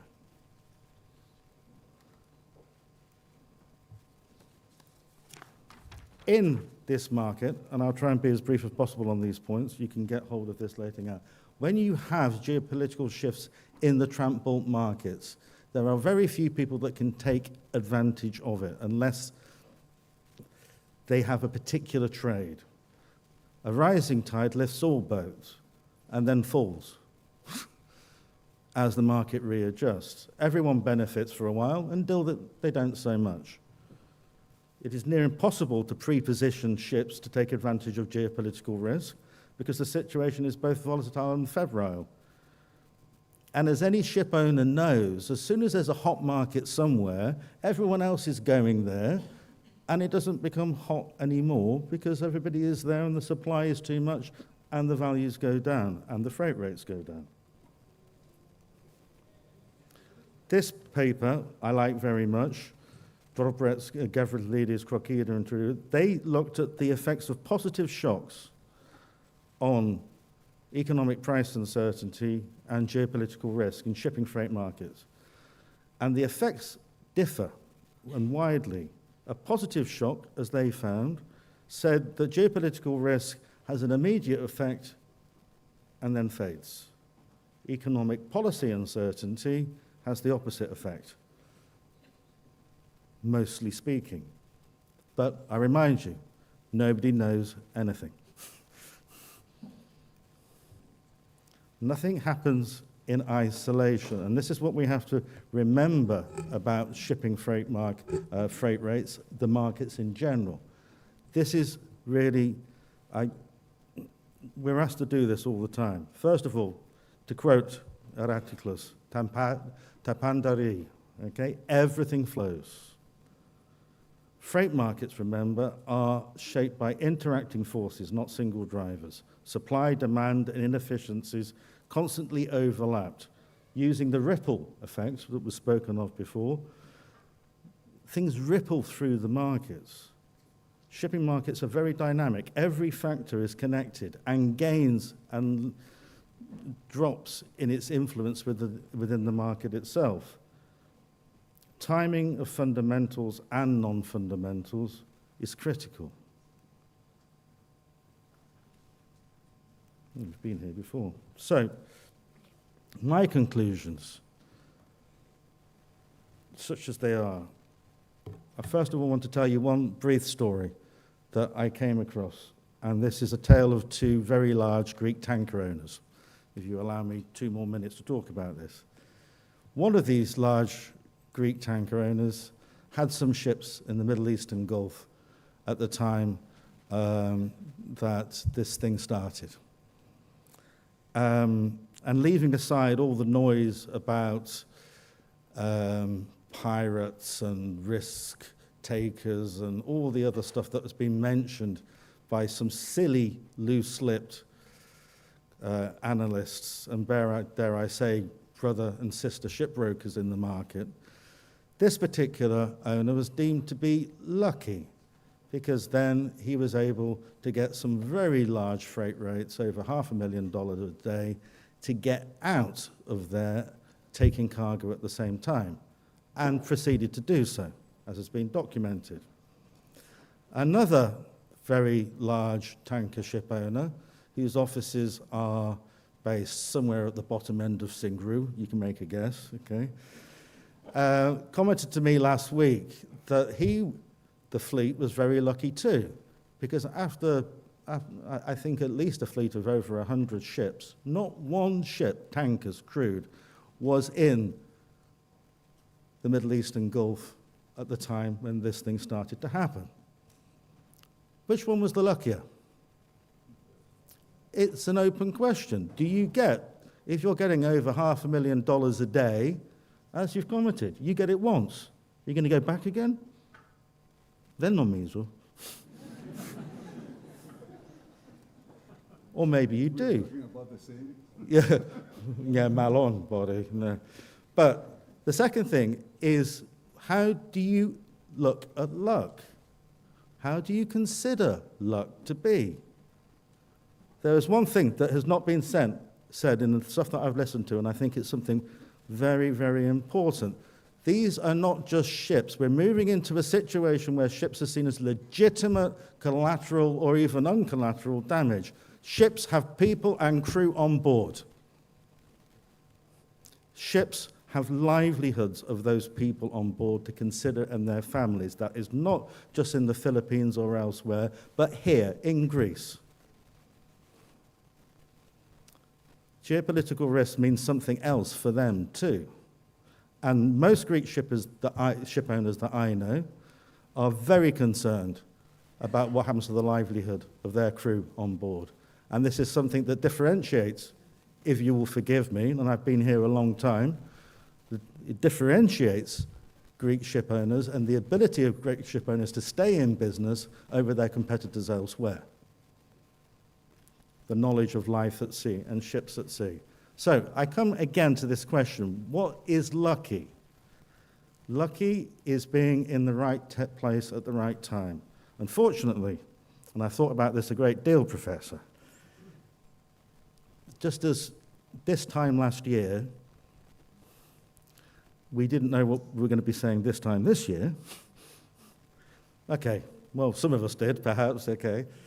But we did, and I will round up on this point now. We did a couple of, about 6 weeks ago, 2 days before all this started, we also, for the Piraeus Marine Club, did geopolitical seminar under Chatham House rules. And you will remember, because you're one of the panelists, I think this is why I'm here today, to get payback, is one of the things that we discussed many things. But the one thing that we did not spot, 6 panelists, ship owners, charterers, lawyers, academics, and so on, we did not spot the bunker crisis. Not mentioned, not once. It's obvious. Not mentioned. And now I'm told by a friend of mine that there's another oil crisis coming through, which is important to ship owners more than anybody else. Lubricating oils are in short supply. Ships are not going to get just stuck in the Gulf. They're going to get stuck where they are. The engines are going to cease to turn. These are the unintended consequences that we can't see, and these are the things that we have very great difficulty in seeing what's going on. My own view on this, and I'll come to my conclusions now shortly when it comes down to it. First of all, leaving aside all of this, the knowledge that shipping needs is outside the shipping market to take advantage of these things. And this is why these things, these conferences and different points of view today are very important. Because the knowledge of how it's going to affect the other markets, let's say, have effect on shipping. It requires, however, not even lateral thinking, but creative thinking. So for ship owners and potential ship owners in the room, as most of my clients know, the first important thing to remember is always have ships and money. If you don't have ships and you're not in the market, you can't take advantage of what is happening immediately. You cannot invest in the market once it's gone. If you are going to go down that route, identify a sector which is susceptible to geopolitical pressure before the geopolitical pressure asserts itself. And this is why many people have been invested in crude oil tankers over a period of time, when the market fundamentally didn't make sense. Make the commercial, legal, and moral and ethical choices that you are comfortable with, and then stick to them. You can't run with the hares and the hounds, as we say in England. And you certainly, and I know this as a shipbroker, you can't please all the people all the time. Or in my case, anybody, ever.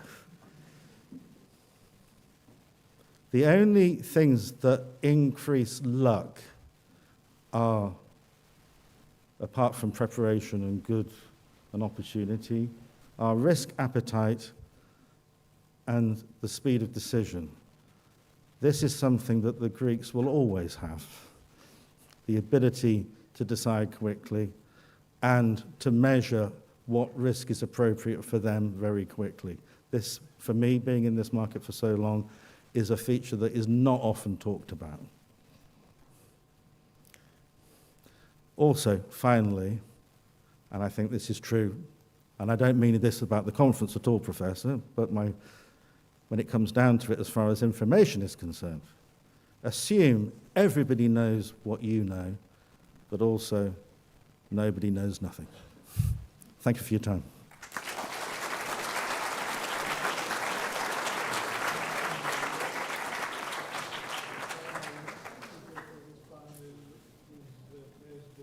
Of the Hellenic Shipbrokers Association, Mr. John Kodzias. I give him the floor. Let me just mention that there will be no coffee break because we are running late. We will follow up with Mr. Dendias's keynote speech right after Mr. Kodzias. Thank you so much. Thank you very much, and Professor Platias, for having the honor to be here today and express my opinions. I will be shorter than usual. In respect of the Minister, I don't want to keep him waiting for his keynote speech, so I will try to cover as much as possible with a few points only of what I had prepared for today because of a short time. I respect very much the Minister's time too.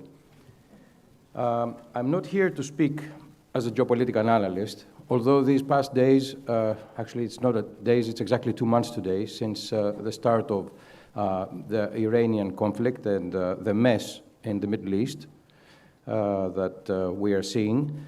And I'm trying to find a hat, which is not the shipbroker's hat, but a geostrategic, geopolitical, geoeconomic analyst, which I'm finding it very hard to be able to decode the signals that we are seeing and the signals that we are actually receiving. Within a day, we see many contradicting news that come in, and we have to redecode what we have analyzed in the morning. So I'm here as a shipbroker, and I will try to put a few numbers and a few facts that at least make some sense and keep a little bit, I would say, normalized our thoughts and our panic, and above all, the way of thinking, because markets react on psychology. We know it very much. And with the speed of technology that rapidly moves around, even a false rumor can be reproduced. And because even a very, I would say, esteemed news article has come up on a highly accredited news media, and it's reproduced, sometimes it's not validated. So I will stick to figures, I will stick to some numbers, and I will try to be as reasonable as we can be in an unreasonable time. First of all, we have 20,000 seafarers. I start with this, because for me this is the most important, the human element. Ships are not moving dots on a map, although we see them on ice as moving dots, but they're actually homes for the crew. And I stick to that because I've done 3.5 months as a deck cadet on a ship. I've lived with 25 Greek sailors, and it's a microcosm. It's a small little town. It's a small little village. And the life on board the ship is not, it was mentioned earlier by the speakers, it's not exactly the best life in the world. It's full of risks and perils. Although ships have become very safe and efficient, the risks and perils of the sea are tremendous. Going to rest in an area which is considered today a danger zone. Can you imagine being in the position of a crew member? Can you imagine sitting in your cabin or anywhere in the accommodation and not knowing if anything is going to land on the ship and explode the ship, and if you're going to be alive in the morning when you wake up? Now we have the extra fear of being captive, of being kept a hostage. We saw I was really shocked, really, when I saw masked people, heavily armed, coming on board the two ships, one of the Greek controlled ships as well, the Epaminondas and the MSC Federica. It was shocking. This is the war, and we're living in a war. But just for you to understand, 1,000 ships, above 20,000 tons, are in and out of the Gulf, and they're stranded. I heard something which Donald mentioned very rightly. It's not the premiums that have stopped the Straits of Hormuz, definitely. And it was falsely reported by major journalists that the London underwriters have stopped and have really made the Straits of Hormuz to be blocked. No, that's not the case. It's the crew. It's the decision of ship owners that they don't want to put in any peril their lives at sea. So I start with that, and I think this is the strongest statement. And also, what is very important is that geopolitics used to influence shipping in the past. And Simon, you have analyzed so much, many times, and we all have analyzed everywhere in our reports, in our conferences, that yes, geopolitics affects shipping, but now it's the opposite. Now geopolitics are being executed through shipping. And they're using shipping and the shipping lanes as their nuclear power, because it is a nuclear power. But putting a few figures, and I will end with that. The oil flows of crude are not affected in a way that should alarm us. Why? 17 million barrels per day were loaded on ships. That's the importance of the Arabian Gulf in the shipping oil flows of crude. Out of these 17 million, we have managed to deviate 7 million through the Red Sea and the port of Yanbu, and through the other pipelines that we also saw today, very rightly, by other speakers. So we're in shortage of 10 million. That is, in theory, 10 million a day. In actual fact, a lot of shipments have happened. A lot of ships have moved in and out, because if you don't get the ship to load, you don't continue the production. You don't continue the production from the oil well. And that has happened. Despite the choking of the US trying to keep the ships in and out of Iran blocked, ships have moved in and out. With ICE on, with ICE off, we don't know, but ships have moved out. So the 10 million per day of barrels, when we take March as a reference month, and we're also having very similar data for April because April is nearly finished, we haven't seen a tremendous reduction because from Yanbu, we have brought up 130 million barrels within a month, while we have lost 300 million barrels from the Arabian Gulf. And the rest of the world, which has really increased its production, USA, Brazil, West Africa, and Venezuela, above all, it was, you know, the apple, the cherry that we started our year very nicely. They have pumped up more petrol. So we are in shortage of 70 million barrels in a month. That's the crude oil shortage that we have. And the IEA said that 440 million barrels are being pushed into the market. That is enough to cover the deficit of between 70 and 100 million per month for 4 months. So we will not be seeing shortages of crude oil and therefore refined products. Benzene, diesel, jet fuel should not come in shortage. What will come in shortage, and what is alarming, is something that affects a huge nation like India of 1.45 billion people, LPG, butane and propane, gas. 80% of India's imports come from the Gulf. And right now, the shipments of LPG have dropped down to more than half. India is suffering. 300 million households do not have cooking raw material. They don't have the gas to cook, and they don't have gas for heating. So that is a big issue, and we have seen this being affected. We have people in India who have told us that it's a serious concern. And the third major concern is fertilizers. It was mentioned earlier, I'm just putting the headline, that we're in shortage of 45% of urea, which comes from the Gulf, in the worst 4 months that this war could happen. It's the 4 months where the crops are being planted, and this fertilizer of urea is the most important to produce 20 to 50% more for rice, corn, and wheat. So this is a shortage that we will see, and we will see it also very soon in the production. Aluminium is the fourth concern, because from the Gulf we see about 14 to 15% of aluminium being exported. Naphtha is the fifth product that is in shortage.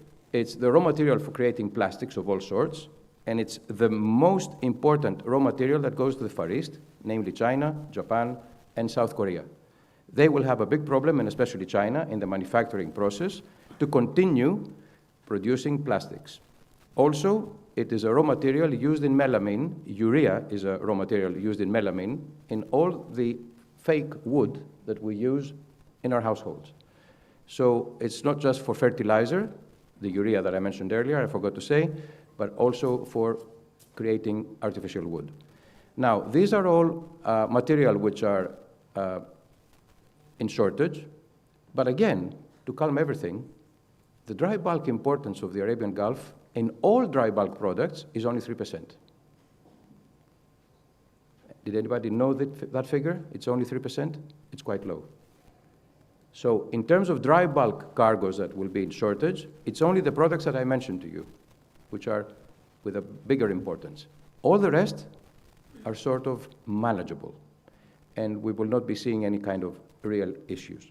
The biggest issue that we see today is the disruption of trade, the disruption of free trade of the ships that have the right to sail freely in all seas of the world, and that is something that really alarms me.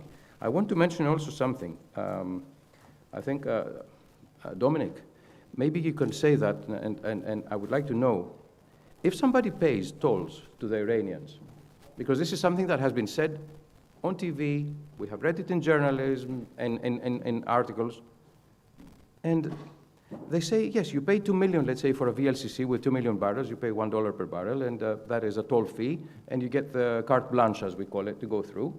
And you save on the insurance, because you tell your underwriters, I've got the carte blanche, I'm going to go through without any real issue and without any danger. So no extra war risk, I don't need to pay any premium. Is that the case? Because people have been reproducing that, and I heard you saying that you're not covered, actually. So I would like to have your opinion on that, because this is the biggest question that came out of today's speeches. Thank you.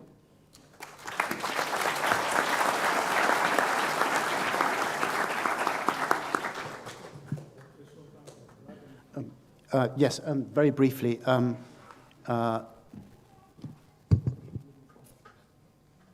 It wouldn't help, and in fact, the payment might actually void other policies. So essentially, your hull and machinery cover would be voided, and furthermore, you would be exposed to legal action.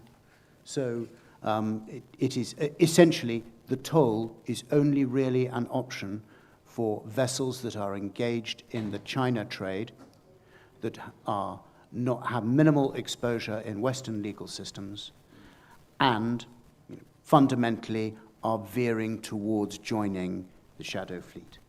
That is the only chunk of the market for whom tolls is really a viable option. Thank you so much, gentlemen. That was splendid.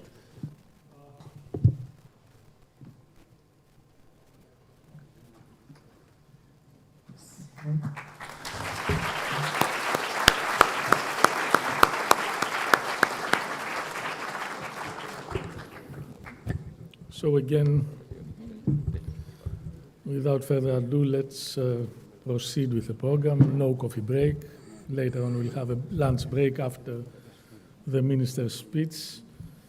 It is my distinct honor to welcome the Minister of Defense of the Hellenic Republic, Mr. Nikos Dendias, to this conference. Mr. Dendias is undoubtedly one of the most prominent figures in today's Greek politics. But what sets him apart? Most politicians operate in a reactive manner. They react to events as they unfold and try to manage crises as they arise. In short, they respond to pending problems with existing means. Mr. Dendias belongs to a different, rarer category, that of the transformative political entrepreneur, if you allow me the expression.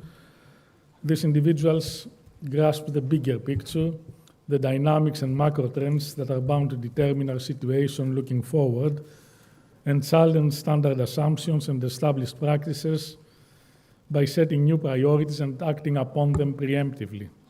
Over the past 2 decades, Mr. Dendias has been assigned a series of important ministerial portfolios, and in all cases, his main concern has been to modernize and transform the relevant organizations and their assumptions. Most notably, as Minister of Foreign Affairs, he recalibrated the focus of Greek foreign policy, complementing it somewhat, if you'll allow me, obsessive focus on the antagonism with Turkey, with a dynamic, multidimensional engagement with broader international issues, what he called the 5 overlapping circles, like the 5 Olympic circles of engagement. This helped to establish Greece's role as a productive partner in various international cooperation formats and a useful ally at the European and NATO levels. Notably, he resolved the impasse of endless and unproductive negotiations by reaching final agreements on the delimitation of our maritime zones with Egypt and Italy. At the Ministry of Defense, he launched the most remarkable modernization program in living memory. This involved accelerating the procurement of high-end weapon systems, but also undertaking a root and branch reform of the structure of the Greek armed forces. He also reorganized the system of national service. Most importantly, he rethought the security challenges that the country faces in the new environment of electronic and cyber warfare, drones, artificial intelligence, and the like. And he has launched a comprehensive effort to adapt our capabilities accordingly. The result of these policies are clear for all to see.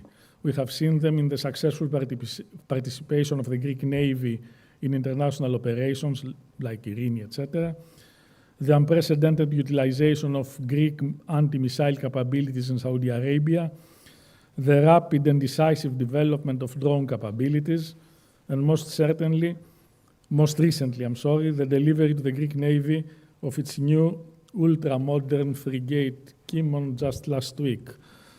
I'm sure that the Minister will have a lot to say about these issues. Please, Mr. Dendrias, you have the floor. Thank you for being with us.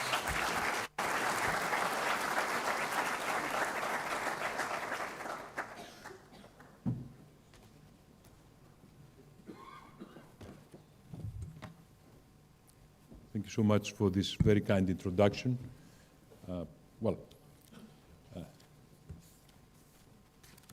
It is, well, distinguished guests, I will save you from reading a well-prepared speech, as I feel that I came here to talk, not to read. So you will allow me to present to you my opinion on how the Greek armed forces and the Greek government addresses the current security environment, the current maritime security environment, listening for a while. I clearly understand, and of course it's totally expected, that the whole conference has been taken over mostly of what's happening in Hormuz, which is, I totally agree, a huge, huge challenge for maritime security, for the world economy, in fact. So Maritime Security Conference and maritime security, what a topic, really. It highlights the huge challenge we're facing, but let us first figure out where exactly we are if we watch with Greek eyes, with a Greek angle. So, in terms of new realities, let me start with a little less obvious, which we don't talk of, but it's there and it changes a lot. And I'm speaking about the northern route, the northern maritime corridor, which changes a lot. Also the security challenges we're going to face in the years to come. I will not expand on this, but please always have that in mind. And I have to say that there are courageous and far-sighting Greek ship owners who already use the northern corridor. But that northern corridor changes the security architecture we have to provide to maritime security. And of course, the Black Sea, challenges in the Black Sea are still there. Black Sea is being used, but you cannot call it safe. The state of Hormuz, I'm sure you have talked extensively. I will not expand per se on the state of Hormuz, but it is not the only choke point, of course. Bab al-Mandab is a few hundred miles to the east, and every here and then the Houthis tell us that they're going to close it again. And in the end of the day, we have to be thankful that Malacca is still open, because the very essence is challenged, the very essence of freedom of navigation. We never thought, I don't think anybody, except of analysts of a war in Iran, would have thought that we would see the day when the Strait of Hormuz would be completely closed. So, as if that was not enough, challenges that we're facing in the modern maritime environment do not just, they're not just on the surface. They extend beneath to critical undersea energy and communication infrastructure. Those we have to protect as well. Well, in that environment, we, Greece, had to make choices. We don't punch above our weight. We are a small, medium-sized country. But, of course, we're the country that has the biggest merchant maritime fleet in the world, that we rely upon open lines of communication, and that affect not just numbers or statistics. I'm always claiming the everyday life of the Greek and the European citizen. Inflation kills the economy, and it hurts especially the poorer among us. So freedom of navigation is not an abstract idea, not something that concerns international law experts or lawyers or ship owners or officers of navies. It concerns everybody, each one of us.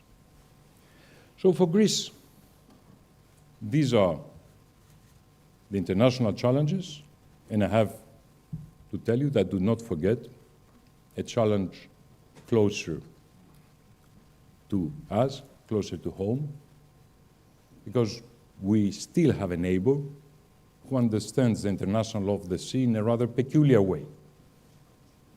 For example, our dear friends in our neighbor Turkey claim openly that islands are not entitled to continental shelf. That islands, no matter how big, Crete, for example, are not entitled to exclusive economic zones.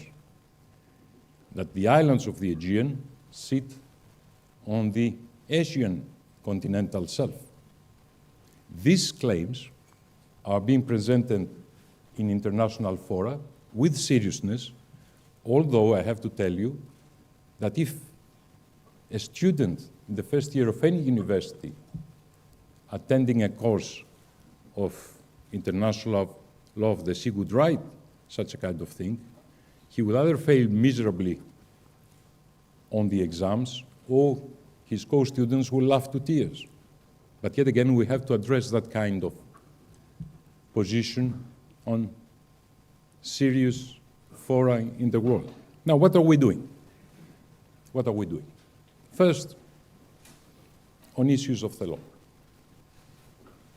Greece has always proclaimed that UNCLOS, an international law of the sea, is a holy gospel for us and should be a holy gospel for the world economy and should be the holy gospel for all the states in the world, regardless if they have signed the UNCLOS, as most countries in the world have done, or not, because there are countries that totally accept UNCLOS, although they have not signed it, like the United States of America.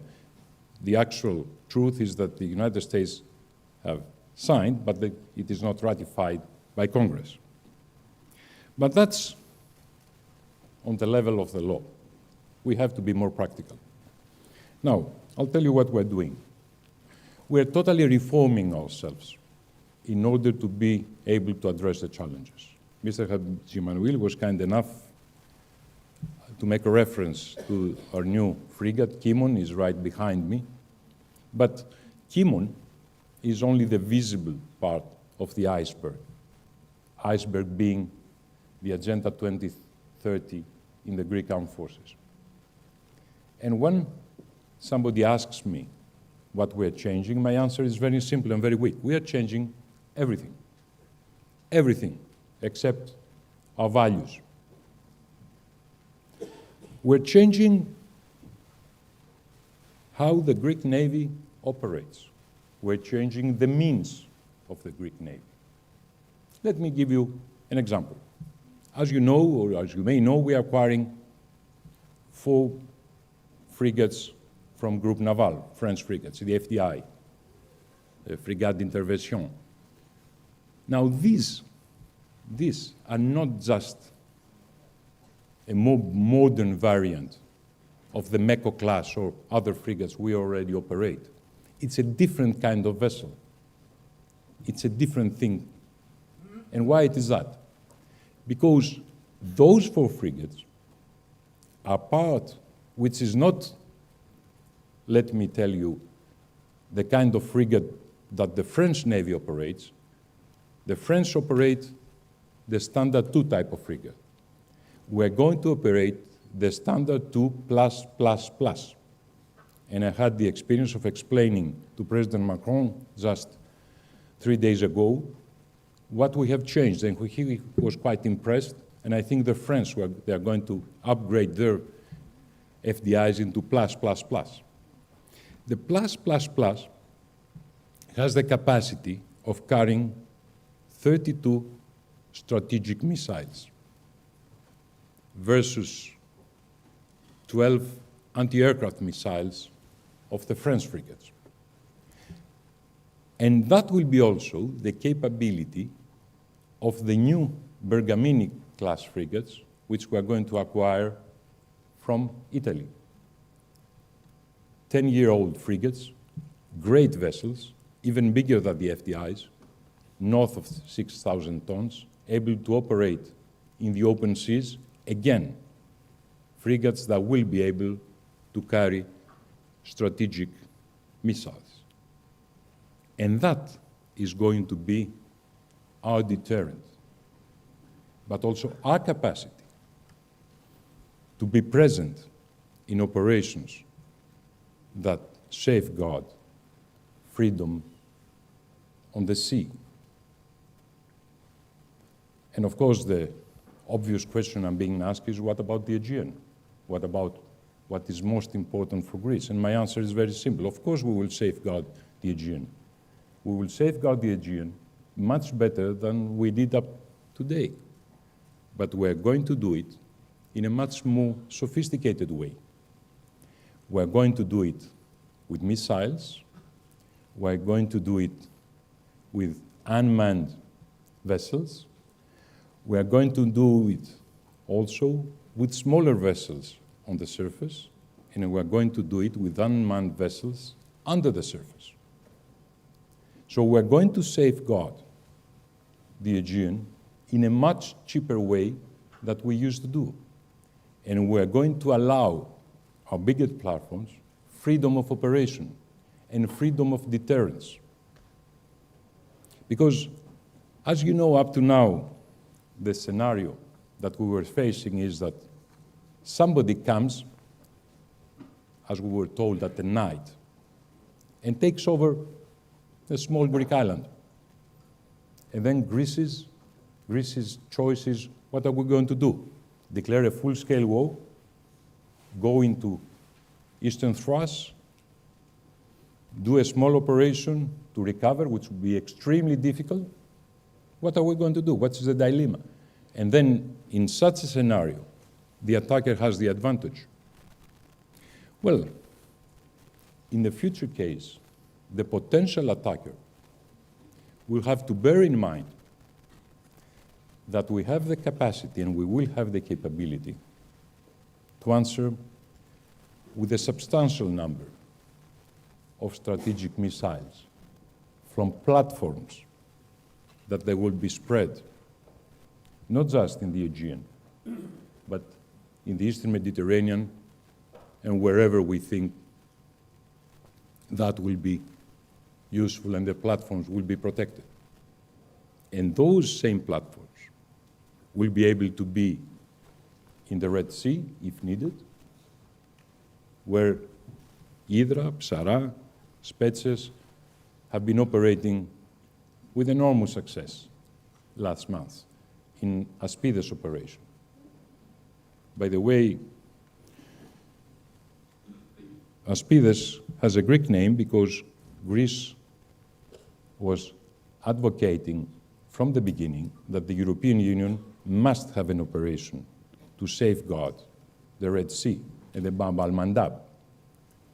And it's no honor title for the European Union that the ones constantly participating in the operation is Greece, Italy, and sometimes the Netherlands and Germany.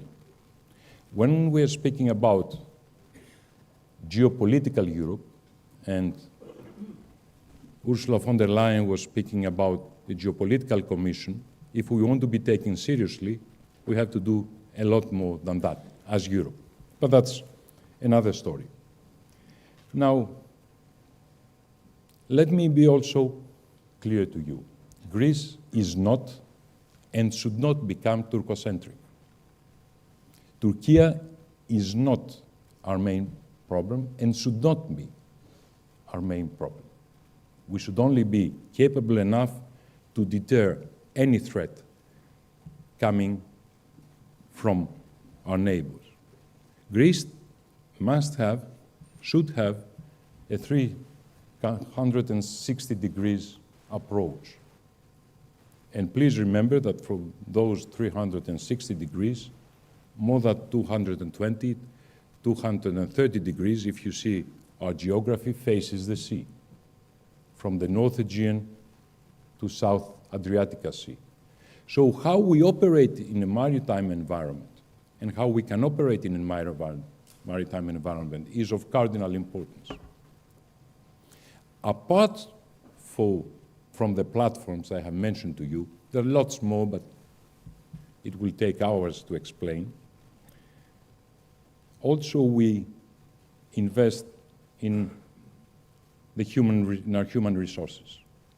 We have in Crete the NATO Maritime Interdiction Center, which trains the best personnel to operate in a maritime environment, the best special forces the world has ever seen, to be able to safeguard our interests in the maritime environment. And as the name says, it's not only Greece, it's NATO. So the best in NATO come to train with us. But again, that is not enough. Things have changed and have changed substantially. And you have to be present, of course, on the sea, as you have to be present in the air, and you have to be present on land. But that is not sufficient anymore. The world has changed. That's why, as a part of the Agenda 2030, which I'm advocating since 2023, the first day I went to the Ministry of Defense, we have started something that we called Achilles' Shield. Now, why do I call it Achilles' Shield? Because the second shield of Achilles, I mean, the Greek one, among us remember the Trojan War. In that war, when Patroclus was killed, Hector took over the weapons. So Achilles had to plead with his mother for new weapons to be produced. Among them was this famous shield. This shield has 5 layers. Professor Hadjiemanuil was kind enough to remind me of the 5 circles that I was speaking about in my previous ministry. It seems I have something with number 5. Now, these 5 layers of Achilles' shield represent sea, land, air, but also cyber and space. And up to now, up to 24 months away, we didn't have any serious capacity on those 2 layers. So we're working very hard on both of them. I will not speak about cyber, although that would be extremely interesting. But I would like you to know that it's the first time in our history that Greece has already in space 2 mini satellites, 2 photographic mini satellites, and we'll go up into creating a whole constellation in the next 2 years. We will get something between 13 or 14. So we are able, by those mini satellites, to have photos available for our armed forces to analyze within minimum amount of time. And we don't have to rely to others to provide us with what is exceptionally essential information. And of course, the areas we were talking about are included in the area that those satellites can take photos of. But also, we are planning, and we will acquire, the first Greek-owned communication satellite. Because in the modern world, if you don't have communication, you have nothing. And without a satellite, in the modern environment, you cannot safeguard your communications. So, to cut a long story short, we're moving from a traditional environment of a number of frigates, other ships, to a totally different environment in which unmanned ships, modern platform, satellites, and human personnel under a holistic approach, which is called Achilles Shield, with modern communication equipment, will be able to guarantee, in the name of the Hellenic Republic, maritime security in the areas that we have a vital interest. Thank you so much.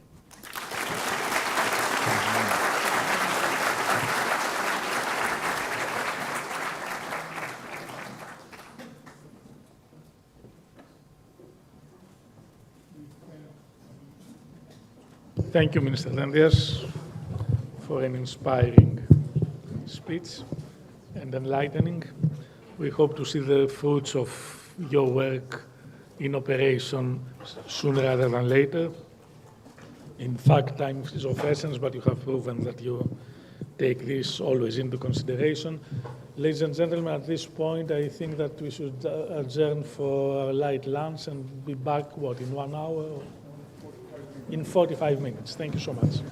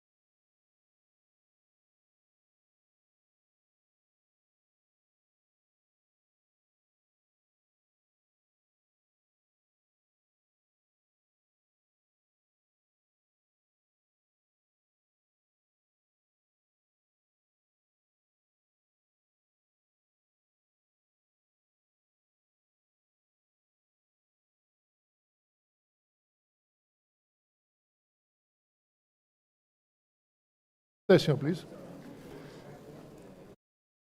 Gentlemen, thank you. You are in this panel. Welcome to this panel on technological transformation of shipping. Shipping has always been more than transport. It is a system of trade, connectivity, power, and security. Today, that system is being transformed. The ship is no longer just a physical asset. It is also a data platform, a digital node, and a strategic asset exposed to new opportunities and vulnerabilities. Artificial intelligence, surveillance, cyber risk, and the debate on nuclear propulsion are together reshaping safety, responsibility, efficiency, resilience, and maritime governance. We are here to explore not only what technology can do, but what kind of maritime order it may create. Thank you for being here. Let's just begin. And first of all, we start with Mr. Mike Hosberg from the Mackinder Forum. He's a visiting scholar of the Cambridge University Center of Geopolitics, co-founder, Society for Geopolitics. Michael, the floor is yours for 10 minutes. Thank you very much. Thank you very much. So when I was invited to speak here about AI and the maritime industry, I thought, well, this is a big, sprawling, complicated topic to cover in 7 to 8 minutes. And it occurred to me that what I should try to do is tell you some things that you definitely don't want to hear. So with that, in the Black Sea right now, a Ukrainian unmanned surface vehicle that's the size of a jet ski costs about $300,000. With boats in that class, Ukraine has sunk 8 Russian warships, damaged 6 more, and inflicted more than $500 million of losses on a fleet that 3 years ago dominated the Black Sea. Last May, a Magura V-7 shot down 2 Russian Su-30 fighters with repurposed sidewinders.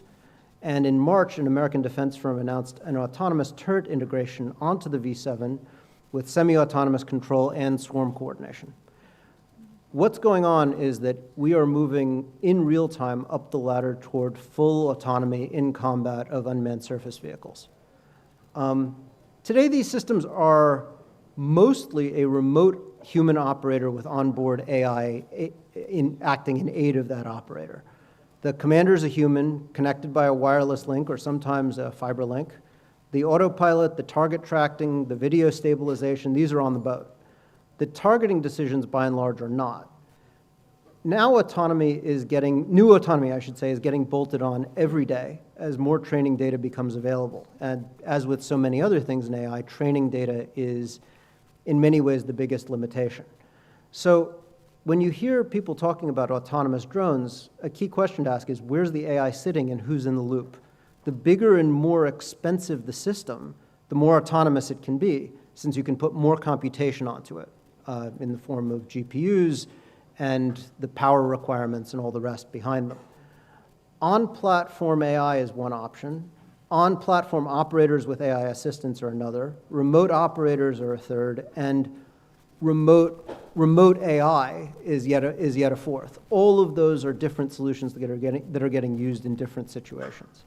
Each is a very different paradigm and a very different kind of threat surface. So let's step back for a second. The AI boom that we're seeing is not like the dot-com bubble, which some of you are old enough to remember. I certainly am. I've spent a significant fraction of the last few months in the Bay Area talking to founders, to investors, to semiconductor folks. And one of the things that we're seeing that we did not see in the dot-com bubble is a whole generation of startups and mid-sized companies, even some quite large companies, where they're growing at 30, 40, 50% revenue per month. I'm just going to say that again. 30, 40, 50% revenue month-on-month growth. That's factors of 10 in 5, 6 months. And we're seeing that being sustained for 18, 24 months. So the way I look at this is, this is not like the dot-com bubble, where there really wasn't any revenue behind the promises that were being made. What we're seeing is something that's much more similar in my mind to the German Gründerzeit, which is the founders' years after 1871. What they saw was an order of magnitude increase in the pace of creation of new companies. They saw the railroad network quadrupling in size in the course of a generation. It did result in a crash. In that crash, they lost something like 20% of the new corporations that went bankrupt. But the railroads didn't get unbuilt. The infrastructure endured. By 1900, Germany was a serious economic rival to Britain.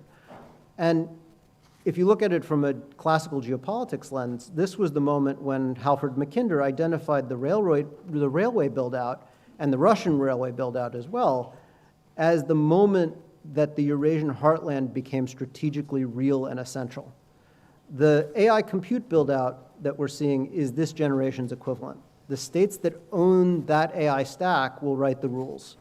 The ones that rent it and that attempt to regulate it will be followers at best. From my perspective for the maritime industry, there are two big opportunities here. The first is, if you listen to Sam Altman, who's the founder at OpenAI, he spent the last 2 years telling people that he and his peers run a betting pool on when the first one-person billion-dollar company will arrive. There's been some debate about whether that's actually already happened. That tells you what the real experts think is coming. 3 weeks ago, just to tell a story about this, I was in a hotel room with a friend who runs an agentic AI startup. They're talent constrained, they're having trouble hiring fast enough because there aren't that many people who have the kind of skills he's looking for. He was capping his engineers at $1,000 a month in token spend, which is basically spending on AI computation.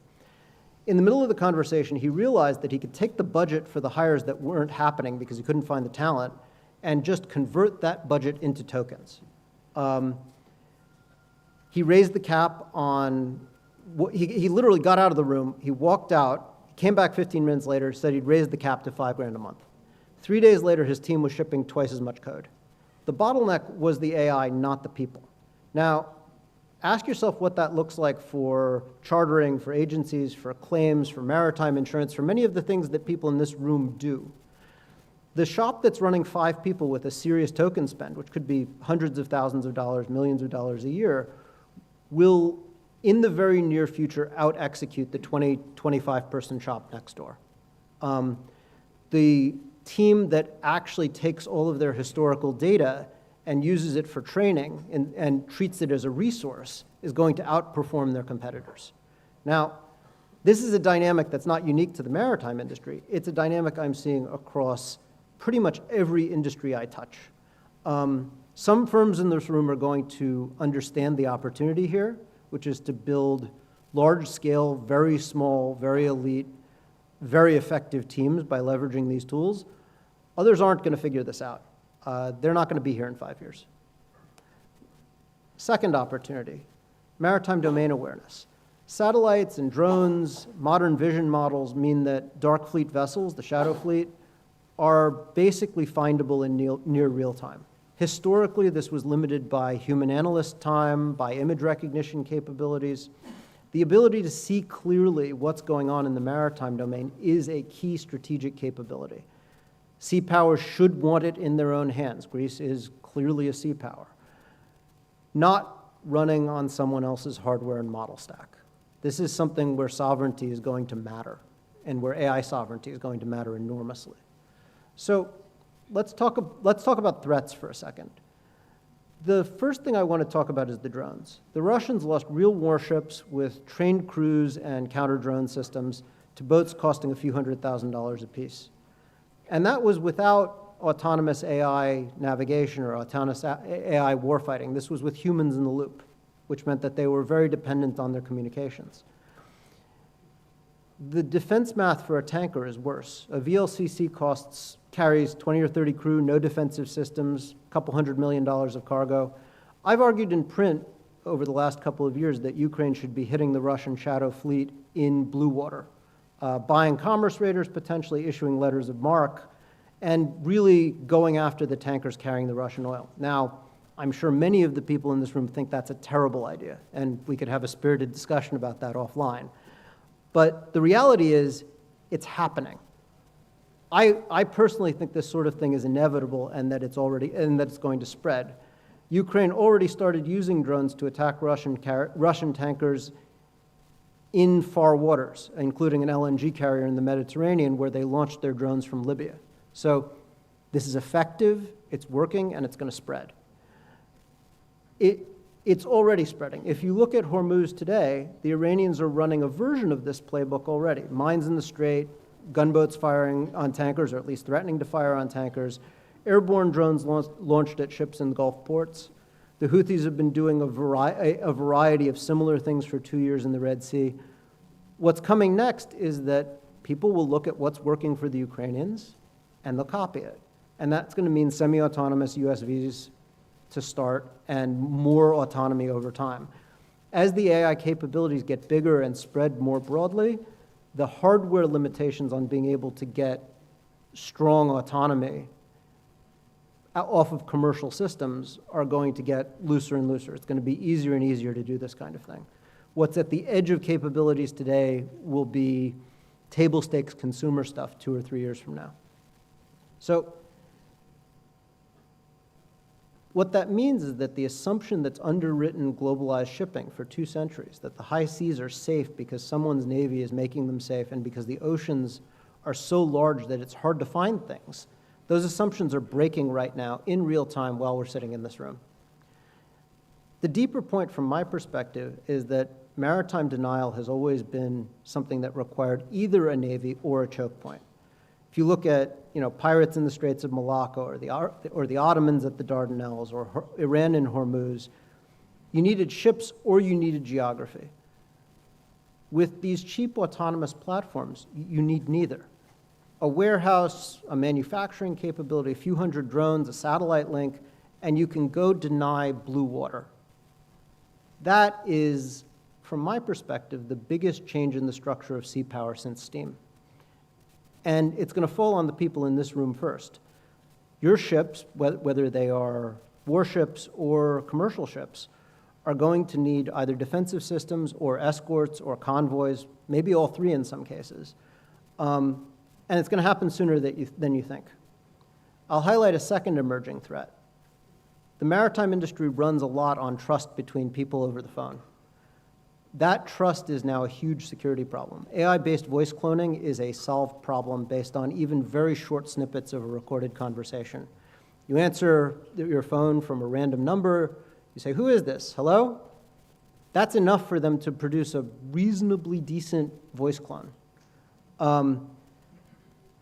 The deepfake videos are here, and AI-drafted documents are getting to the point where they are now indistinguishable from the real thing. 2 years ago, not recent, 2 years ago, a finance worker in Singapore tried to verify a suspicious wire transfer request by jumping on a video call with his CFO and senior colleagues, people he knew well. And then he wired $25 million. Every face on the call except his was a deepfake being run in real time. The money disappeared. So the counterintuitive consequence of this is an opportunity, which is that the most critical deals are going to need to get done in person. Presence is becoming, in some ways, a new luxury good. The in-person handshake, I believe, will mean more in 2030 than it does today, not less. My sense is that this is actually going to be a net positive for the Greek shipping industry since it's geographically concentrated and involves a lot of direct personal relationships. I'll just close with this. The Russian Black Sea Fleet did not believe that drones built on jet skis and small boats could end their dominance of the Black Sea. They were dead wrong. This technology will spread. It is spreading in real time, and you need to think now about how to protect your fleets. Thank you.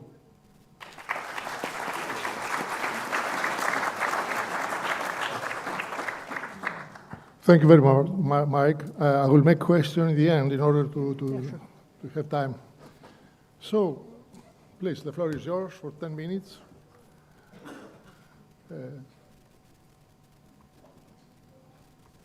Okay. Thank you, Chairman. Thank you, Professor Platias, for the invitation. My name is Spiros Hirdaris, and I'm the manager of the Global Ship System Center of the American Bureau of Shipping, located in Athens. In ABS, we are looking at the future options of technology that apply to commercial shipping, and one of those with a great potential for decarbonization, but also with great potential for implementation is nuclear maritime propulsion.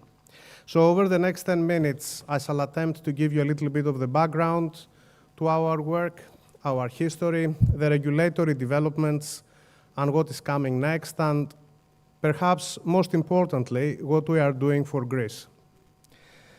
ABS is a very historic organization. We are the first organization that classed a nuclear ship, namely nuclear ship Savannah, in 1961. And as a result, we published a guide for the classification of nuclear ships in 1962. The subject matter has not been discussed for quite a long time, especially after the end of the Cold War era. But more recently, specifically in 2021, the Department of Energy in the United States awarded our organization with $8.5 million to reinvestigate the current status of this type of technology and proceed with demonstration activities for merchant marine and offshore installations. As a result, we have been engaged with a number of projects, with the development of advisory services, and we have been members of global industry groups, including the Nuclear Energy Maritime Organization and the World Nuclear Transport Institute. It is perhaps obvious, but maybe I should refer to the fact that the nuclear industry, whether you look at it from across the supply chain or you look only at the maritime part, has enormous potential for expansion. It can offer unique energy security benefits and has great potential for the future. We are the first-class society that publishes guidance and industry reports on key technical and regulatory and policy matters in 2024, and I will give you a little bit more details on this as we proceed. Let me scan through the technology. I know this is a very confusing slide with many, many abbreviations. Just let me drive you through it briefly. You can see on the top we have 4 basic blocks of nuclear reactor technology, from generation 1 to generation 4. Generation 1 are the reactors that were commissioned just after the Second World War. I wouldn't describe them as experimental, but they were the first prototypes that were actually implemented in the industry in very selected projects. Generation 2, they are the reactors that appeared for commercial energy production units in the 70s and the 80s.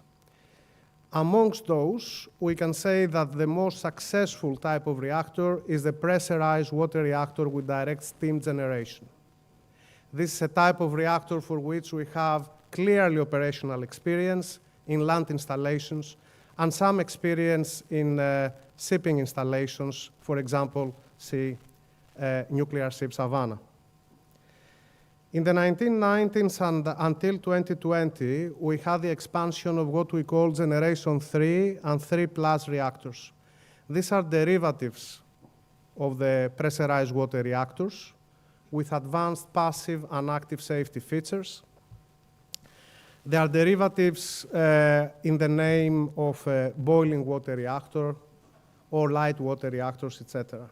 And there are industry majors that invested heavily in implementing those in the land-based domain. See, for example, Hitachi, Toshiba, the Canadian reactor, namely Candu, etc., etc. Now, at the moment on the drawing board, we have what we call the Generation 4 reactors, or small modular reactors. For the Greek audience, mikri arthρωτοί αντιδραστήρες. Those can be of various specification and complexity, and they rely on emerging technologies.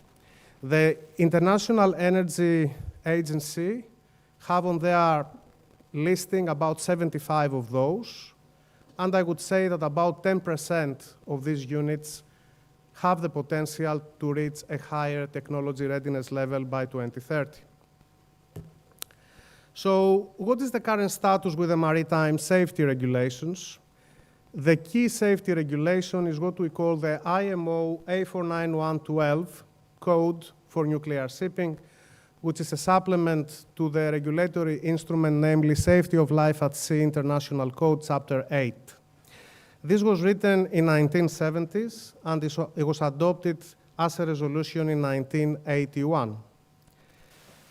At the time, performance-based standards or goal-based standards that are a norm in the nuclear industry were not known to maritime. So this code is limited to prescriptive requirements for ships using specifically early prototypes of pressurized water reactors and direct steam generation propulsion systems. In the code, there is a part that actually says the code should be updated as the technology develops. But this actually never happened. So as a result, over the last 4 years, we tried to take some steps forward to create a new version of the code that can be submitted to the IMO for further discussions. There is significant development from the United States Nuclear Regulatory Commission that studied all the different advanced reactors and the performance-based framework within the context of which they could operate. Their aim has been transparency, public engagement, and stakeholder input, and those are going to be released by the end of this month. The International Maritime Organization Ship Design and Construction Committee, in their 2026 session, they identified the gaps in the existing nuclear code. They proposed technology-agnostic nuclear code structure, which is very important considering that the reactors are still developing, and they suggested IMO-IAEA collaboration on future standards. Now, in ABS, we always try to be ahead of the game because we believe that the safety and security of emerging technology, and in this case, perhaps the most advanced emerging technology, namely nuclear, has to be well thought about before our clients or the industry in general decide to move forward. On this slide, you can see our requirements for nuclear power systems for marine and offshore applications. This is an interface document that establishes the division of responsibilities between the review and the approval authorities. It faces the ship as a unit which comprises of systems. So a ship is a system of systems, and these systems may be marine or nuclear. So with regards to marine systems, we are looking into marine hazards imposed on nuclear safety. For example, intact and damaged loads, motions, onboard fire and explosion, external hazards, including terrorist attacks and mooring. And on the nuclear front, we look at nuclear hazards imposed on maritime safety. And there, we are interested in radioactivity, thermal energy, corrosive materials, and other topics. There are three major criteria for the safety and security in maritime applications when somebody looks at this interface document, but also in general. First of all, we have what we call the inherent safety features that can support automation in controls and therefore reduce manual operations. Something like towards thinking autonomy. What is fundamental to this is the existence of fail-safe shutdown features that reduce reactor criticality and can initiate or reduce or cold reactor state. The second is the emergency planning zone, known as EPZ, that can limit the potential impact to as small as possible in case of explosion. And the third is the resistance to proliferation, which is very fundamental for the case of merchant marine. Whether you look at the production of reactors that they need to have enrichment equal or less than 5%, and the arrangement of the fuel containment systems. So what are we doing in Greece? About a year ago, we carried out a report also in we carried out some work in association also with Professor Platias on the nuclear energy in shipping as a new technology and the role Greece could play in this new era. In this report that was published in Naftemboriki newspaper, we explained that geopolitics and decarbonization demands shape our world, and this is before the current geopolitical situation. And within this context, Greece may be called to protect their vital interests in the maritime and shipping domain by adopting modern national legal framework and regulations posed by new energy sources, such as nuclear. We also said that the successful integration of nuclear energy into Greek energy mix requires the support of society and the political leadership. And fundamental to this, of course, is education and development of the specialized workforce we are going to need in the future to build and operate these ships. And in terms of what's coming next, we just completed, with the support of the local industry and academia, a risk-based PESTLE analysis looking at the implementation of floating nuclear plants for Greece. The purpose of this work has been to analyze the conditions that should be taken under consideration for Greece to develop a stable social, political acceptance of the technology. And we hope to present key results of this work at Posidonia in 2026. The project assessed the development of floating nuclear power plants based on a concept of operations for the Aegean Sea.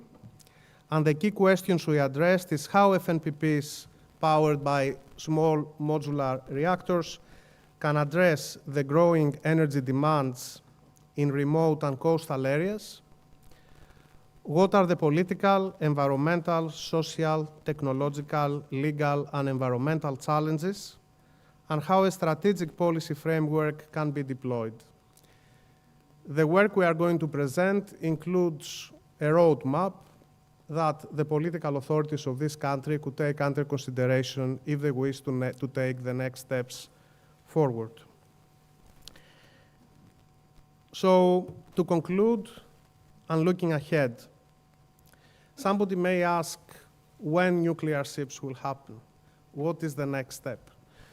We believe that offshore applications, such as the case of floating nuclear power plants, would come first.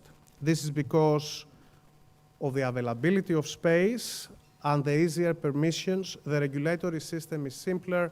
You don't need nuclear corridors. You don't need bilateral agreements of complex format, or at least those can be reduced to a size that is achievable. The application is quite obvious and very useful actually for the case of Greece. They can be very useful as a feedstock for hydrogen production.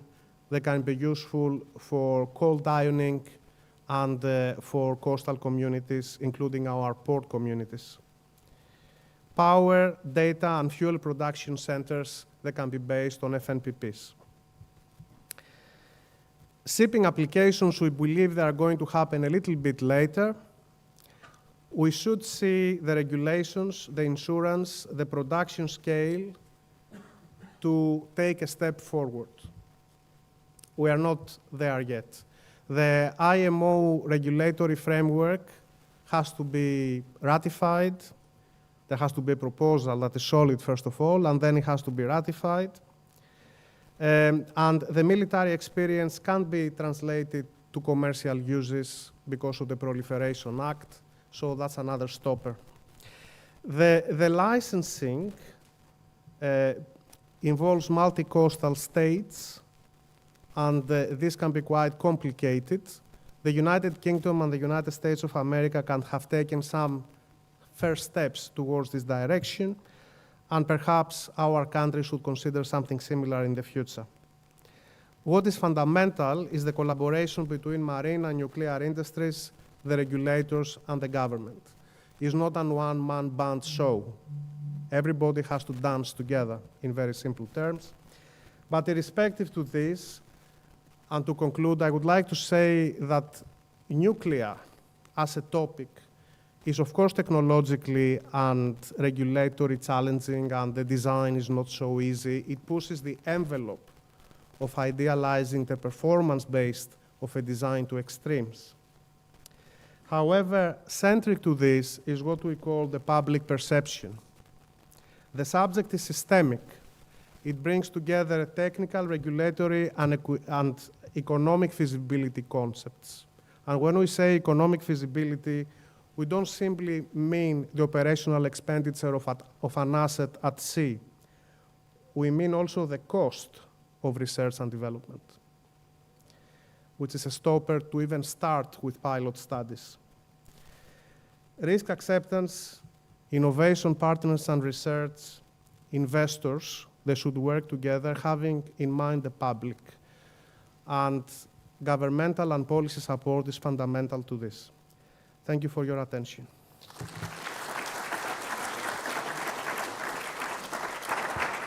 So thank you very much, Spiros. And now, Mrs. Katerina Tasiopoulou is the CEO of ThreatSkin, a cybersecurity organization in Greece and excellencies in United Kingdom. Katerina, the floor is yours. Thank you. A small introduction, my background is in offensive cybersecurity before moving to incident response and intelligence services. And today we're here to talk about cybersecurity, but not as IT. Cyber is not IT anymore.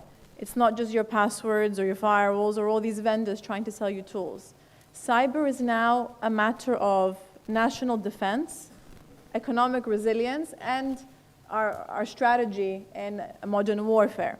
So I'll talk to you a little bit about how it's being used currently in the geopolitical situation and in the war.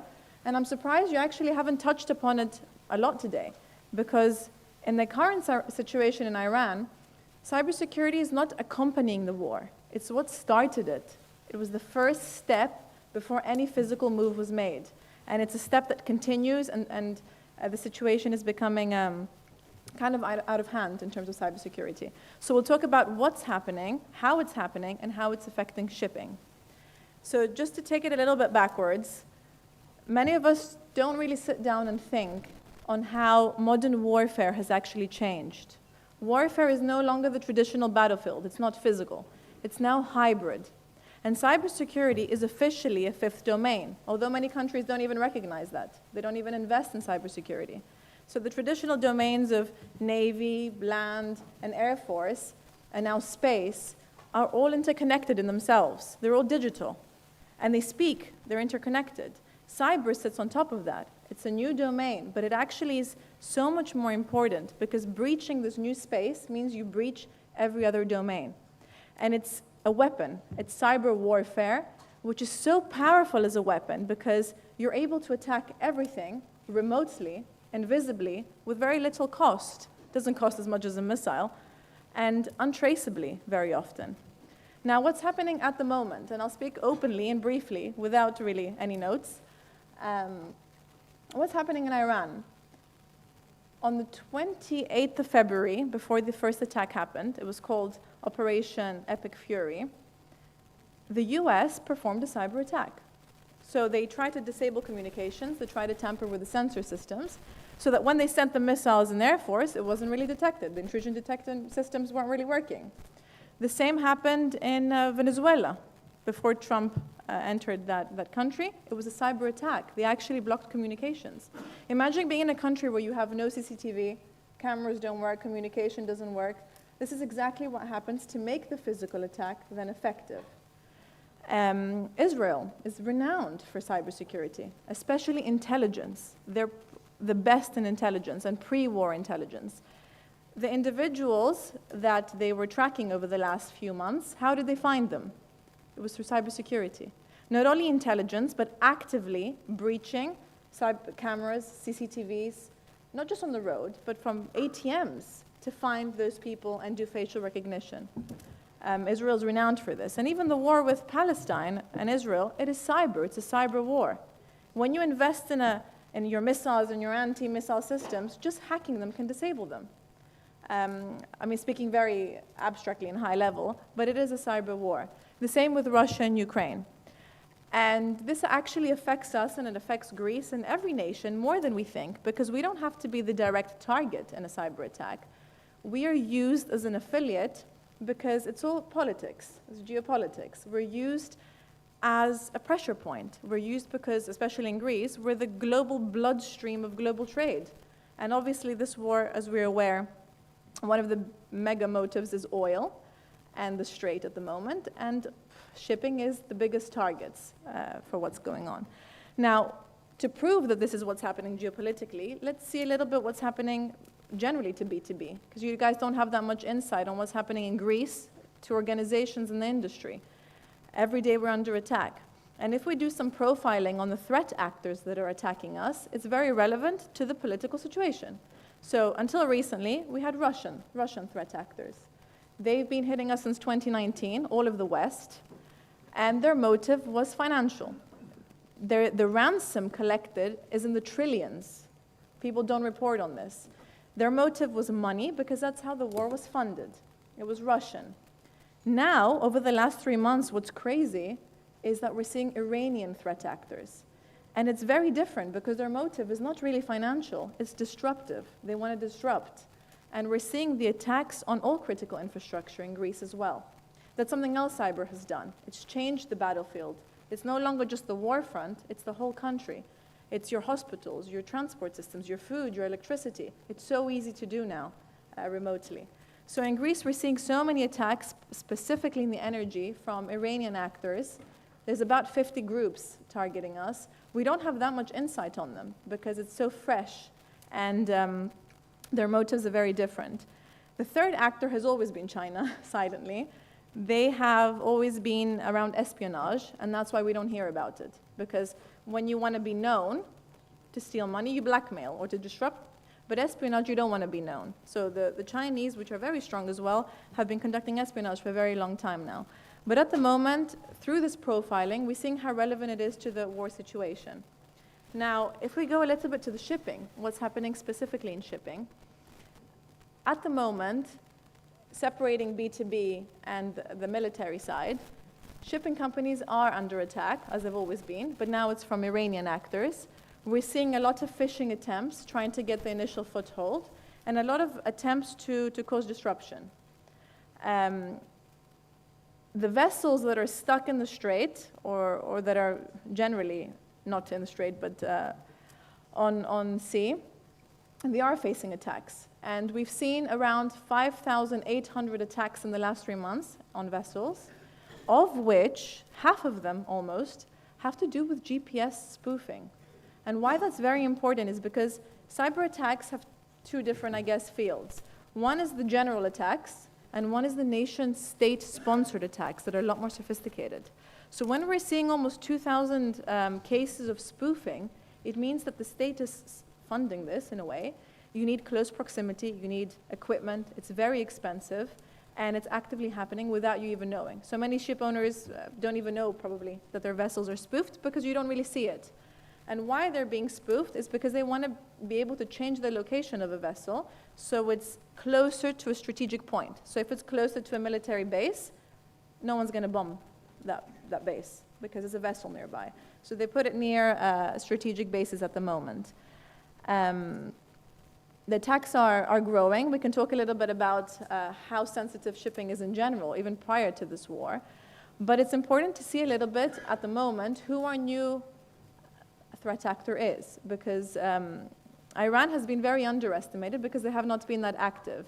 Iran is actually very strong technically in cybersecurity, and there was a leak, I don't know if any of you are aware, a couple years ago, all over BBC and Sky News, that showed files on Iranian research from the Iranian Revolutionary Guard on how they could sink cargo ships. It was shocking. It was hundreds of pages research on how they can sink a ship through cybersecurity. And specifically, I remember through the water ballistic system, they can just hack something, change a little measurement, and the whole cargo ship sinks. The same with fuel, how to blow up fuel at petrol stations. So we're talking about actors that are very, very capable, that have done years of research and preparation, and we're just lucky that they're not using this preparation and research. And when it comes to our country, which is a different question on how ready we are, we have not invested that much because we are further behind. I mean, the National Cybersecurity, Ethniki Archi Kybernoasphalias, was just founded a year and a half ago in Greece. The equivalent in the UK was over 10 years ago, and in the US it was an era ago, which means they've had so much time to get accustomed to this. In Greece, we're just starting now. And it's not just about the regulation of this new society that's being formed or the new center. It's about the whole mentality of people, the investments in the country around cybersecurity. My company that's based in Greece, we don't even have talent. We don't find talent. There's no Greeks here locally that can help us. And that results in us going abroad to acquire solutions from other countries, which goes back to the same situation. Things change every day, that our friends now may be our enemies tomorrow. So we need to be able to be self-sufficient in our country as part of national defense. And closing now a little bit with shipping, shipping is the same. The industry is not ready. Before the war, before digitalization, before AI and everything we're talking about, it's such a critical industry. But inside shipping, no one invests in cybersecurity. They can invest in hundreds of mechanics because the ship owner understands that. But cybersecurity is invisible. They don't understand it. If you see that these companies make millions and millions in revenue, they have 60 vessels fleet, but they have one IT guy or two IT guys. That's crazy. And IT is not even cyber. We're friends, but we're not exactly colleagues. So we see that we're so far behind in something so critical. And this new regulation that came, NIS2 in Europe, that helps strengthen organizations as a whole, it doesn't really affect shipping. Shipping doesn't fall under that. It's a gray area, and vessels are registered under other flags, so it's not even Europe anymore. So it's a gray area for the country. I think organizations, the IMO, UN, shipping societies, classing societies are trying to enforce regulations, which is very new. But the current situation is showing us that it's bigger than what we think. Cyber is not tools. It's society now. It affects every person, every organization, and every state. And it's something we have to take seriously. Thank you.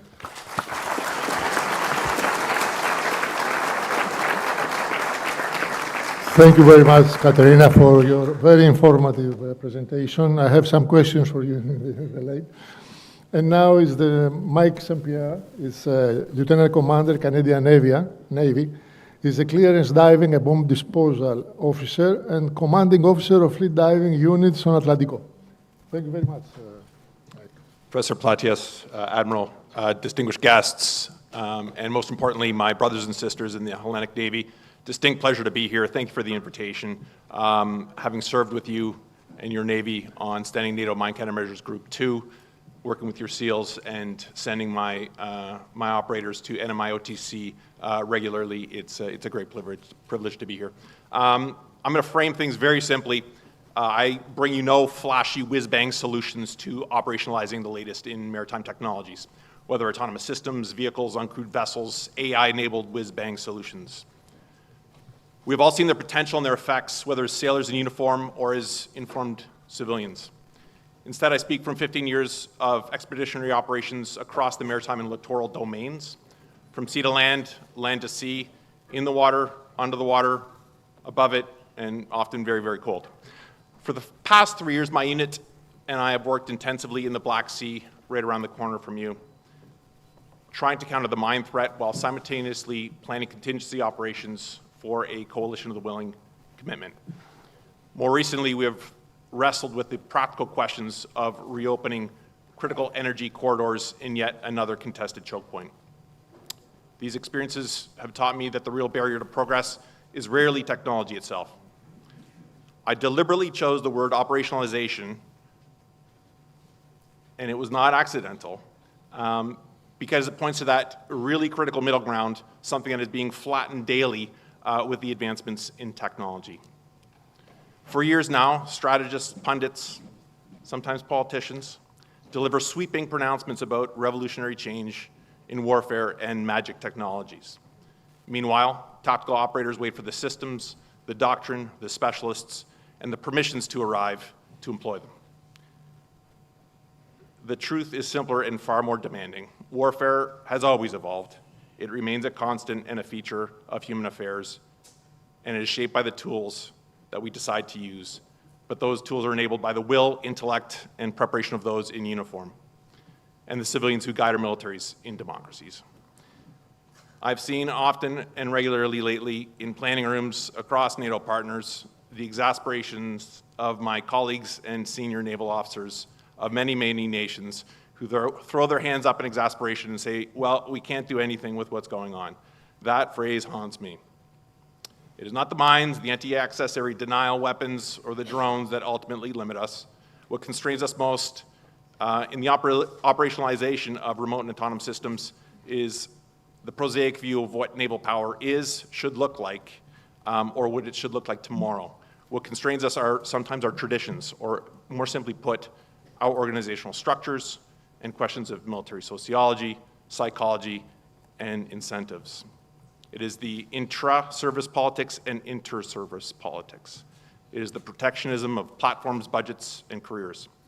Ultimately, it is a lack of creativity, of risk aversion, and an inability to push innovations down to the deck plates of our servicemen and women in uniform.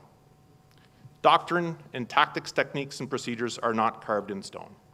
Navies have always been amongst the first in the service to embrace transformative technology, but never without fierce internal battles, bruised egos, bloody noses. The courage we need today is not only on the bridge or in the operations room, it is in the back rooms and the challenging jobs of staff officers to take that risk, to think about what is required over the horizon. Moving fast and breaking things is not simply a tech bro slogan or for recklessness in the use of force.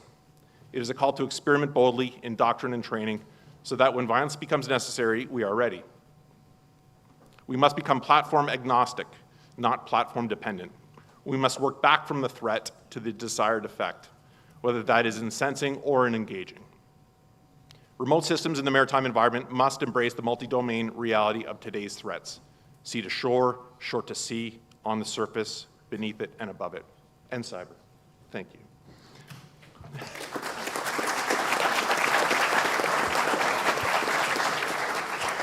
Thank you very much, Mike. Before we move into the discussion, let me say one point. During the break, I had the opportunity to speak with a number of participants in order to express me some questions. So, Mr. Platias, I bypass the denial to ask the question because I used the break in order to find some questions from the audience. So, therefore, I do some questions, first of all, to Mr. Hosberg. And are we moving toward autonomous shipping or toward the lasting model of human-machine cooperation? Where should responsibility lie when decisions go wrong? And also, what about the new educational models under this shipping fast transformation pace? So I think that one thing that's underappreciated in thinking about these kinds of questions is the criticality of training data. So it's relatively easy to train a model to do something that you do a lot of, right? So, the reason that we have really good large language models is because we basically lucked into having a huge corpus of training data on the internet. Right? The large language models, from ChatGPT and from Anthropic, they're trained on basically the entirety of the internet. And the more text they have, the better off they are, and the better they work. And so we ended up with these sort of magical accidents, like it turned out that ChatGPT, by accident, was a pretty good coder because there happened to be a lot of code on the internet that it could read and understand. As you get into things that are done relatively infrequently or in a relatively scarce way, and ships are big and expensive and there aren't really that many of them, it's going to take you a long time to train in order to actually get to the point where you have a useful AI. So in the shipping industry, you have an advantage, which is that you have a big, expensive asset, which means that you can have a lot of computation and labor costs are significant. So being able to pull labor cost out is desirable. But as you say, for instance, the US Navy has put a huge amount of work into embodied robotics for things like firefighting, because it's very hard to train people to do firefighting. I don't think that you're going to end up with autonomous, automated shipping anytime in the near future for non-attritable systems. I think for naval applications, it's going to be a big deal. For sensing applications, it's going to be a big deal. But what you're going to see first is agentic specialists. So you see this in the drone business, for instance. You have these drones that can fly for 30, 40 hours, and the limiting factor is being able to get enough operators, because like that one drone might have 4 or 5 operators on the ground. One of them is a gimbal operator, for instance. You get agentic task-based operators where it's the person who operates the gimbals gets replaced. The person who's doing the piloting gets replaced. But the things that require a lot of judgment and that only happen once in a while, like weapons release, that gets replaced later, or maybe even not at all in some situations. It takes longer to develop enough data to have good trust in the system. Now, in circumstances of war, it happens faster because it's an emergency, and you can live with lower quality. But I don't think we're going to be designing the humans out of ships for commercial shipping anytime soon. Okay, thank you very much, Mike. Mr. Hidaris Spiros, is nuclear propulsion a realistic medium-term option for commercial shipping, or does it remain primarily a regulatory or conceptual project? And what is the greater barrier to the adoption today? Okay, so I believe that nuclear shipping could be possible from 2040 onwards, assuming that the regulatory framework is modernized, the insurance framework is in place, and very importantly, there have to be pilot projects that are going to prove the concept. Fundamental to this, of course, is finance. So, for example, if we look at it from the for smaller countries like Greece, they actually need to have access to a European mechanism of guarantees that are actually going to enable the new construction of nuclear ships. So, provided that these steps take place over the next 5 to 7 years, then it's possible that by 2040 we could see a couple of very good pilot projects. Okay, knowing your scientific background, how should maritime safety framework evolve as vessels of all times become larger and more complex, and as the potential consequences of an accident may exceed traditional assumptions about human scale evacuation, crisis management, and emergency response? Yes, thank you. Okay, so the economies of scale, they impact on how ships may be evacuated or what may happen in case of emergency. This may be impacted as well by extreme weather phenomena. I think where we are heading at is a performance-based standardization framework where the ship is going to operate as her own lifeboat. So, in other words, people would not need to evacuate, for example, but the ship would need to have these risk control options embedded so she can withstand almost all eventualities. If we look at the way the safety of life at sea international code is developing, then we see this, for example, in probabilistic damage stability criteria in the design of ships. But of course, there's a lot more work to be done in the years to come. But we are heading towards this direction. Okay, thank you very much. Yeah. Katerina, after your very informative presentation, I want to ask you, in a world of dark shipping AIS manipulation, satellite interference, navigation spoofing, port system compromise, and cyber threats to data. How should maritime resilience now defined? And should cyber resilience be regarded as an integral element of seaworthiness itself? It's a very big question. First of all, cybersecurity is not a metric, so resilience can never be defined because it's not something measurable. What should happen, it should be reconsidered, so we can have a look at, we're making it a bit too complicated. Before we add this complexity of AI and digitalization and all this new stuff that is happening, the reality is that in itself, the foundations of shipping is quite old, and we are already vulnerable there. So the biggest problem we have is that it's OT systems, not IT. The reality is that even from our industry, we don't have much we don't have much experience on OT, so it's even difficult protecting a vessel, let alone a digital vessel. It's something that's floating. It's a floating office in a way. So if it is breached or under attack, you don't even have close proximity to it anymore. Like I said, there's not much IT, there's not many regulations, and the mentality is really not there from the ship owner. So we already have a fundamental problem. AI is changing that. I know we've touched upon AI and nuclear digitalization, and it's going to change it because we're moving towards that, but we're adding complexity. So for example, if we look at a bicycle, it takes you from point A to B. That's like traditional shipping.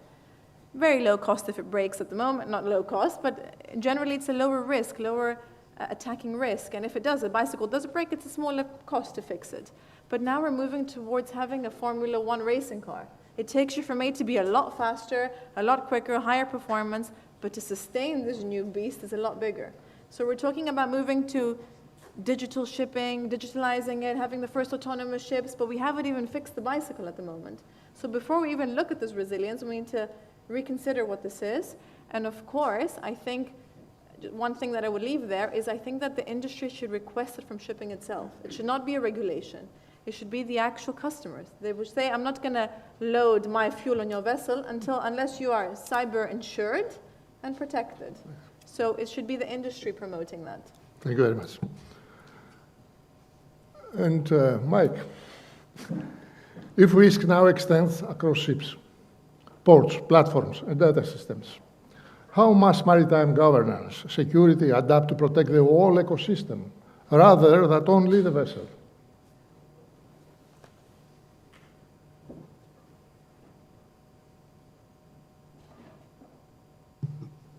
That is a tough one.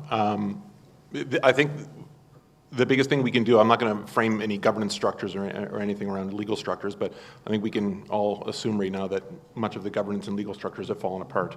So knowing that, it's what can we do to enable our forces and our alliances to offer optionality, escalation options, and the ability of small remote teams that can provide that optionality, whether they be on a land-based platform, sea-based platform, commercial platform, or otherwise. And the scalability that remote systems now provide, I think that changes the equation for navies, our training systems, our admiralty, and our politicians as well, in that you can generate effects a lot easier than you used to and provide consequences, which can extend that deterrence to other layers when that governance structure and rules that we assumed were assured are no longer there. Thank you very much. So, ladies and gentlemen, as we conclude, one point stands out clearly. The transformation of shipping is not only technological. It is also strategic, institutional, and doctrinal. What we have here today is that transformation at sea brings not only gains in performance and efficiency, but also new questions of responsibility, resilience, legality, human oversight, and geopolitical exposure. The future of shipping will depend not only on better technologies, but also on better education, governance, clearer accountability, and sounder judgment. I warmly thank our speakers, they were excellent, all of them, and all of you for your engagement. I hope today's discussion will serve not as a conclusion, but as a beginning of a deeper and more forward-looking conversation. And Mr. Platias, we are on time.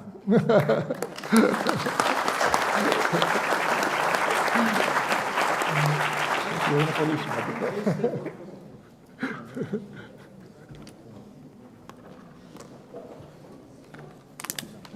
Χάρηκα που σας γνώρισα.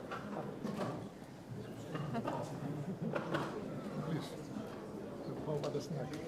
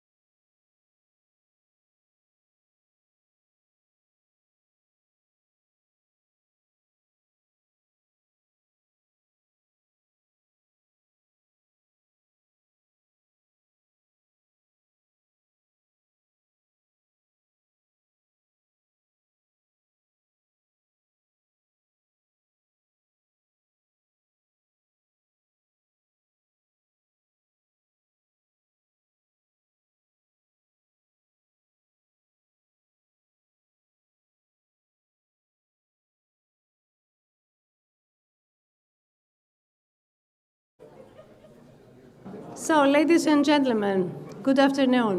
We are moving into the next panel.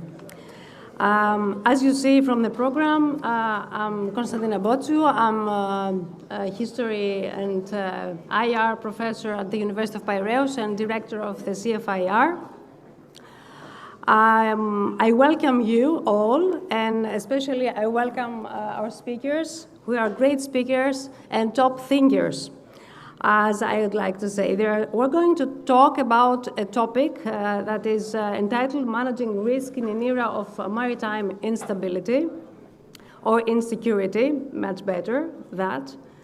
We heard a lot about risk in the previous sessions of this very important conference, and it's still an open question whether risk bears more opportunities or more threats. So our speakers and thinkers are going to, is a promising panel. This is a promising panel in which they will try to address this question. Each of the speakers have about 12 minutes to make their presentations. They all have PPTs. I will take a long time to read, only to read their very long CVs. They come from the armed forces, and now they work for private organizations and enterprises. And I'm very privileged to be among them. Without further ado, as it's the main topic of this conference, because we're running a little bit late. I will give the floor to our first speaker, Mr. Reid Simmons, who is the head of strategy at Maritime.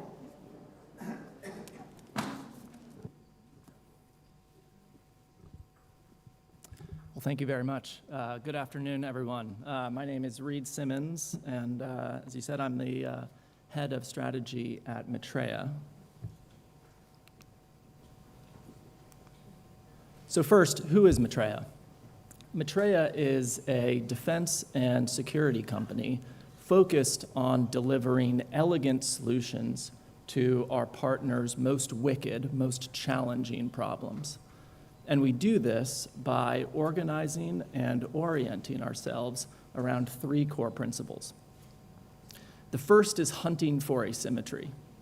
Instead of waiting for a government or a potential customer to hand us their requirements, instead we scan the environment looking for those most challenging problems against which we may be able to build a uniquely effective and evolvable solution.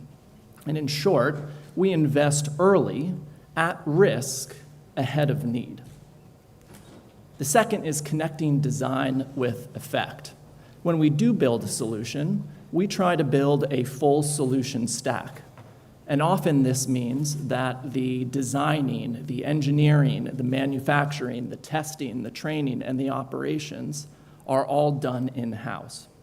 And we do this so that we can rapidly adapt and iterate our solutions at the pace of the changing threat.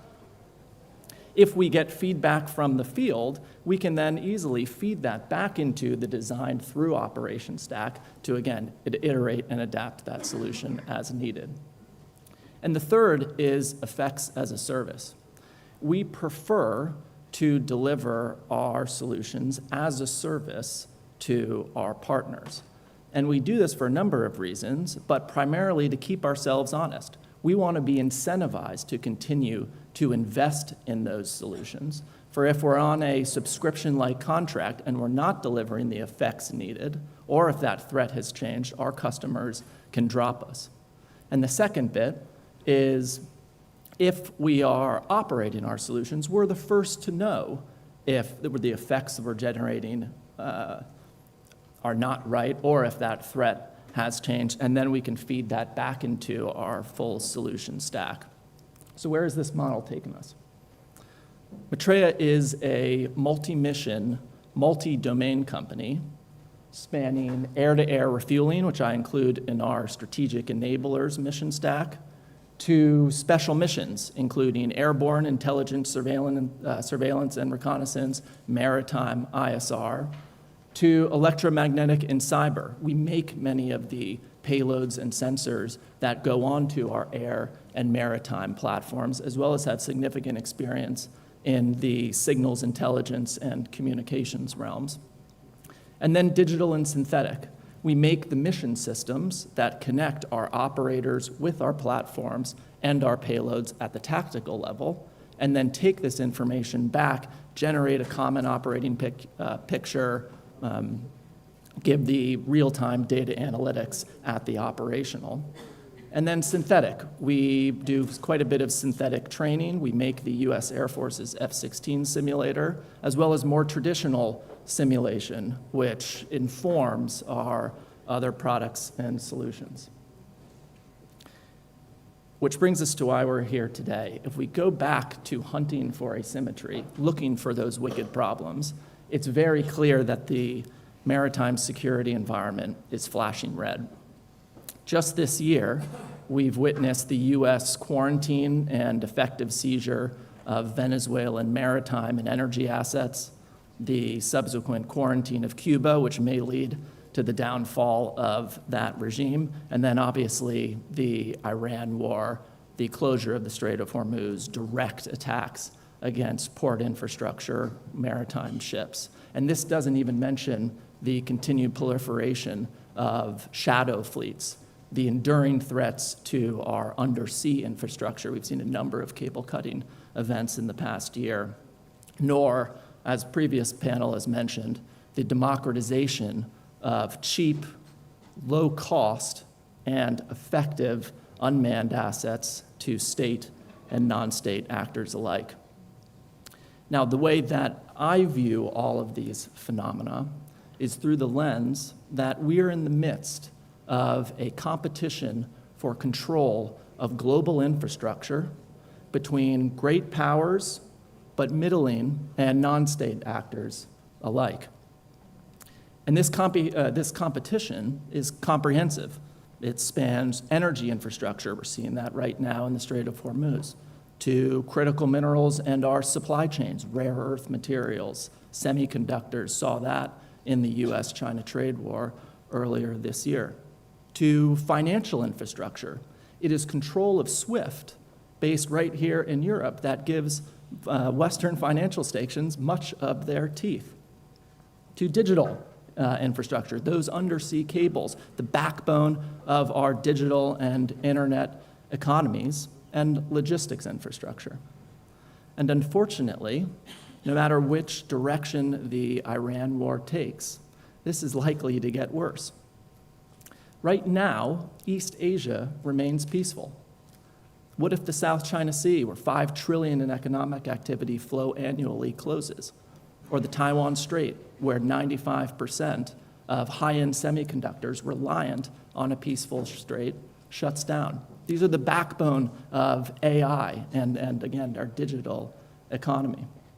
We risk a complete rupture in global trade, dwarfing what we've seen right now in the Strait of Hormuz. And even if East Asia does not reach the threshold of war, I think we can all agree that maritime choke points, sea lines of communication are increasingly contested and under elevated threats. So what can we do about it? Greece has a significant role to play. From its history as the gateway to Europe, to its geography adjacent to key maritime choke points, Black Sea Straits, Strait of Hormuz, to its role as the bastion of stability in the increasingly contested Eastern Mediterranean. But Greece also holds a unique and invaluable asset to strengthening our maritime security. As you all know far better than I do, Greek companies own the largest commercial fleets in the world. And at a time that the West struggles to build any type of infrastructure, any type of tangible assets, what a contribution this is to our shared maritime security.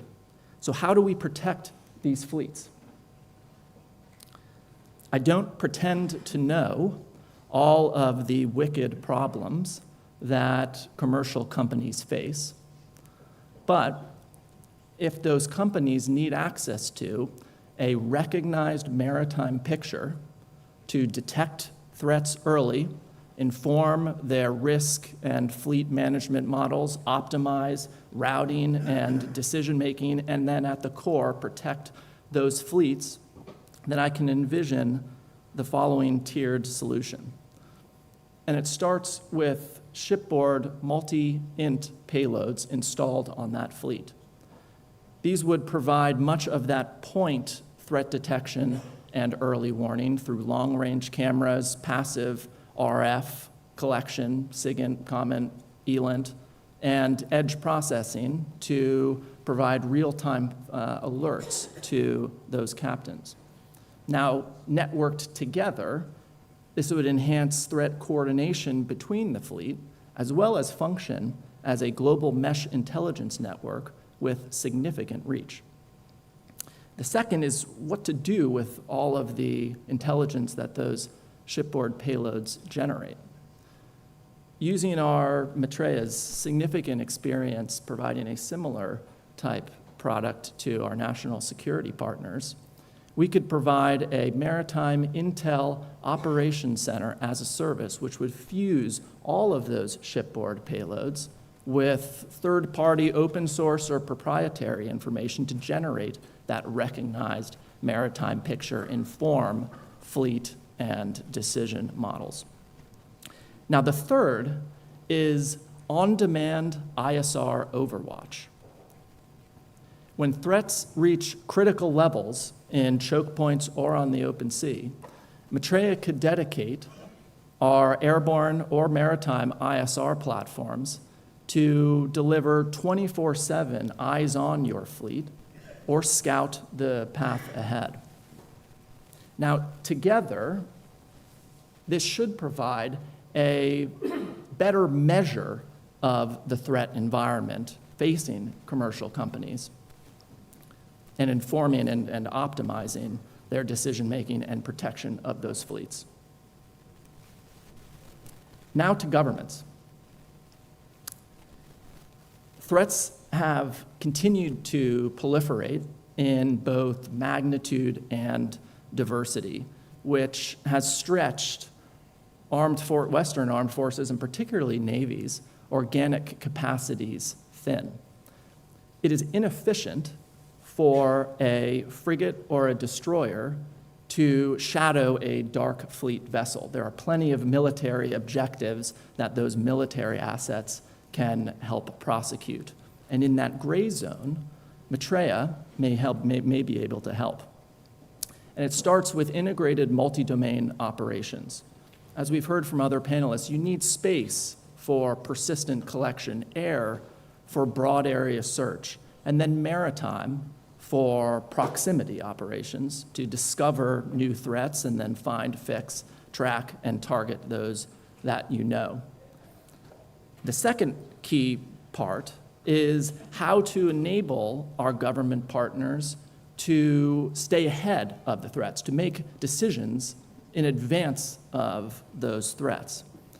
And using Maitreya's MITO mission system, which each of those assets in the space, air, and maritime domain will be using to coordinate operations and share intelligence at the tactical level, we can take all of this back to a cloud-hosted environment to run those decision science algorithms, to generate that recognized maritime picture, to process, exploit, and then disseminate with near real-time post-mission products to keep our government partners informed and ahead of those threats.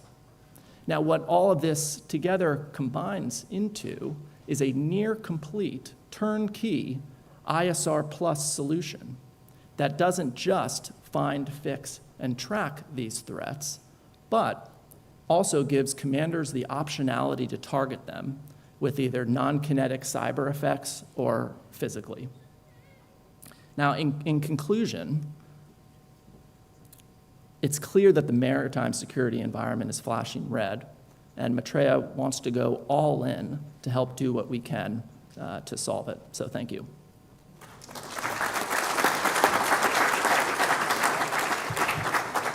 Thank you very much, Reed. Coming from a former U.S. Navy and intelligence officer, those comments of yours are really valuable for us. And I hope we will come back again with more questions in the end. Now I'm blessed to present to you Mr. Yannis Pavlopoulos. What can I say for Mr. Yannis Pavlopoulos? Just two things, that he was a former commander of the Hellenic Fleet, as you all know, and has a vast experience in NATO and EU defense and security operations, and now he's the president of the Sea Guardian. Mr. Pavlopoulos. Thank you very much, Mrs. Botsiou, I'm sorry. Esteemed ladies and gentlemen, it's a privilege and an honor to address a few words to you today. I will start from the political strategic level, and we will land together down to the operational tactical level. So the subtitle I decided to integrate to the thematic of maritime security in an era of geopolitical, geoeconomic, and technological disruption is From the Black Sea to the Indian Ocean, as the hottest area of the world the last 4 years, but also for centuries.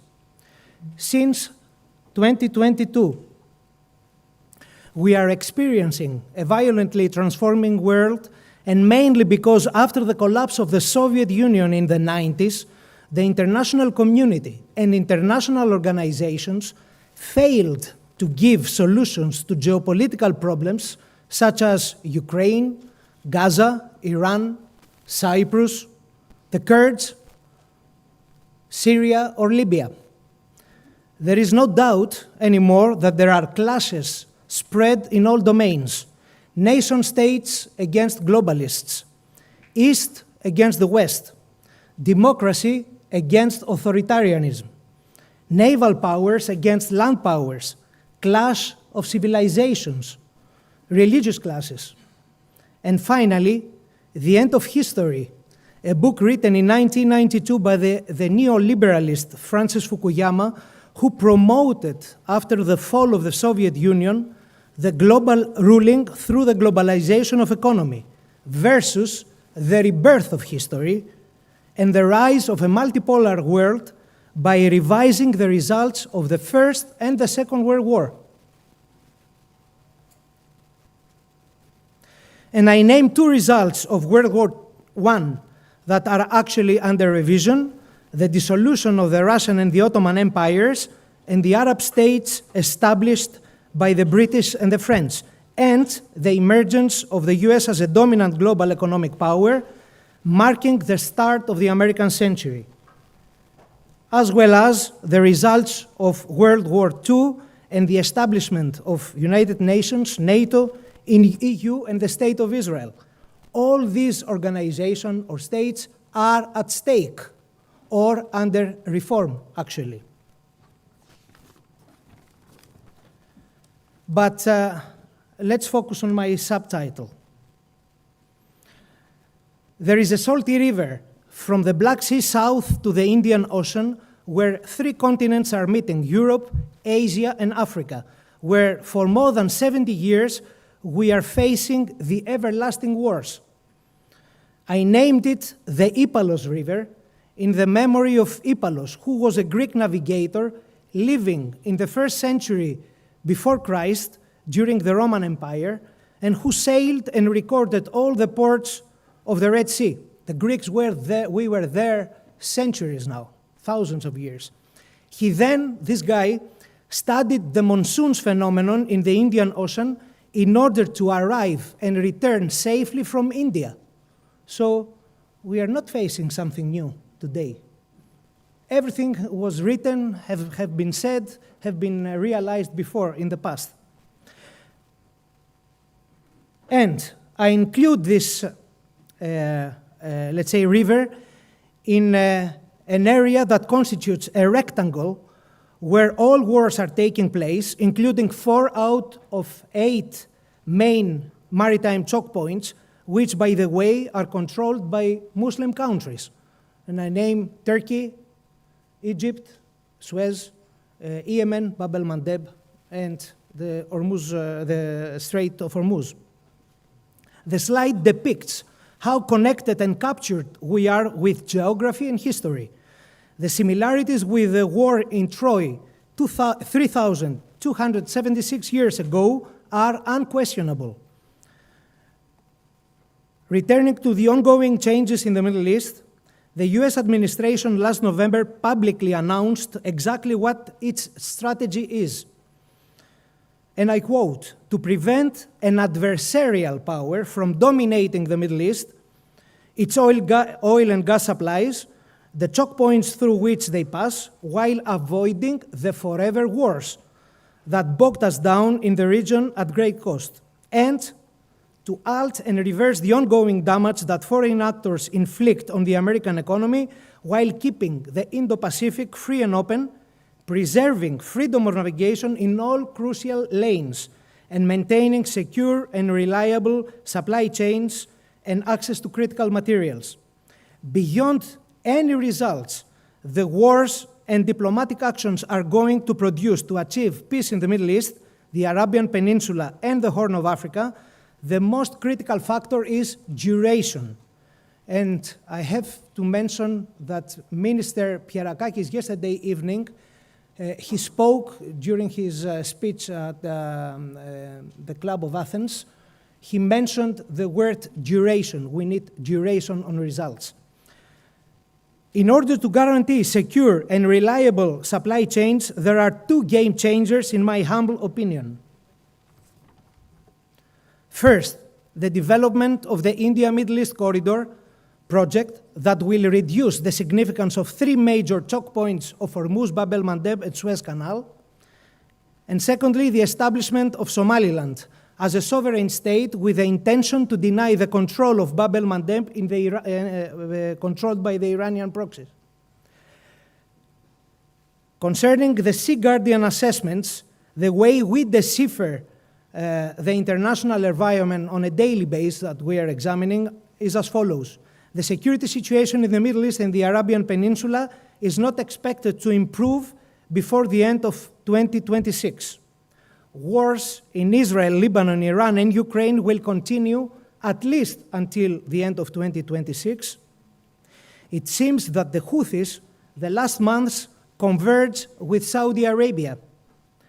Somali piracy, although expected, is always an unpredictable factor and could be played as a card by third states to cancel the Somaliland project. And this has to be taken under consideration, seriously under consideration. These wars raise, of course, the price of household goods as well as oil and gas in global markets.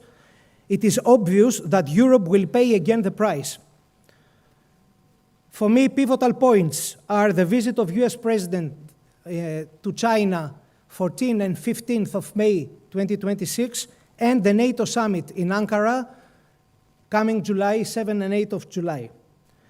For the time being, new routes are going to be used as an alternative, and I mentioned the High North, new energy pipelines, and in the future, the IMEC corridor. And finally, according to a study issued by Noteboom, Haralambidis, and Cullinane in February 2024, more than 200 vessels are needed to preserve the volume of global trade in these turbulent times. And in a previous panel, Mr. Vavitskiotis mentioned the need to give rebirth to the Greek shipping industry in Greece. And my conclusions to finish my intervention, according to a study funded by the Hellenic Ship Owners Union and presented during Posidonia in 2024, the consequences for the global economy after a month without shipping is a black swan scenario. And I think that today we are facing a part of this black swan scenario.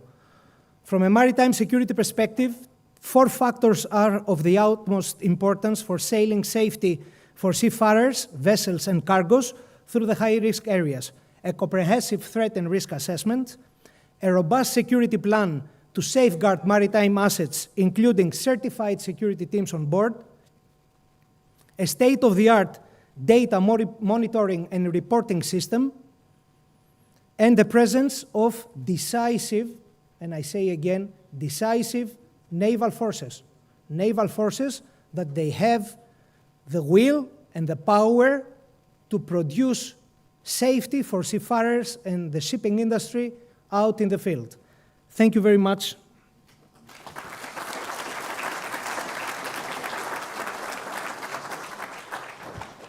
Thank you, Mr. Pavlopoulos, always at the edge of theoretical thinking and practical advice. It's the second year in a row that I have the honor of moderating a panel where you and Mr. Georgopoulos stand at the same time, sit at the same time. And Mr. Nicholas Georgopoulos works now for the Diablos Group, but is also an ex-Navy officer and veteran, and we are looking forward to hearing your views on risk. Thank you. Thank you. First of all, we're classmates and friends since the age of 18.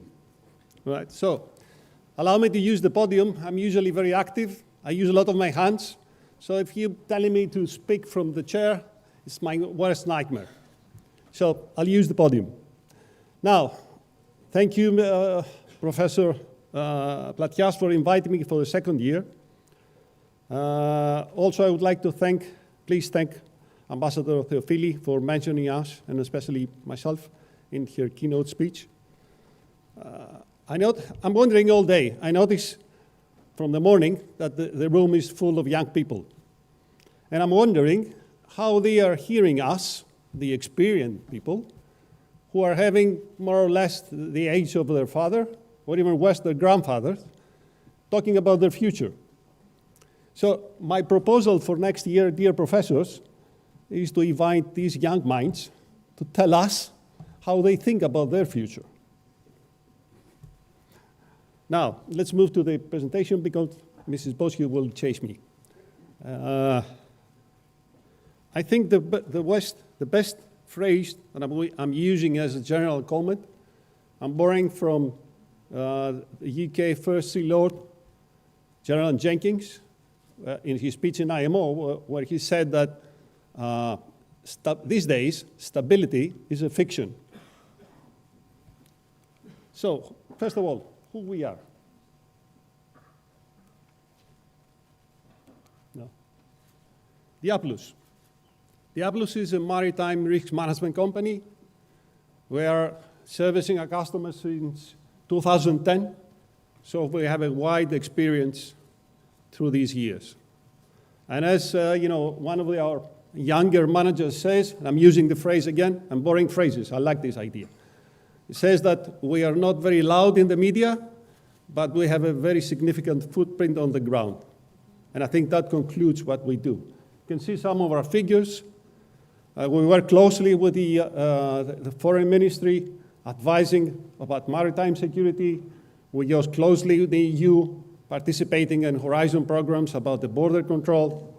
And we also work together on the US for special projects. What I want to talk to you about is, picking up from the previous panel, how technology can help us move to prediction. And I'm using the Greek word that all the English-speaking understand, prognosis. So what we have to do, first of all, let's think about the threats. What are the threats today? I'm using these slides every year. And I keep adding photographs every year, more and more, because the threats are not conventional threats anymore. And if you're looking at the past days, the worst nightmare of a master was a cargo fire. These days, it's much worse and much different threats that they are facing. First of all, what's the risk assessment? Just a word about the fundamentals. The risk assessment, we are doing that every day in our move, in our every decision. We are looking into the threats, we analyze the threats, we take mitigating actions to reduce the risk, and then we'll see how it goes. And if the plan is followed, then we adjust. If it's not followed, we adjust. If it's followed, we continue. This is generally the theory about the risk assessment. Now, how do we put that into maritime sector and into the maritime security? It's doing the same process in a maritime environment. How do you predict? How do you can have a prognosis? You have to have data. So you have to do mapping, you have to do monitoring, you have to do analyzing, and then you have to come up with outcomes about the threats. Measure the threats and come out with outcomes. And these outcomes help you by using AI agents and ML machines to do the prediction, check the behaviors, and detect the anomaly. And the anomaly will tell you that something is wrong. Then the analyst comes and tries to understand how important this is the anomaly, what is the problem, what mitigating measures can have. And this is the way the theory works on prognosis. How do you apply this? By having sectors, by having the area, the sector, and the point protection. And that is a holistic approach, which means, as I said, we analyze, we have the threat, we send the alert, we propose mitigating actions, then we mitigate the risk, we take the actions, we implement the plan, and then if something goes wrong, then we have the measures and the actions to reduce the impact of the event. And that is the response. These are some examples of the response in a maritime environment. Now, that's the end of the theory. Let's go on the more important and more significant things. Case studies. That's the way you can understand what are the threats that a master faces today. Oh, sorry. I had the wrong presentation. No problem. I'll take it by heart. Mrs. Theophili talked about the Sunnian case. The Sunnian case was a vessel that was attacked by the Houthis, and then the crew abandoned it, and the Houthis came back and exploded the vessel. The vessel was contained 150,000 tons, and that was probably the worst nightmare for an environmental catastrophe. So by bringing together and cooperating state actors like foreign ministries, international forces, and also private sector, that disaster was avoided. And the vessel and the cargo was taken safely into a safe environment. And that is a very good example that we were able to present, as Ms. Ambassador Theophili said, at the UN, as a case study of the cooperation between stakeholders. Now let's move to another example. Another vessel, same area, Red Sea, was attacked by the Houthis. There were casualties. The crew abandoned the vessel and jumped into the sea. What was the problem? The SAR areas and the responsibility for the search and rescue belonged to Yemen, to the Houthis. So nobody could actually get into the area and do a rescue operation because he had to take permission from the Houthis. So the only solution was to charter a vessel, go to the area, and rescue the people. And that was done by the private sector because the public actors could not interfere. Why? Because the area was controlled by the Houthis. So that's another example that the master can face and is relied to the private sector to do that. Another example, that's lately, that happened 10 days ago. One of the vessels near the area of Oman was hit by a drone. The drone was stuck in the chimney, and the warhead did not explode. So we had a vessel, had a bomb in the chimney, and it couldn't do anything. It was international waters, so no state actor could intervene. So he asked again the private sector to come and support. So we went onto the vessel. We managed to defuse the warhead, deactivate, and throw it into the sea. And that was international waters. Again, the master had to rely on the private sector. Another example, we see seas of vessels, either from state actors or even the crew. We have seen cases that the crew is seizing a vessel, it doesn't follow the orders of the master, of the owner, or even the master, and takes the vessel somewhere else. Again, international waters. Who can intervene? Again, the public sector could offer a solution and do the intervention and bring back stability into the vessel. The last one, I think, Dominic explained very well what is a joint war committee and how it works and how it affects the underwriters and the premiums. So how do you think? Mediterranean Sea, is it a high-risk environment or not? According to Joint War Committee, it's not. But I had to show you a picture of a vessel that was hit in the middle of the Med Sea. It's an LNG. It was hit by a USV. One of the tanks was exploded. The other two still contain LNG. And it's drifting more than 2 or 3 months now. It's an environmental problem. It's a safety problem. And nobody is touching it. Why? Because it's sanctioned, a sanctioned vessel, and a sanctioned cargo. And this vessel, this bomb, is drifting in the waters of the Mediterranean. And it's not the first time that the vessel was hit and bombed by a USV or a limit mine in the Med. So actually, there's no safe waters What it is a word that came up after the Houthis, a term that goes affiliation. What means affiliation? It's a process that you are looking back to understand if a vessel can be targeted. And that's a typical process we do every day for every vessel. Try to understand, according to the attack protocols in each area, for specific vessel, the specific route, the specific manager, that vessel can be targeted. What's the possibility of being targeted, and what is the risk? Now, all of these, at the end of the day, they end up into a formal protocol that does not exist. IMO does not have a security committee. So who is regulating the security aspects in the maritime industry? A safety committee.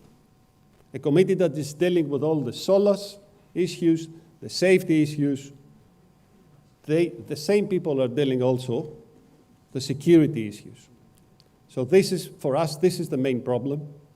Security is not handled by the general regulator, which is IMO, and it has to be a protocol, a formal protocol connecting the private sector, the international forces, and the private companies. Thank you very much.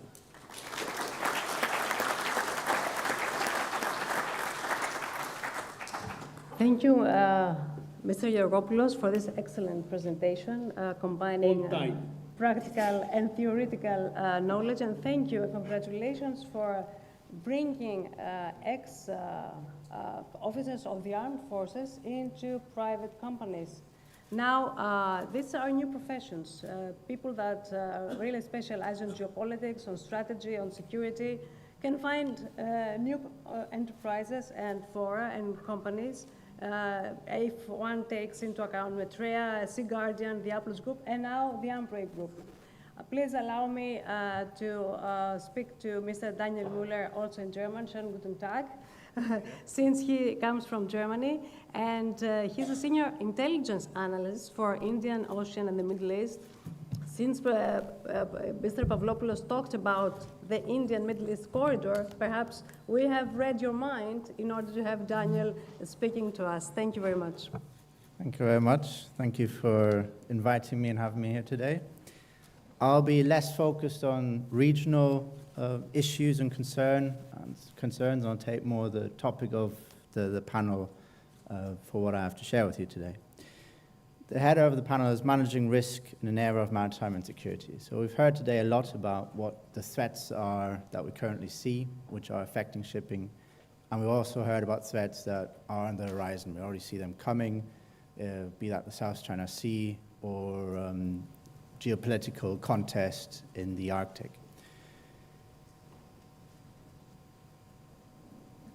To kick things off, I'd like to distinguish between threats and risk.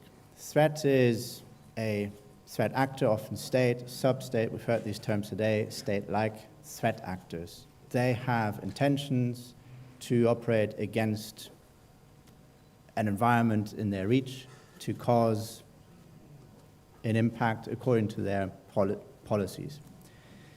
The risk is the probability of this threat impacting my asset and what level of impact that will be. In the shipping industry, that's usually a financial figure. How much will it cost me if I'm impacted by this threat? What I want to present to you is a bit of an idealistic take on how we can better manage these risks as an industry, not just private security providers, not just owners, not just military, but as an organized group that are interconnected in the end of the day. To start things off, Mr. Ward earlier provided us with a statement along the lines of nobody knows anything. As an intelligence analyst, I am inclined to disagree. At the same time, of course, nobody can predict the future with absolute certainty. What we deal with is probabilities, the probability of risk. We know the threat. There's no doubt about the threat. The probability of this risk is what we need to identify.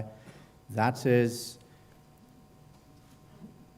where we want to introduce a more structured, intelligence-led risk understanding. We've heard the term risk assessment, threat assessment. Oftentimes, the shipping industry either does that on their own, in their own structures, by former master mariners, and sometimes, increasingly, externalize that to companies such as the ones here on this panel. To also lean on something Mr. Oza, you said, was engaging in the future, chief geopolitical officer, geostrategic. That is, in essence, something we already consider ourselves working in. We are monitoring threat areas and also potential emerging threat areas, and therefore can take from that for the shipping industry, for we are specialized on the shipping industry, what the risks are to these vessels. That can be broken down to specific vessel types, cargo types, area operations. So that is my proposal number one, adapting that, more structured, initially with external support, but longer term, possibly even internalizing that within your own companies. Essentially an embedded, as that also exists already, intelligence provision element that helps understand risk more accurately, more nuanced. We've heard of vessels being at risk in the Red Sea. That didn't apply unilaterally to every vessel sailing through the Bab el-Mandeb. The term used affiliations. We also use the term target profile.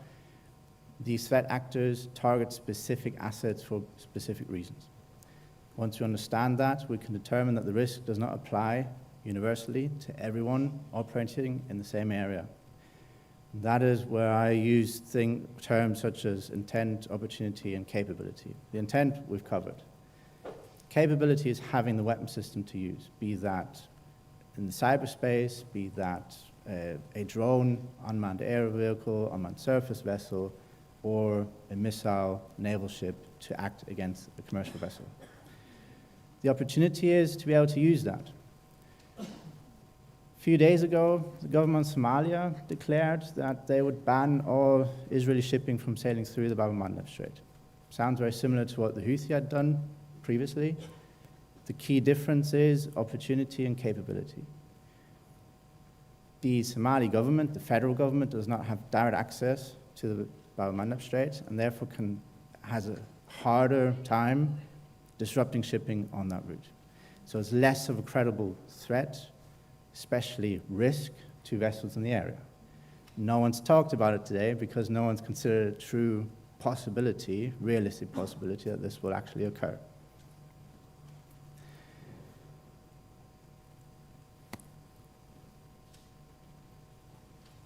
Apologies, lost my train of thought. We want to also introduce this thought process across all layers, at all steps of a decision-making process. We heard about the need for fast decision-making processes. Oftentimes the delays come within the company, needing sign-off from higher up, but it's also gathering information that delays decision-making. Having an integrated relationship, long-lasting, trustful relationship with an intelligence or security provider can shorten these decision-making processes, the times needed to deliver that knowledge and therefore take the action of conducting an operation or not conducting an operation. That also helps with the different stakeholders involved in commercial shipping. We've spoken a lot about owners. There are operators, charterers, for the military, our companies as security providers, and we've once heard that today specifically mentioned the crew. I want to offer a little story. A few weeks or months back, actually, a client of ours was under increased commercial pressure to resume transit through the Red Sea. They had stopped that once the threat had materialized, and now were increasingly pressured by various stakeholders within their fields to resume. They came to us, we provided them with threat assessments, risk assessments, the whole 9 yards, and they were convinced in the end that the risk is permissible to continue with the operation. One key issue remained, the crew was not convinced. The crew, overwhelmingly Filipino, had the right to refuse to remain on board as the vessel goes through the Red Sea, Gulf of Aden. The company could have easily just exchanged the crew, take them off at one port, sail through, and maybe put them on again at the other port. This company said, no, we want to actually address the issue because it's more about misinformation than a true threat existing. Filipino crew at this point had seen and heard about Filipino individuals, nationals, dying at sea due to the Houthi attacks. As I said, not every attack or the attacks were not unilateral. Not every vessel going through faced the same risks. Therefore, it had little to do with the Filipino national being on board, and even less to do with a specific vessel going through at a specific time.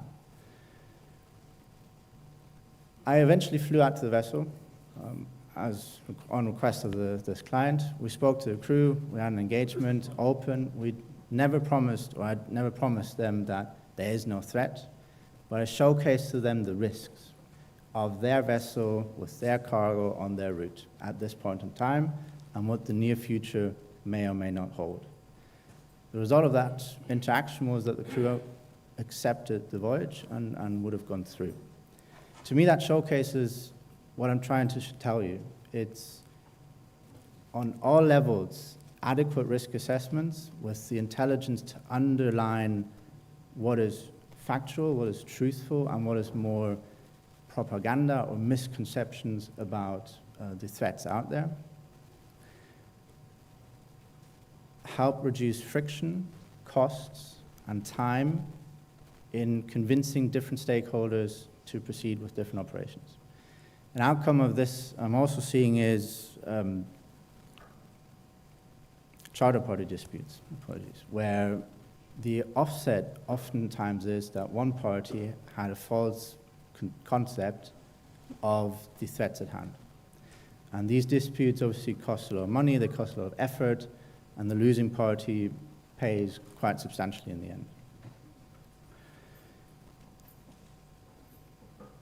My last point off the back of this little story with the crew is it is an ecosystem. We are not looking at the ship in itself, we're not looking at the ship owner itself.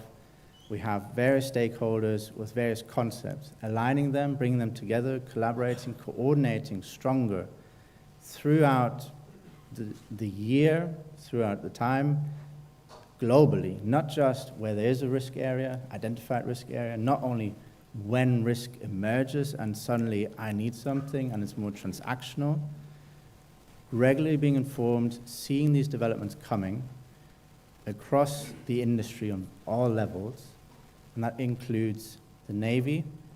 Navy isn't your maritime security provider. The Navy is an element of maritime security. We should not exclude it, but not consider it the main focus. Providing that integration, to me, is the path forward for successful risk management with emerging threats and the instability that we are seeing now and can anticipate to see in the coming future. Thank you.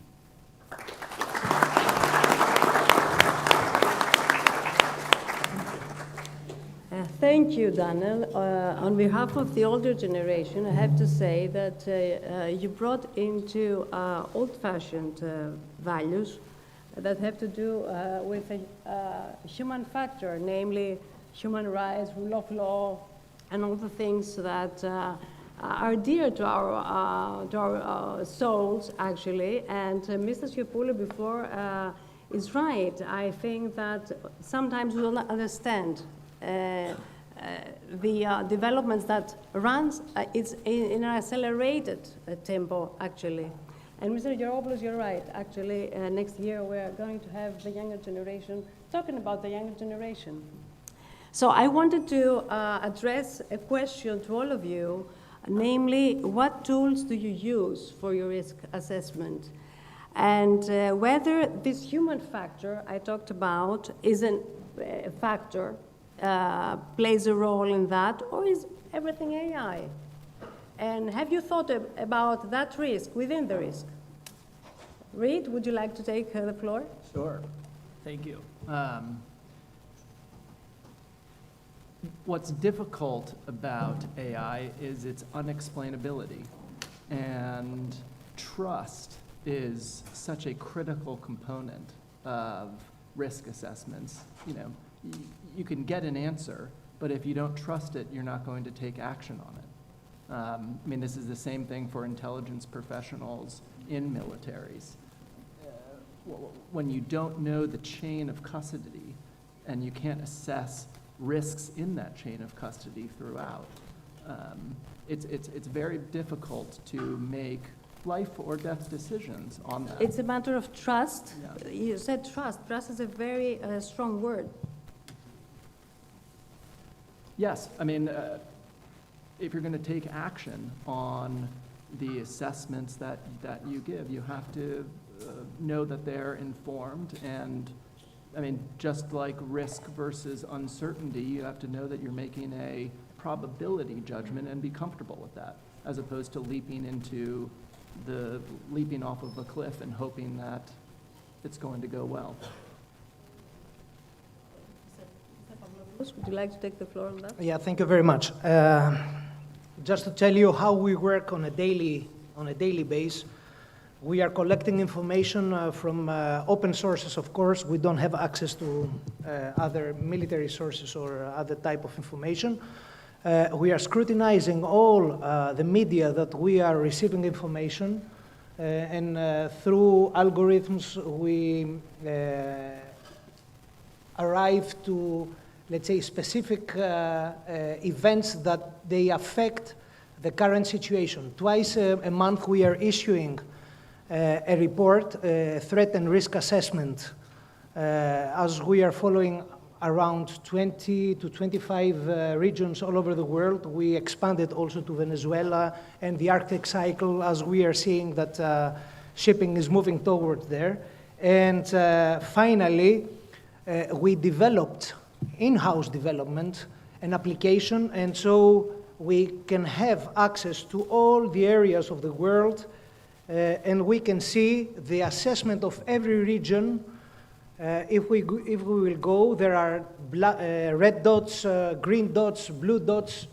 Red dots are incidents that they are happening, and we know that from the UKMTO, the GMIC, etc., we are collecting the information, and then we are visualizing this on this application. So everyone can have in his pocket, on a mobile phone, a smartphone, can have the risk assessment of the specific area that is sailing. So the captain can have access to the database. The team leader of the security team has access and can see what is happening in front of him. And of course, the shipping company that operates the vessel. So these are smart solutions, cheap solutions, that every company can develop and can offer to its clients. They are cheap, but what if AI is conflict? AI is a tool, but who knows who is using AI? So we are arriving to our outcomes, our conclusions, our assessment, with our brainstorming that we are doing. We are not following, let's say, what the West media are saying, or the East media are saying, or the North media are saying in Russia. You have to be smart, to be critical, and find solutions for your clients and propose proper actions. Mr. Iopoulos, will the young generation that you're rightly proposing to be part of this conference be more prone to AI than the older generation? Or is it already a temptation that you cannot resist? Definitely. We don't have the mind to understand AI. And I want to be more radical. I think at the end of what we are looking today is the first generation of AI and the machine learning. And at this stage, the machine is learning and is as good as the data that we are feeding the machine, through which the machine learns. Through the years and through the next generations of AI, I think we will face a more critical issue is what Terry said, it's can we trust? And I think at the end of the day, we realize that our mind, our expert's mind, is probably less efficient than the machine. So I believe, not now, I don't know in how many years, but with the progress and the learning of the machine, at the end of the day, we will end up to trust more the machine than our colleague or what we call today an expert. Daniel, you paused all this discussion, so I wanted to ask you, do we need more democracy in order to have more AI? Perhaps the AI is a powerful tool in the hands of a licensed government or authoritarian government. The simple answer, I would say, is yes. It needs understanding of the input into AI. So the output is one thing. The output of AI is what we all want to use and what is supposed to simplify our lives. But the input it's not just about the quality of the input, but also the intention of the input. So as you say, a malign actor, if they utilize AI for hostile reasons, we need to be aware of that and understand that and be able to differentiate between the negative output and the output we're looking for. And to take hostage the question of how we're utilizing AI as companies, that is essentially it. Right now, in its relative infancy, it's a tool we can use to navigate the wealth of information that exists through open source intelligence. But we cannot rely on AI to run the analysis for us without telling AI explicitly how to go about that. So we need to come up with the learning or teaching models for AI to operate the way we want them to operate. And that is still then based on my take on it, or other companies' takes on it. And a hostile actor can obviously misuse it in that very same sense. And that we have to identify ways of ensuring that we understand that what we're seeing is AI with an intention to mislead us. The discussion would go on for longer. I think this is the end of this panel. I must justify my fame as the Stalin of the conference. So please, now we call Mr. Yorgos Alexandratos, the president of the Hellenic Chamber of Shipping, to take the floor and talk about this. And this is the end of this panel to continue later on. Thank you very much.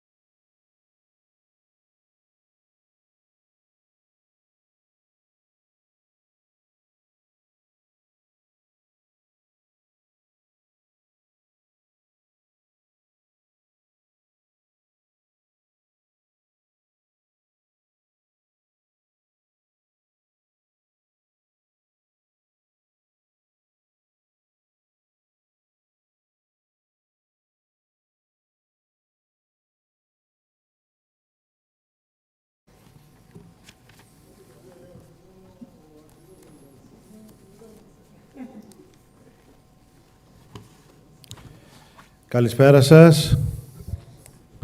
Good afternoon.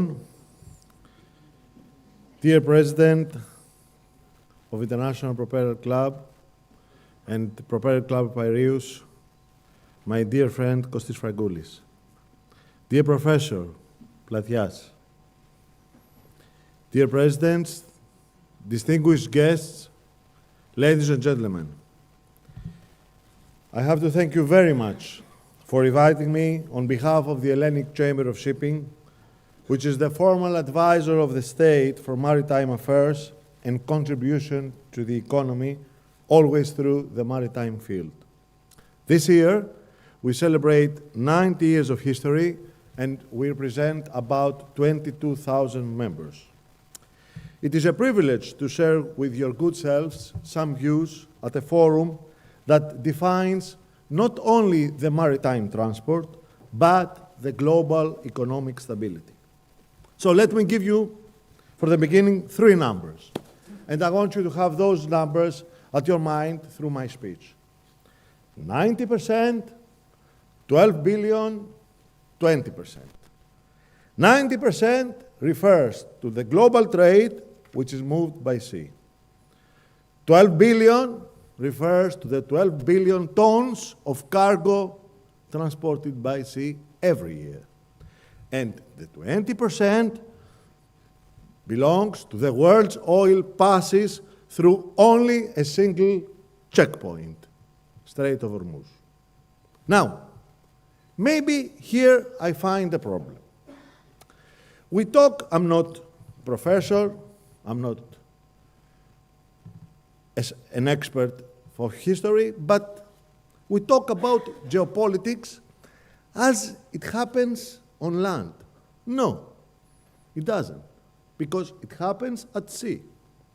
What I don't hear frequently, for example, about the war, First World War, 1917, during the World War, the First World War, the United Kingdom, for example, was not losing the war on the battlefield. It was losing it at sea. The German submarines were sinking one ship every 12 minutes at the peak intensity. Britain had less, the consequence, had less than 6 weeks of food left. 6 weeks. Not food means there's not economy, and of course there's not any war effort. And what saved them? Sorry to the diplomats, but I don't think that saved the diplomacy. They saved them the shipping coordination, the convoys, and the maritime control. Now let's go some years after, Second World War. People talk about tanks, aircraft, strategy. But maybe to my interpretation, here's the reality. This war was decided by tonnage and not tactics. Over 30 million gross tons of ships were destroyed. The Allies lost ships faster than they could replace them until one thing changed. One of the things, but I find it basic. The United States of America turned shipbuilding into a weapon. And at that point, I have to say, because yesterday we, at the Hall of Fame, there was a dedication about the Liberty ships in the presence of Her Excellency Ambassador of USA to Greece, Mrs. Kimberly Guilfoyle. Apart from thanking her yesterday for the development and the strengthening of bilateral relations amongst USA and Greece, by having the responsibility of what I'm telling, as the president of the Hellenic Chamber of Shipping, I have to thank the Propeller Club of Piraeus, in the name of the President Kostis Frankoulis and Vice Presidents and to all the governors, for contributing to the strengthening of the bilateral quality relations we have with United States of Greece, with United States of America and Greece. And thank you for that. Yes, with you, you are so powerful, maybe it will be United States of Greece. I don't know what's going to happen.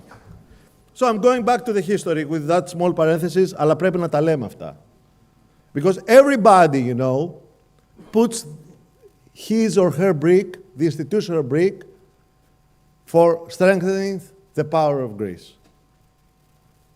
So, I'm going back to the United States. They turned shipbuilding into a weapon. At peak production, they produced 3 ships per day, not per month. 3 ships per day, not per week. And this is when logistics became hard power. I read that the Liberty ship, SS Robert Peary, was built in 4 days and 15 hours. That was the record. 4 days and 15 hours. Now, I'm going back to another geopolitical, not absolutely war, a different war, the COVID. The system almost snapped. COVID was not a health crisis for shipping. I think it was a synchronization failure of a global network. Over 400,000 seafarers were effectively trapped at sea. Some stayed on board for over 18 months. Container imbalance reached historic levels, which in some regions, 1 in 3 containers was at the wrong place. The cost of moving a container from Asia to Europe went from about $1,500 close to $10,000. But here's the side. The system broke? No. It distorted massively, but it did not collapse. Why? Because shipping always absorbs shock and exports and becomes inflation. This is why every household on this planet felt it, and we did, also in Greece. Now I'm going to Ukraine, the hidden maritime war. Everybody talks about the land war, but what is the real strategic battlefield? The Black Sea, to my interpretation. Before the war, Ukraine exported 6 million tons of grain per month. After the invasion, exports dropped by more than 80% overnight after the invasion. 80% and more overnight. Food prices surged globally. Countries in Africa and Middle East were dire exposed. And then something extraordinary happened. Shipping didn't wait for stability. It re-engineered routes under active conflict conditions. Grain corridors, alternative ports, and new insurance structures. This is not resilience. This is a real-time redesign under fire. And now let's go to Hormuz. The numbers that maybe could scare us. One number, and this one matters. 20 million barrels per day at normal procedure. That's what passes through the Strait of Hormuz. But here maybe is what most of the people don't realize. At any given moment, under normal circumstances and peace, there are over 3,000 ships waiting or transiting in the wider Gulf region. This is not a passage. This is a congestion-sensitive energy artery. And what will happen if they continue to close even for a few days or maybe for a few weeks? Oil doesn't just become expensive. You know that if they continue, the oil will become unavailable. And yesterday I had a talk with our ministry. You know that grain also and fertilizers will become unavailable. And what happens when energy stops? Everything stops. Related to the Greek factor. You know about Greek factor in Greece. The numbers speak and matter.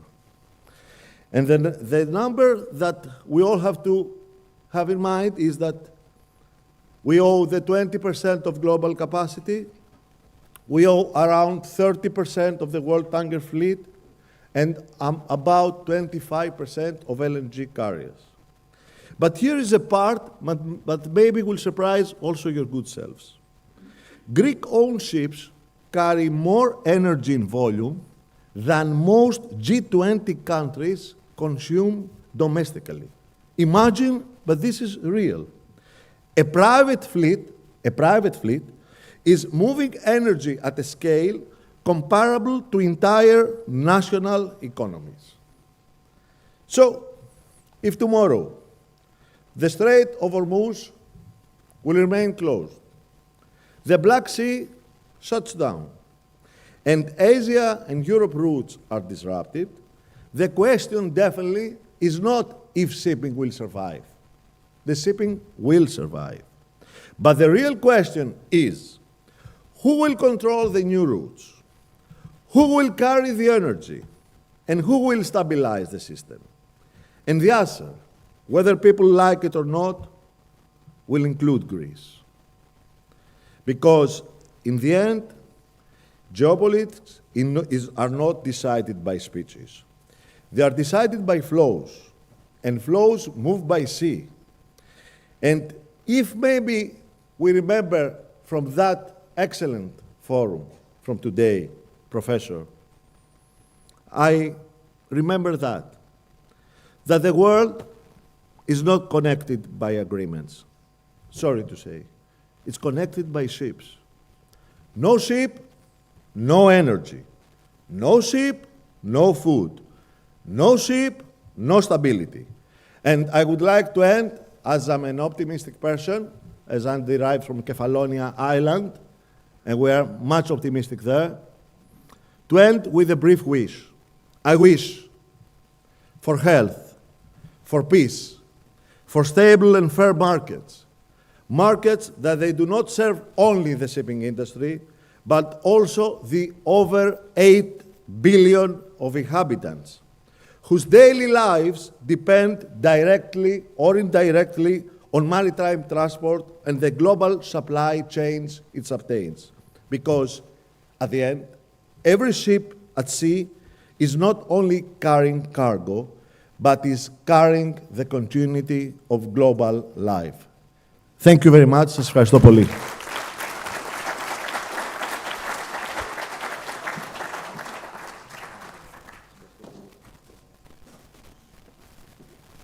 Thank you very much, Mr. Alexandratos, for this very inspiring speech. This conference would not be complete if a panel was not in place regarding the effects of the shifting geopolitics in the world on the Greek shipping industry and maritime industry. And with industry, I mean the entire jobs, all the jobs that have to do with shipping, not only shipping. So I would next invite Mr. George Tsavliris to the panel, who is going to moderate the next panel, which is a manel. And also Mrs. Fidakis, Terzis, Xanaratos, and Zafet. Please come and take your seats. Thank you.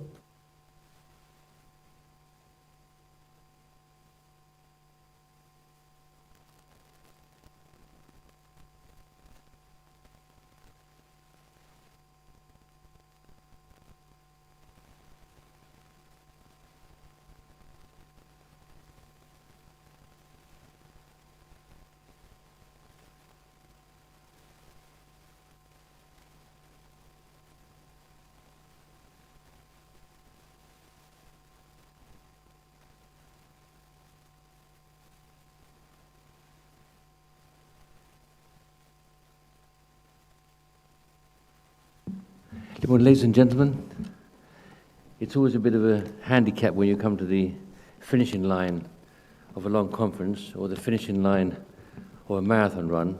And you probably know that I've done about 10 marathons, so I know the feeling on the finishing line, especially in the afternoon. I think what we heard today were matters which I find very, very controversial. The reason why I always try to make the best of attending conferences is because it puts you in a thinking pattern and a learning mode. So effectively, I find that whenever one goes to a conference, and provided you focus on what you can hear, what you can literally absorb, one always leaves here knowing something more than when we came. And that's one reason why we all have the patience, the resilience. We sacrifice time in many respects to make sure that this situation is always an opportunity to maintain lateral thinking, to say things which are not really what I call sometimes politically correct. They can be controversial, but I believe in sincerity, and I believe that effectively that in a situation like this where Mr. Rangoulis has organized such a great venue, it's an opportunity for all of us to think out of the box and actually tackle matters which in a certain way, we haven't got the faintest idea what it's all about, because all these issues which we're confronted with today, you know, they all have a different dimension, different issues of tension, different elements of insecurity. And I find that one has the ability in conferences to share our insecurities or our concerns and our worry. Because let's face it, I mean, we've all been through a phase the last month or two where, you know, we're very vulnerable in Greece, as you know, from the position point of view. And it also makes us basically think about the fact that the security is not a commodity which you can buy. I want to make one comment, if I may, before I call on my team here, is that being, as you know, a guy who got a bit of scar tissue, and I've been around the block for a while, and I'm also very romantic in my work, and I find that there's always an assembly or a resilience or a certain connection between the Greek history and everything we see around us. Now, what I'm going to do now is that I'm going to quote Thukydides. Now, Thukydides mentioned the following. First of all, as you probably recall from your history, that the Peloponnesian War, which took place between 431 and 405 before Christ, the historian wrote after this war, it was the rise of Athens. As you know, the Peloponnesian War was the war between Athens and Sparta. It was probably one of those first pseudo civil wars, but it wasn't really a civil war at the time, because at that time there were actually different countries. But effectively, that's the perception of the famous or the fabulous thing we have in our history of always fighting each other. We've had so many civil wars, it's gone out of fashion. But anyway, what he mentions is the following. It was the rise of Athens and the fear that this installed in Sparta that made war inevitable. Now, for Sparta, today we can just read America. And for Athens, read China. Now, this does not mean that war between them will happen, but it is a warning that without imaginative statecraft and compromise on both sides, you always have that risk. And I find that what we have today is, because we've got our topic here, as a maritime industry and change the geopolitical environment, I personally think, and I want the comments of my panel here, is that one of the main issues we have is the tension between the United States and China. I take the personal view, which is controversial, and probably one shouldn't say this, but I will. I feel that the tension which has arisen between the States and Iran may not be directly involved with Iran. It may be involved with the idea of the States and China and the vulnerability which China may have by virtue of the energy deficiency which will arise by having this part of the world closed down or put in under tension. That could be a way of maybe, as one puts it more colorfully, of weakening the enemy. Now, I won't say anything more than that. I just want to mention that point because I think it's one of the main issues of our attention today. And I want to call on my panelists here to, first of all, I want each one of you to make a few-minute statement to say what your experiences are in general, what you'd like to portray in terms of what you've actually experienced over the last, at least a couple of months. Now, the couple of months is something which we should really focus on as such, because we've got many experiences going way back. We've had a lot of issues in politics and upheavals in history. But I think we also have a time limit here, which in fact are going to make our session rather short, and because we will over push the time, and I think we have to leave in maybe half an hour or so. So I think I'll just leave you to each one of you make your point. Thank you. Good evening, everybody. Thank you very much for the invitation. It's a pleasure to be here with good friends. As far as our experience is concerned, I mean, this is not the first time that we are facing crises of various sorts, and we deal with them as we have done with every crisis in the past. Again, the most important thing we always have to keep in mind is the heart of shipping, which is the seafarer and the cargoes that we carry. But life, obviously, our cargoes and the environment are the most important thing. And we try to make sure that these are looked after. In terms of what the cause of this geopolitical tension is at the moment, It's very, very difficult to read what Mr. Trump might be thinking, whether it has to do with Israel pushing him into it, whether it has to do with his thought that it would go like Venezuela, whether it has to do with China. It's very, very difficult to tell. They have been quite, the Americans have been quite eager to accommodate China to a certain extent, I think. They don't want to starve them of supplies. But of course, they have said, on the other hand, that they want to control Iranian oil. So that might be a point of tension going forward. But for the moment, I think they're trying to keep the Chinese at peace. And it will be very interesting to see what happens in the meeting that they have in a few weeks. Thank you very much. Vasilis, you had a ship in that part of the world you can give us some experience about. Thank you. I thank you very much, the organizers, to invite me to talk. What I have to transfer is the really experience that we have with a small bunkering vessel that is operating in Fujairah all this time. Of course, it's a difficult time because the Vopak terminal, more or less 50% is out of order from the drones that bombing the installation and the terminal. Our crew, once it was alongside in the jetty, they are going out, and so overall in the anchorage it was more safe anyway.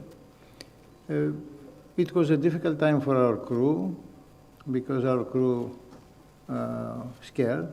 It is illogical, and of course are workers, and they are not decide to be in this area, that it is a really dangerous area. And some of them, they are really like to leave from the vessel. That is also logical. But no one wishes to go back to replace them. So we face a really problem with the master, that it was the time to relieve the master that it was on board. And obvious is giving a lot of headache how to do all these changes. Of course, that it was in the first days of the attack of the American, the Iranian, and now the more or less is on a normal way. You can replace them and so, but Siemens, they are not willing to go there. So that we have to extract of this that how many other difficult things are arising of this war. And I believe that a lot of Siemens are in the same position. And also some owners that they don't know what they do with charterers, that they are not, they don't want to transfer the vessel in other areas. And 1 week ago, it was ready to move the vessel to the Red Sea, to Jeddah, in order to avoid more complications, because of course the supplies, it was absolute zero. So that I believe that everybody of us, we can understand that commercially and practically, the headache, it was really, really serious. So we hope that all these things is going to be solved, because my personal opinion is a matter of business, everything. I don't want to analyze my own opinion why all this happened. It's not the right time, I suppose. I'm optimist that this is going to be finished when all the contracts of the United States to export all the oil that I have in the mind exporting, and then they are open all these channels to operate. So that the reality, and this is that I have to say for the moment as a statement. Thank you. Panagiotis and Thanasi, if I could just maybe focus on restricting the question, following from what Vasily mentioned, is, as you know, we have a lot of ships which are trading in the area, and of course they've got war risk insurance, they've got their own facilities for actually covering the security issues. But do you feel, both of you, that in terms of the crew which are on the ships, I mean, the crew may not be directly concerned with the owner earning $750,000 to $800,000 a day on his time charter. you know, you've got the security aspects, which one can take the view that the crew are paid adequately for taking the risk of being in that area.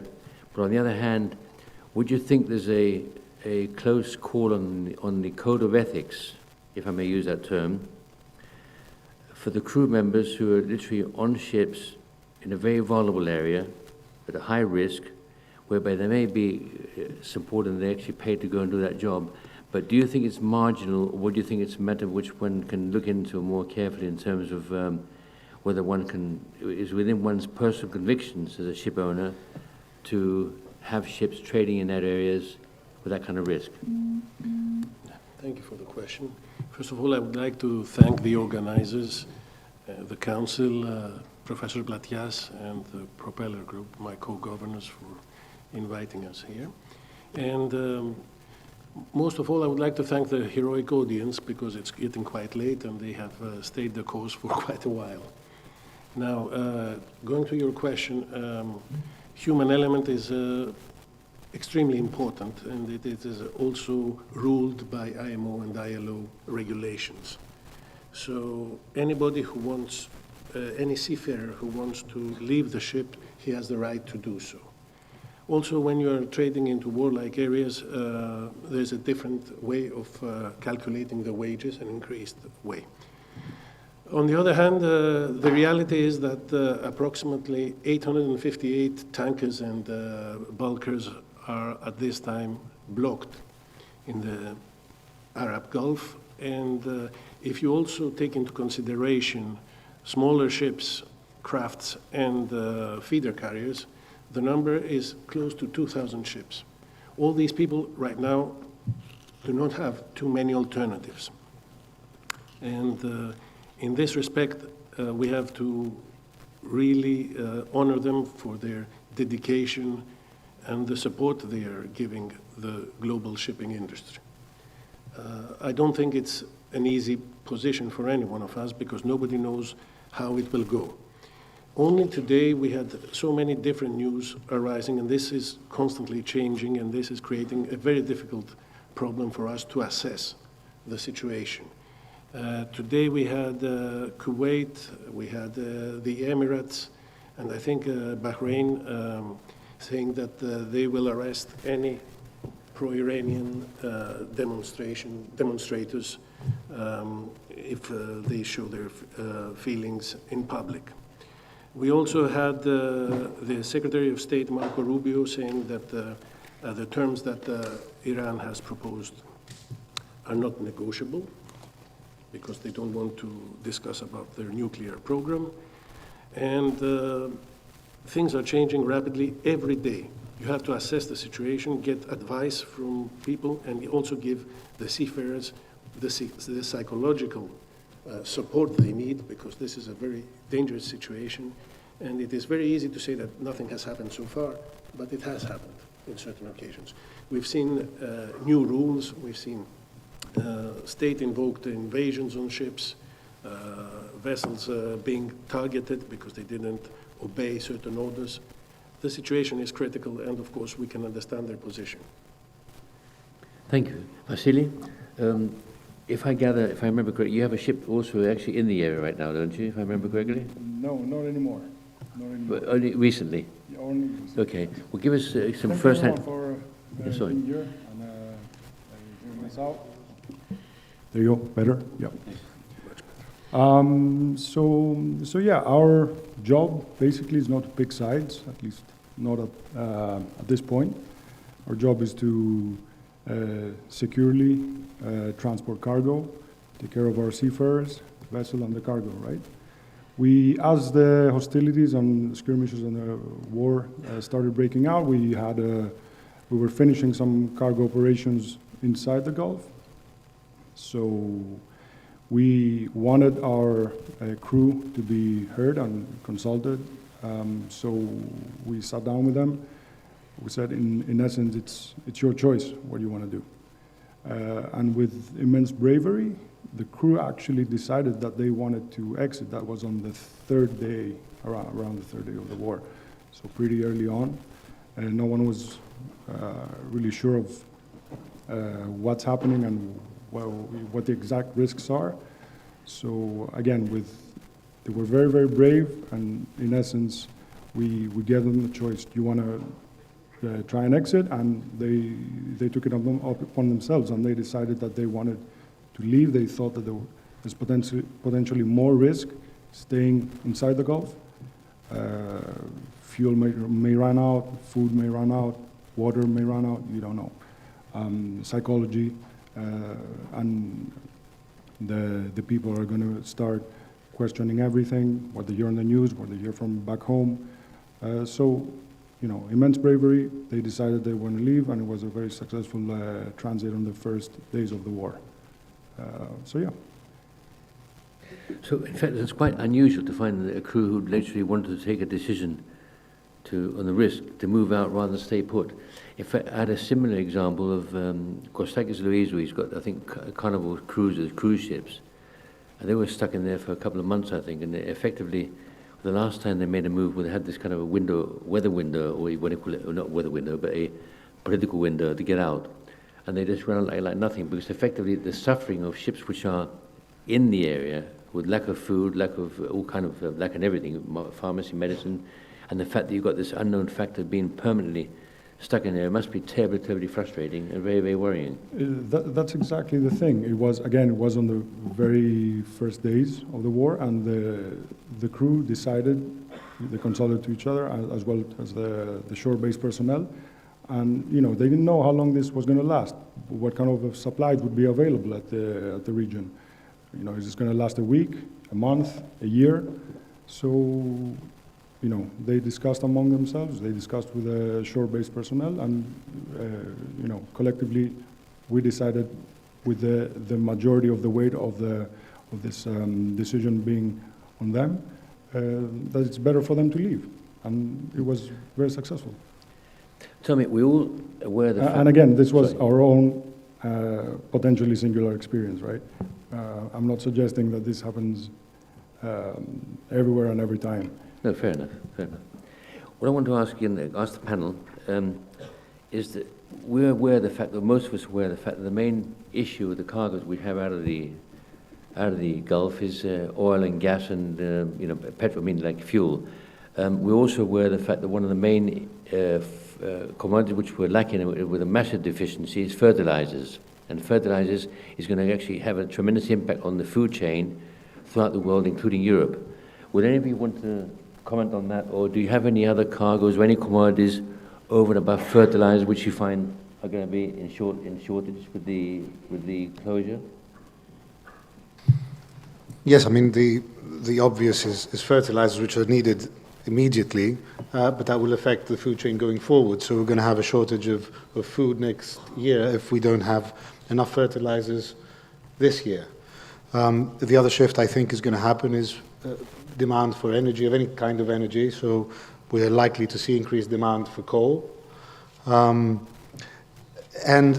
the other thing is it will affect probably the green transition, which will affect it both negatively and positively, because on the one hand, countries will be more likely to use fossil fuels more in order to compensate for the non-existence of enough oil, but also they will try to shift as quickly as possible to renewables, and that'll be very interesting in the medium term. So immediate is the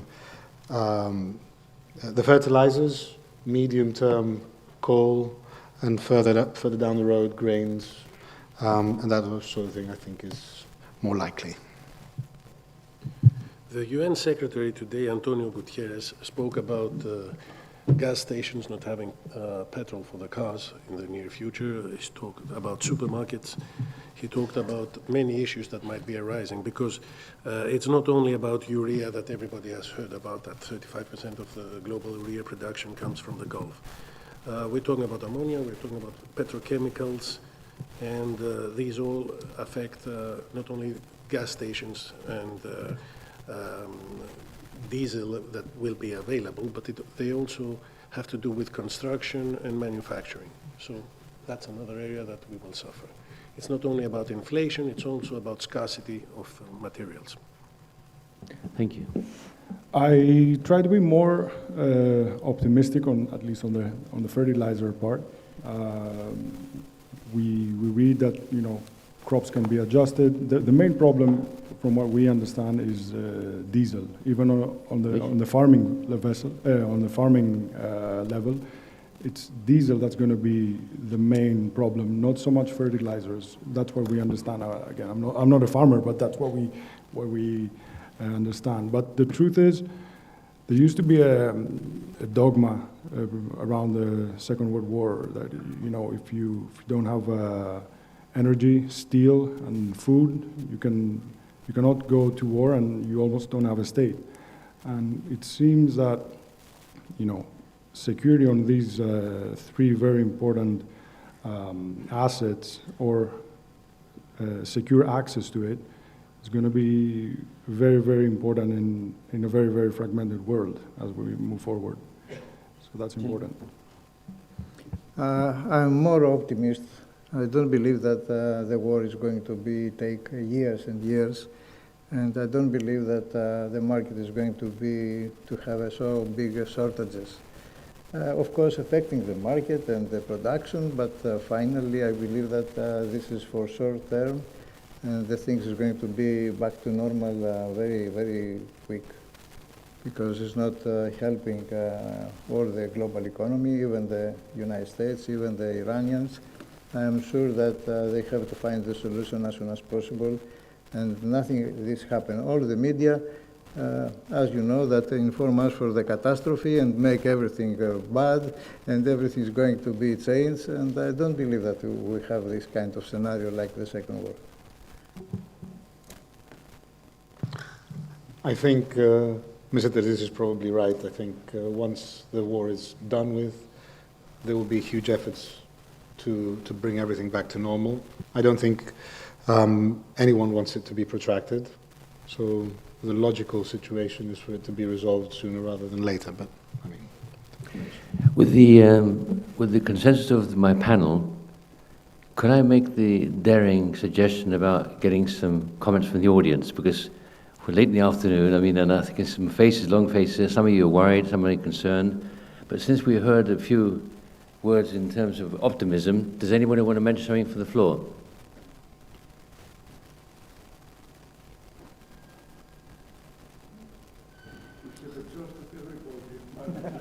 Μα γι' αυτό το είπα. Anybody? Εσένα σ' ακούω σιγανό σήμερα. Sorry?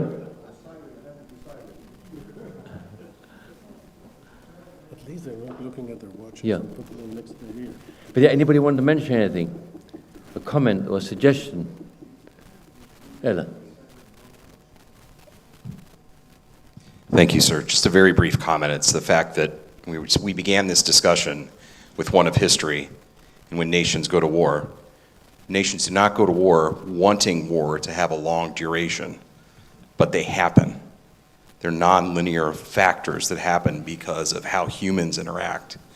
And so I think we just have to be very, very cautious and skeptical of this question of how long this conflict, which in many ways is representative of a series of interrelated conflicts, will endure. And just a note on that. Thank you. Say you haven't made that comment, and aren't we all worried about the fact that our beloved friend Trump, in the beginning of the conflict between Russia and Ukraine, you say have it sorted out within 24 hours? We're 4 years into it now. How many 4 years now are we? About 4 Yes. 4 years. That is an example, for example, of sometimes things being so prolonged, and I find it's astonishing that we pass day by day without having any reference or anything to what's happening in Russia and Ukraine. In fact, it's quite worrying, actually, to a certain extent. Any comments there? I can.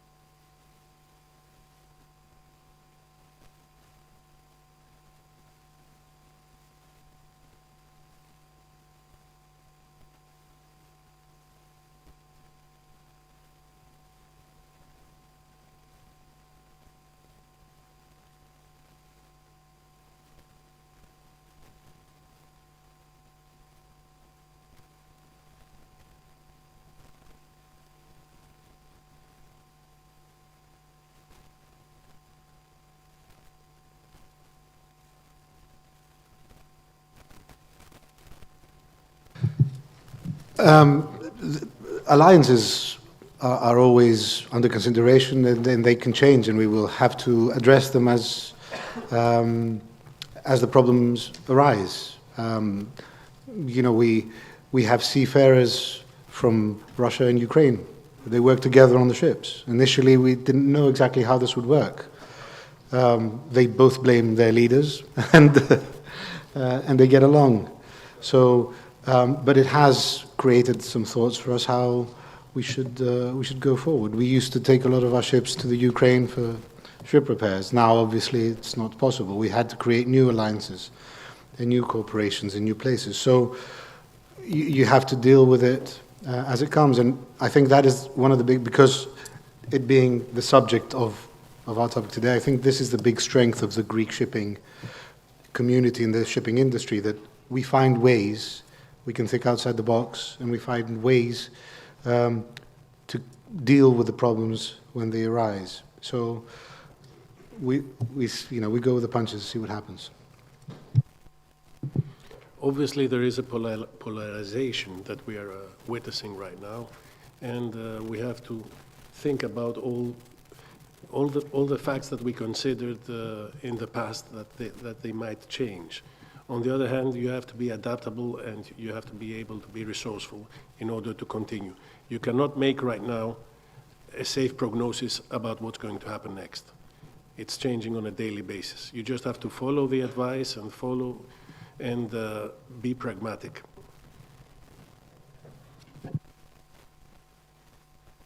Anybody else? Yanni, you're quiet. No. Other Yannis.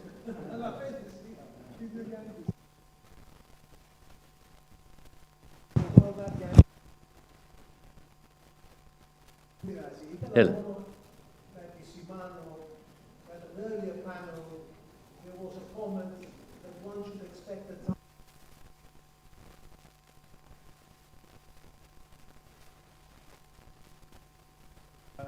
Means to an end. And I think that wasn't commented on enough, because I think it's a dark route to go down, and I think this is the type of place where one should try to stop this type of thinking from becoming a new normal. So parading an example of striking an LNG vessel in the Med, or of striking vessels while they're moored in Black Sea ports, simply because they happen to be trading with the wrong cargo, I think is a very wrong precedent, and especially as a Greek tramp shipper, I think it's a very dangerous precedent. And I think places like that ought to highlight that kind of thinking, to dissect it, isolate it, and neutralize it before it permeates everything. So that's the Mackinder Forum. George, thank you for provoking me. Like the two gentlemen on the right, Mr. Tezis and Mr. Xanaratos, I'm very optimistic. On the other hand, I have to be pragmatic, because war is father of all. If you don't destroy, you cannot rebuild. This is the pitiful message in history, with a combination that there's always the first time. What will come, it will be worse than an Armageddon. You know, from London, your good self and myself, when we go to Baker Street, the memorial says, for those who have fallen in the Great War. Then on the second, we renominated first and second. So you don't know yet what is to come. Thank you, George.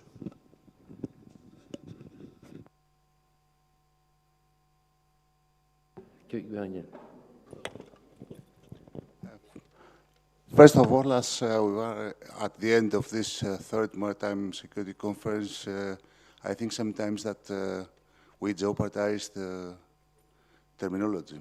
First of all, likelihood is different than the probability. Louder. Likelihood is different than probability. Likelihood is a matter of calculation, a matter of frequency and repetition of frequency, while the probability is something else. It's a matter of assessing. At the end, what's the opinion of this panel? We know that maritime security and navigational safety are different disciplines. But do you believe that they can work apart of each other? Repeat the question, please. Repeat the question. Maritime security and navigational safety are different domains, different disciplines. Do you believe that they can work apart of each other? That's the billion-dollar question, because they are interrelated to a certain extent, but as to how far they're going to coincide and supplement each other, that's a different story. I mean, that's a matter that, unfortunately, history is full of examples of scenarios where one comes close to the bone, where one contradicts situations, or where you have one act or whatever. I mean, we know about Newton's theory, that every action has a reaction. But here you've got a situation where when you have two forces working in parallel, unfortunately, one can never be sure. I think you can be more sure if you're conducting an orchestra. I don't know whether you're a musical, but if you're conducting an orchestra, even though you may have 60 players, the one who's the maestro in an orchestra, it's more easy to go and do that, to share music which is beautiful to the ear, rather than friction which we have in day-to-day life. That's my view. And I'm closing. That's the way international security cannot work outside or in different procedure than the geopolicy. No, I fully agree. Then on the other hand, my friend, security is a matter of opinion rather than a matter of fact. Anyway, anything else? Kosti? Eh? Δεν είχε πολύ, είναι tired. Πάντως, τουλάχιστον, I achieved something. Σας ξύπνησα.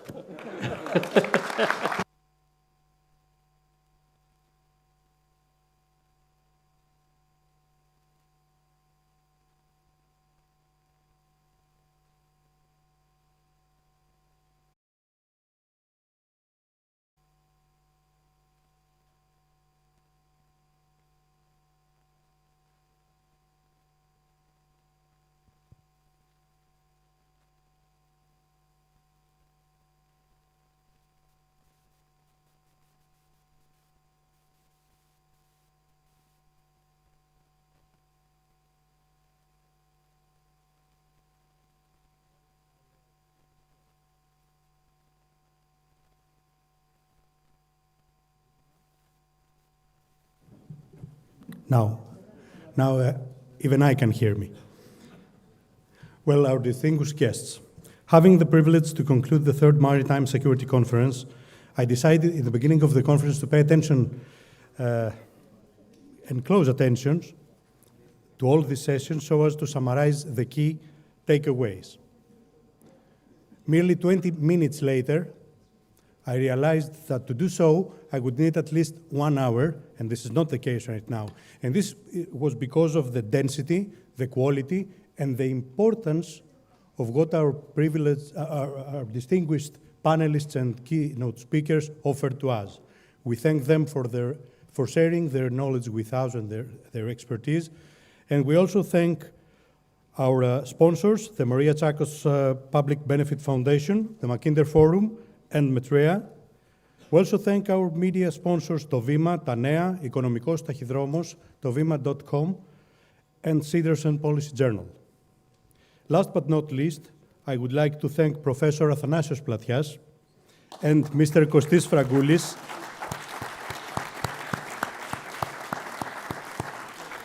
as well all those that contributed to this, to the realization of this event. Without your personal commitment and dedication, this event wouldn't be like that today. Last but not least, we thank all of our audience for being here and attending this conference, and we wish a safe trip back home, especially to our abroad speakers. Thank you very much and have a nice evening.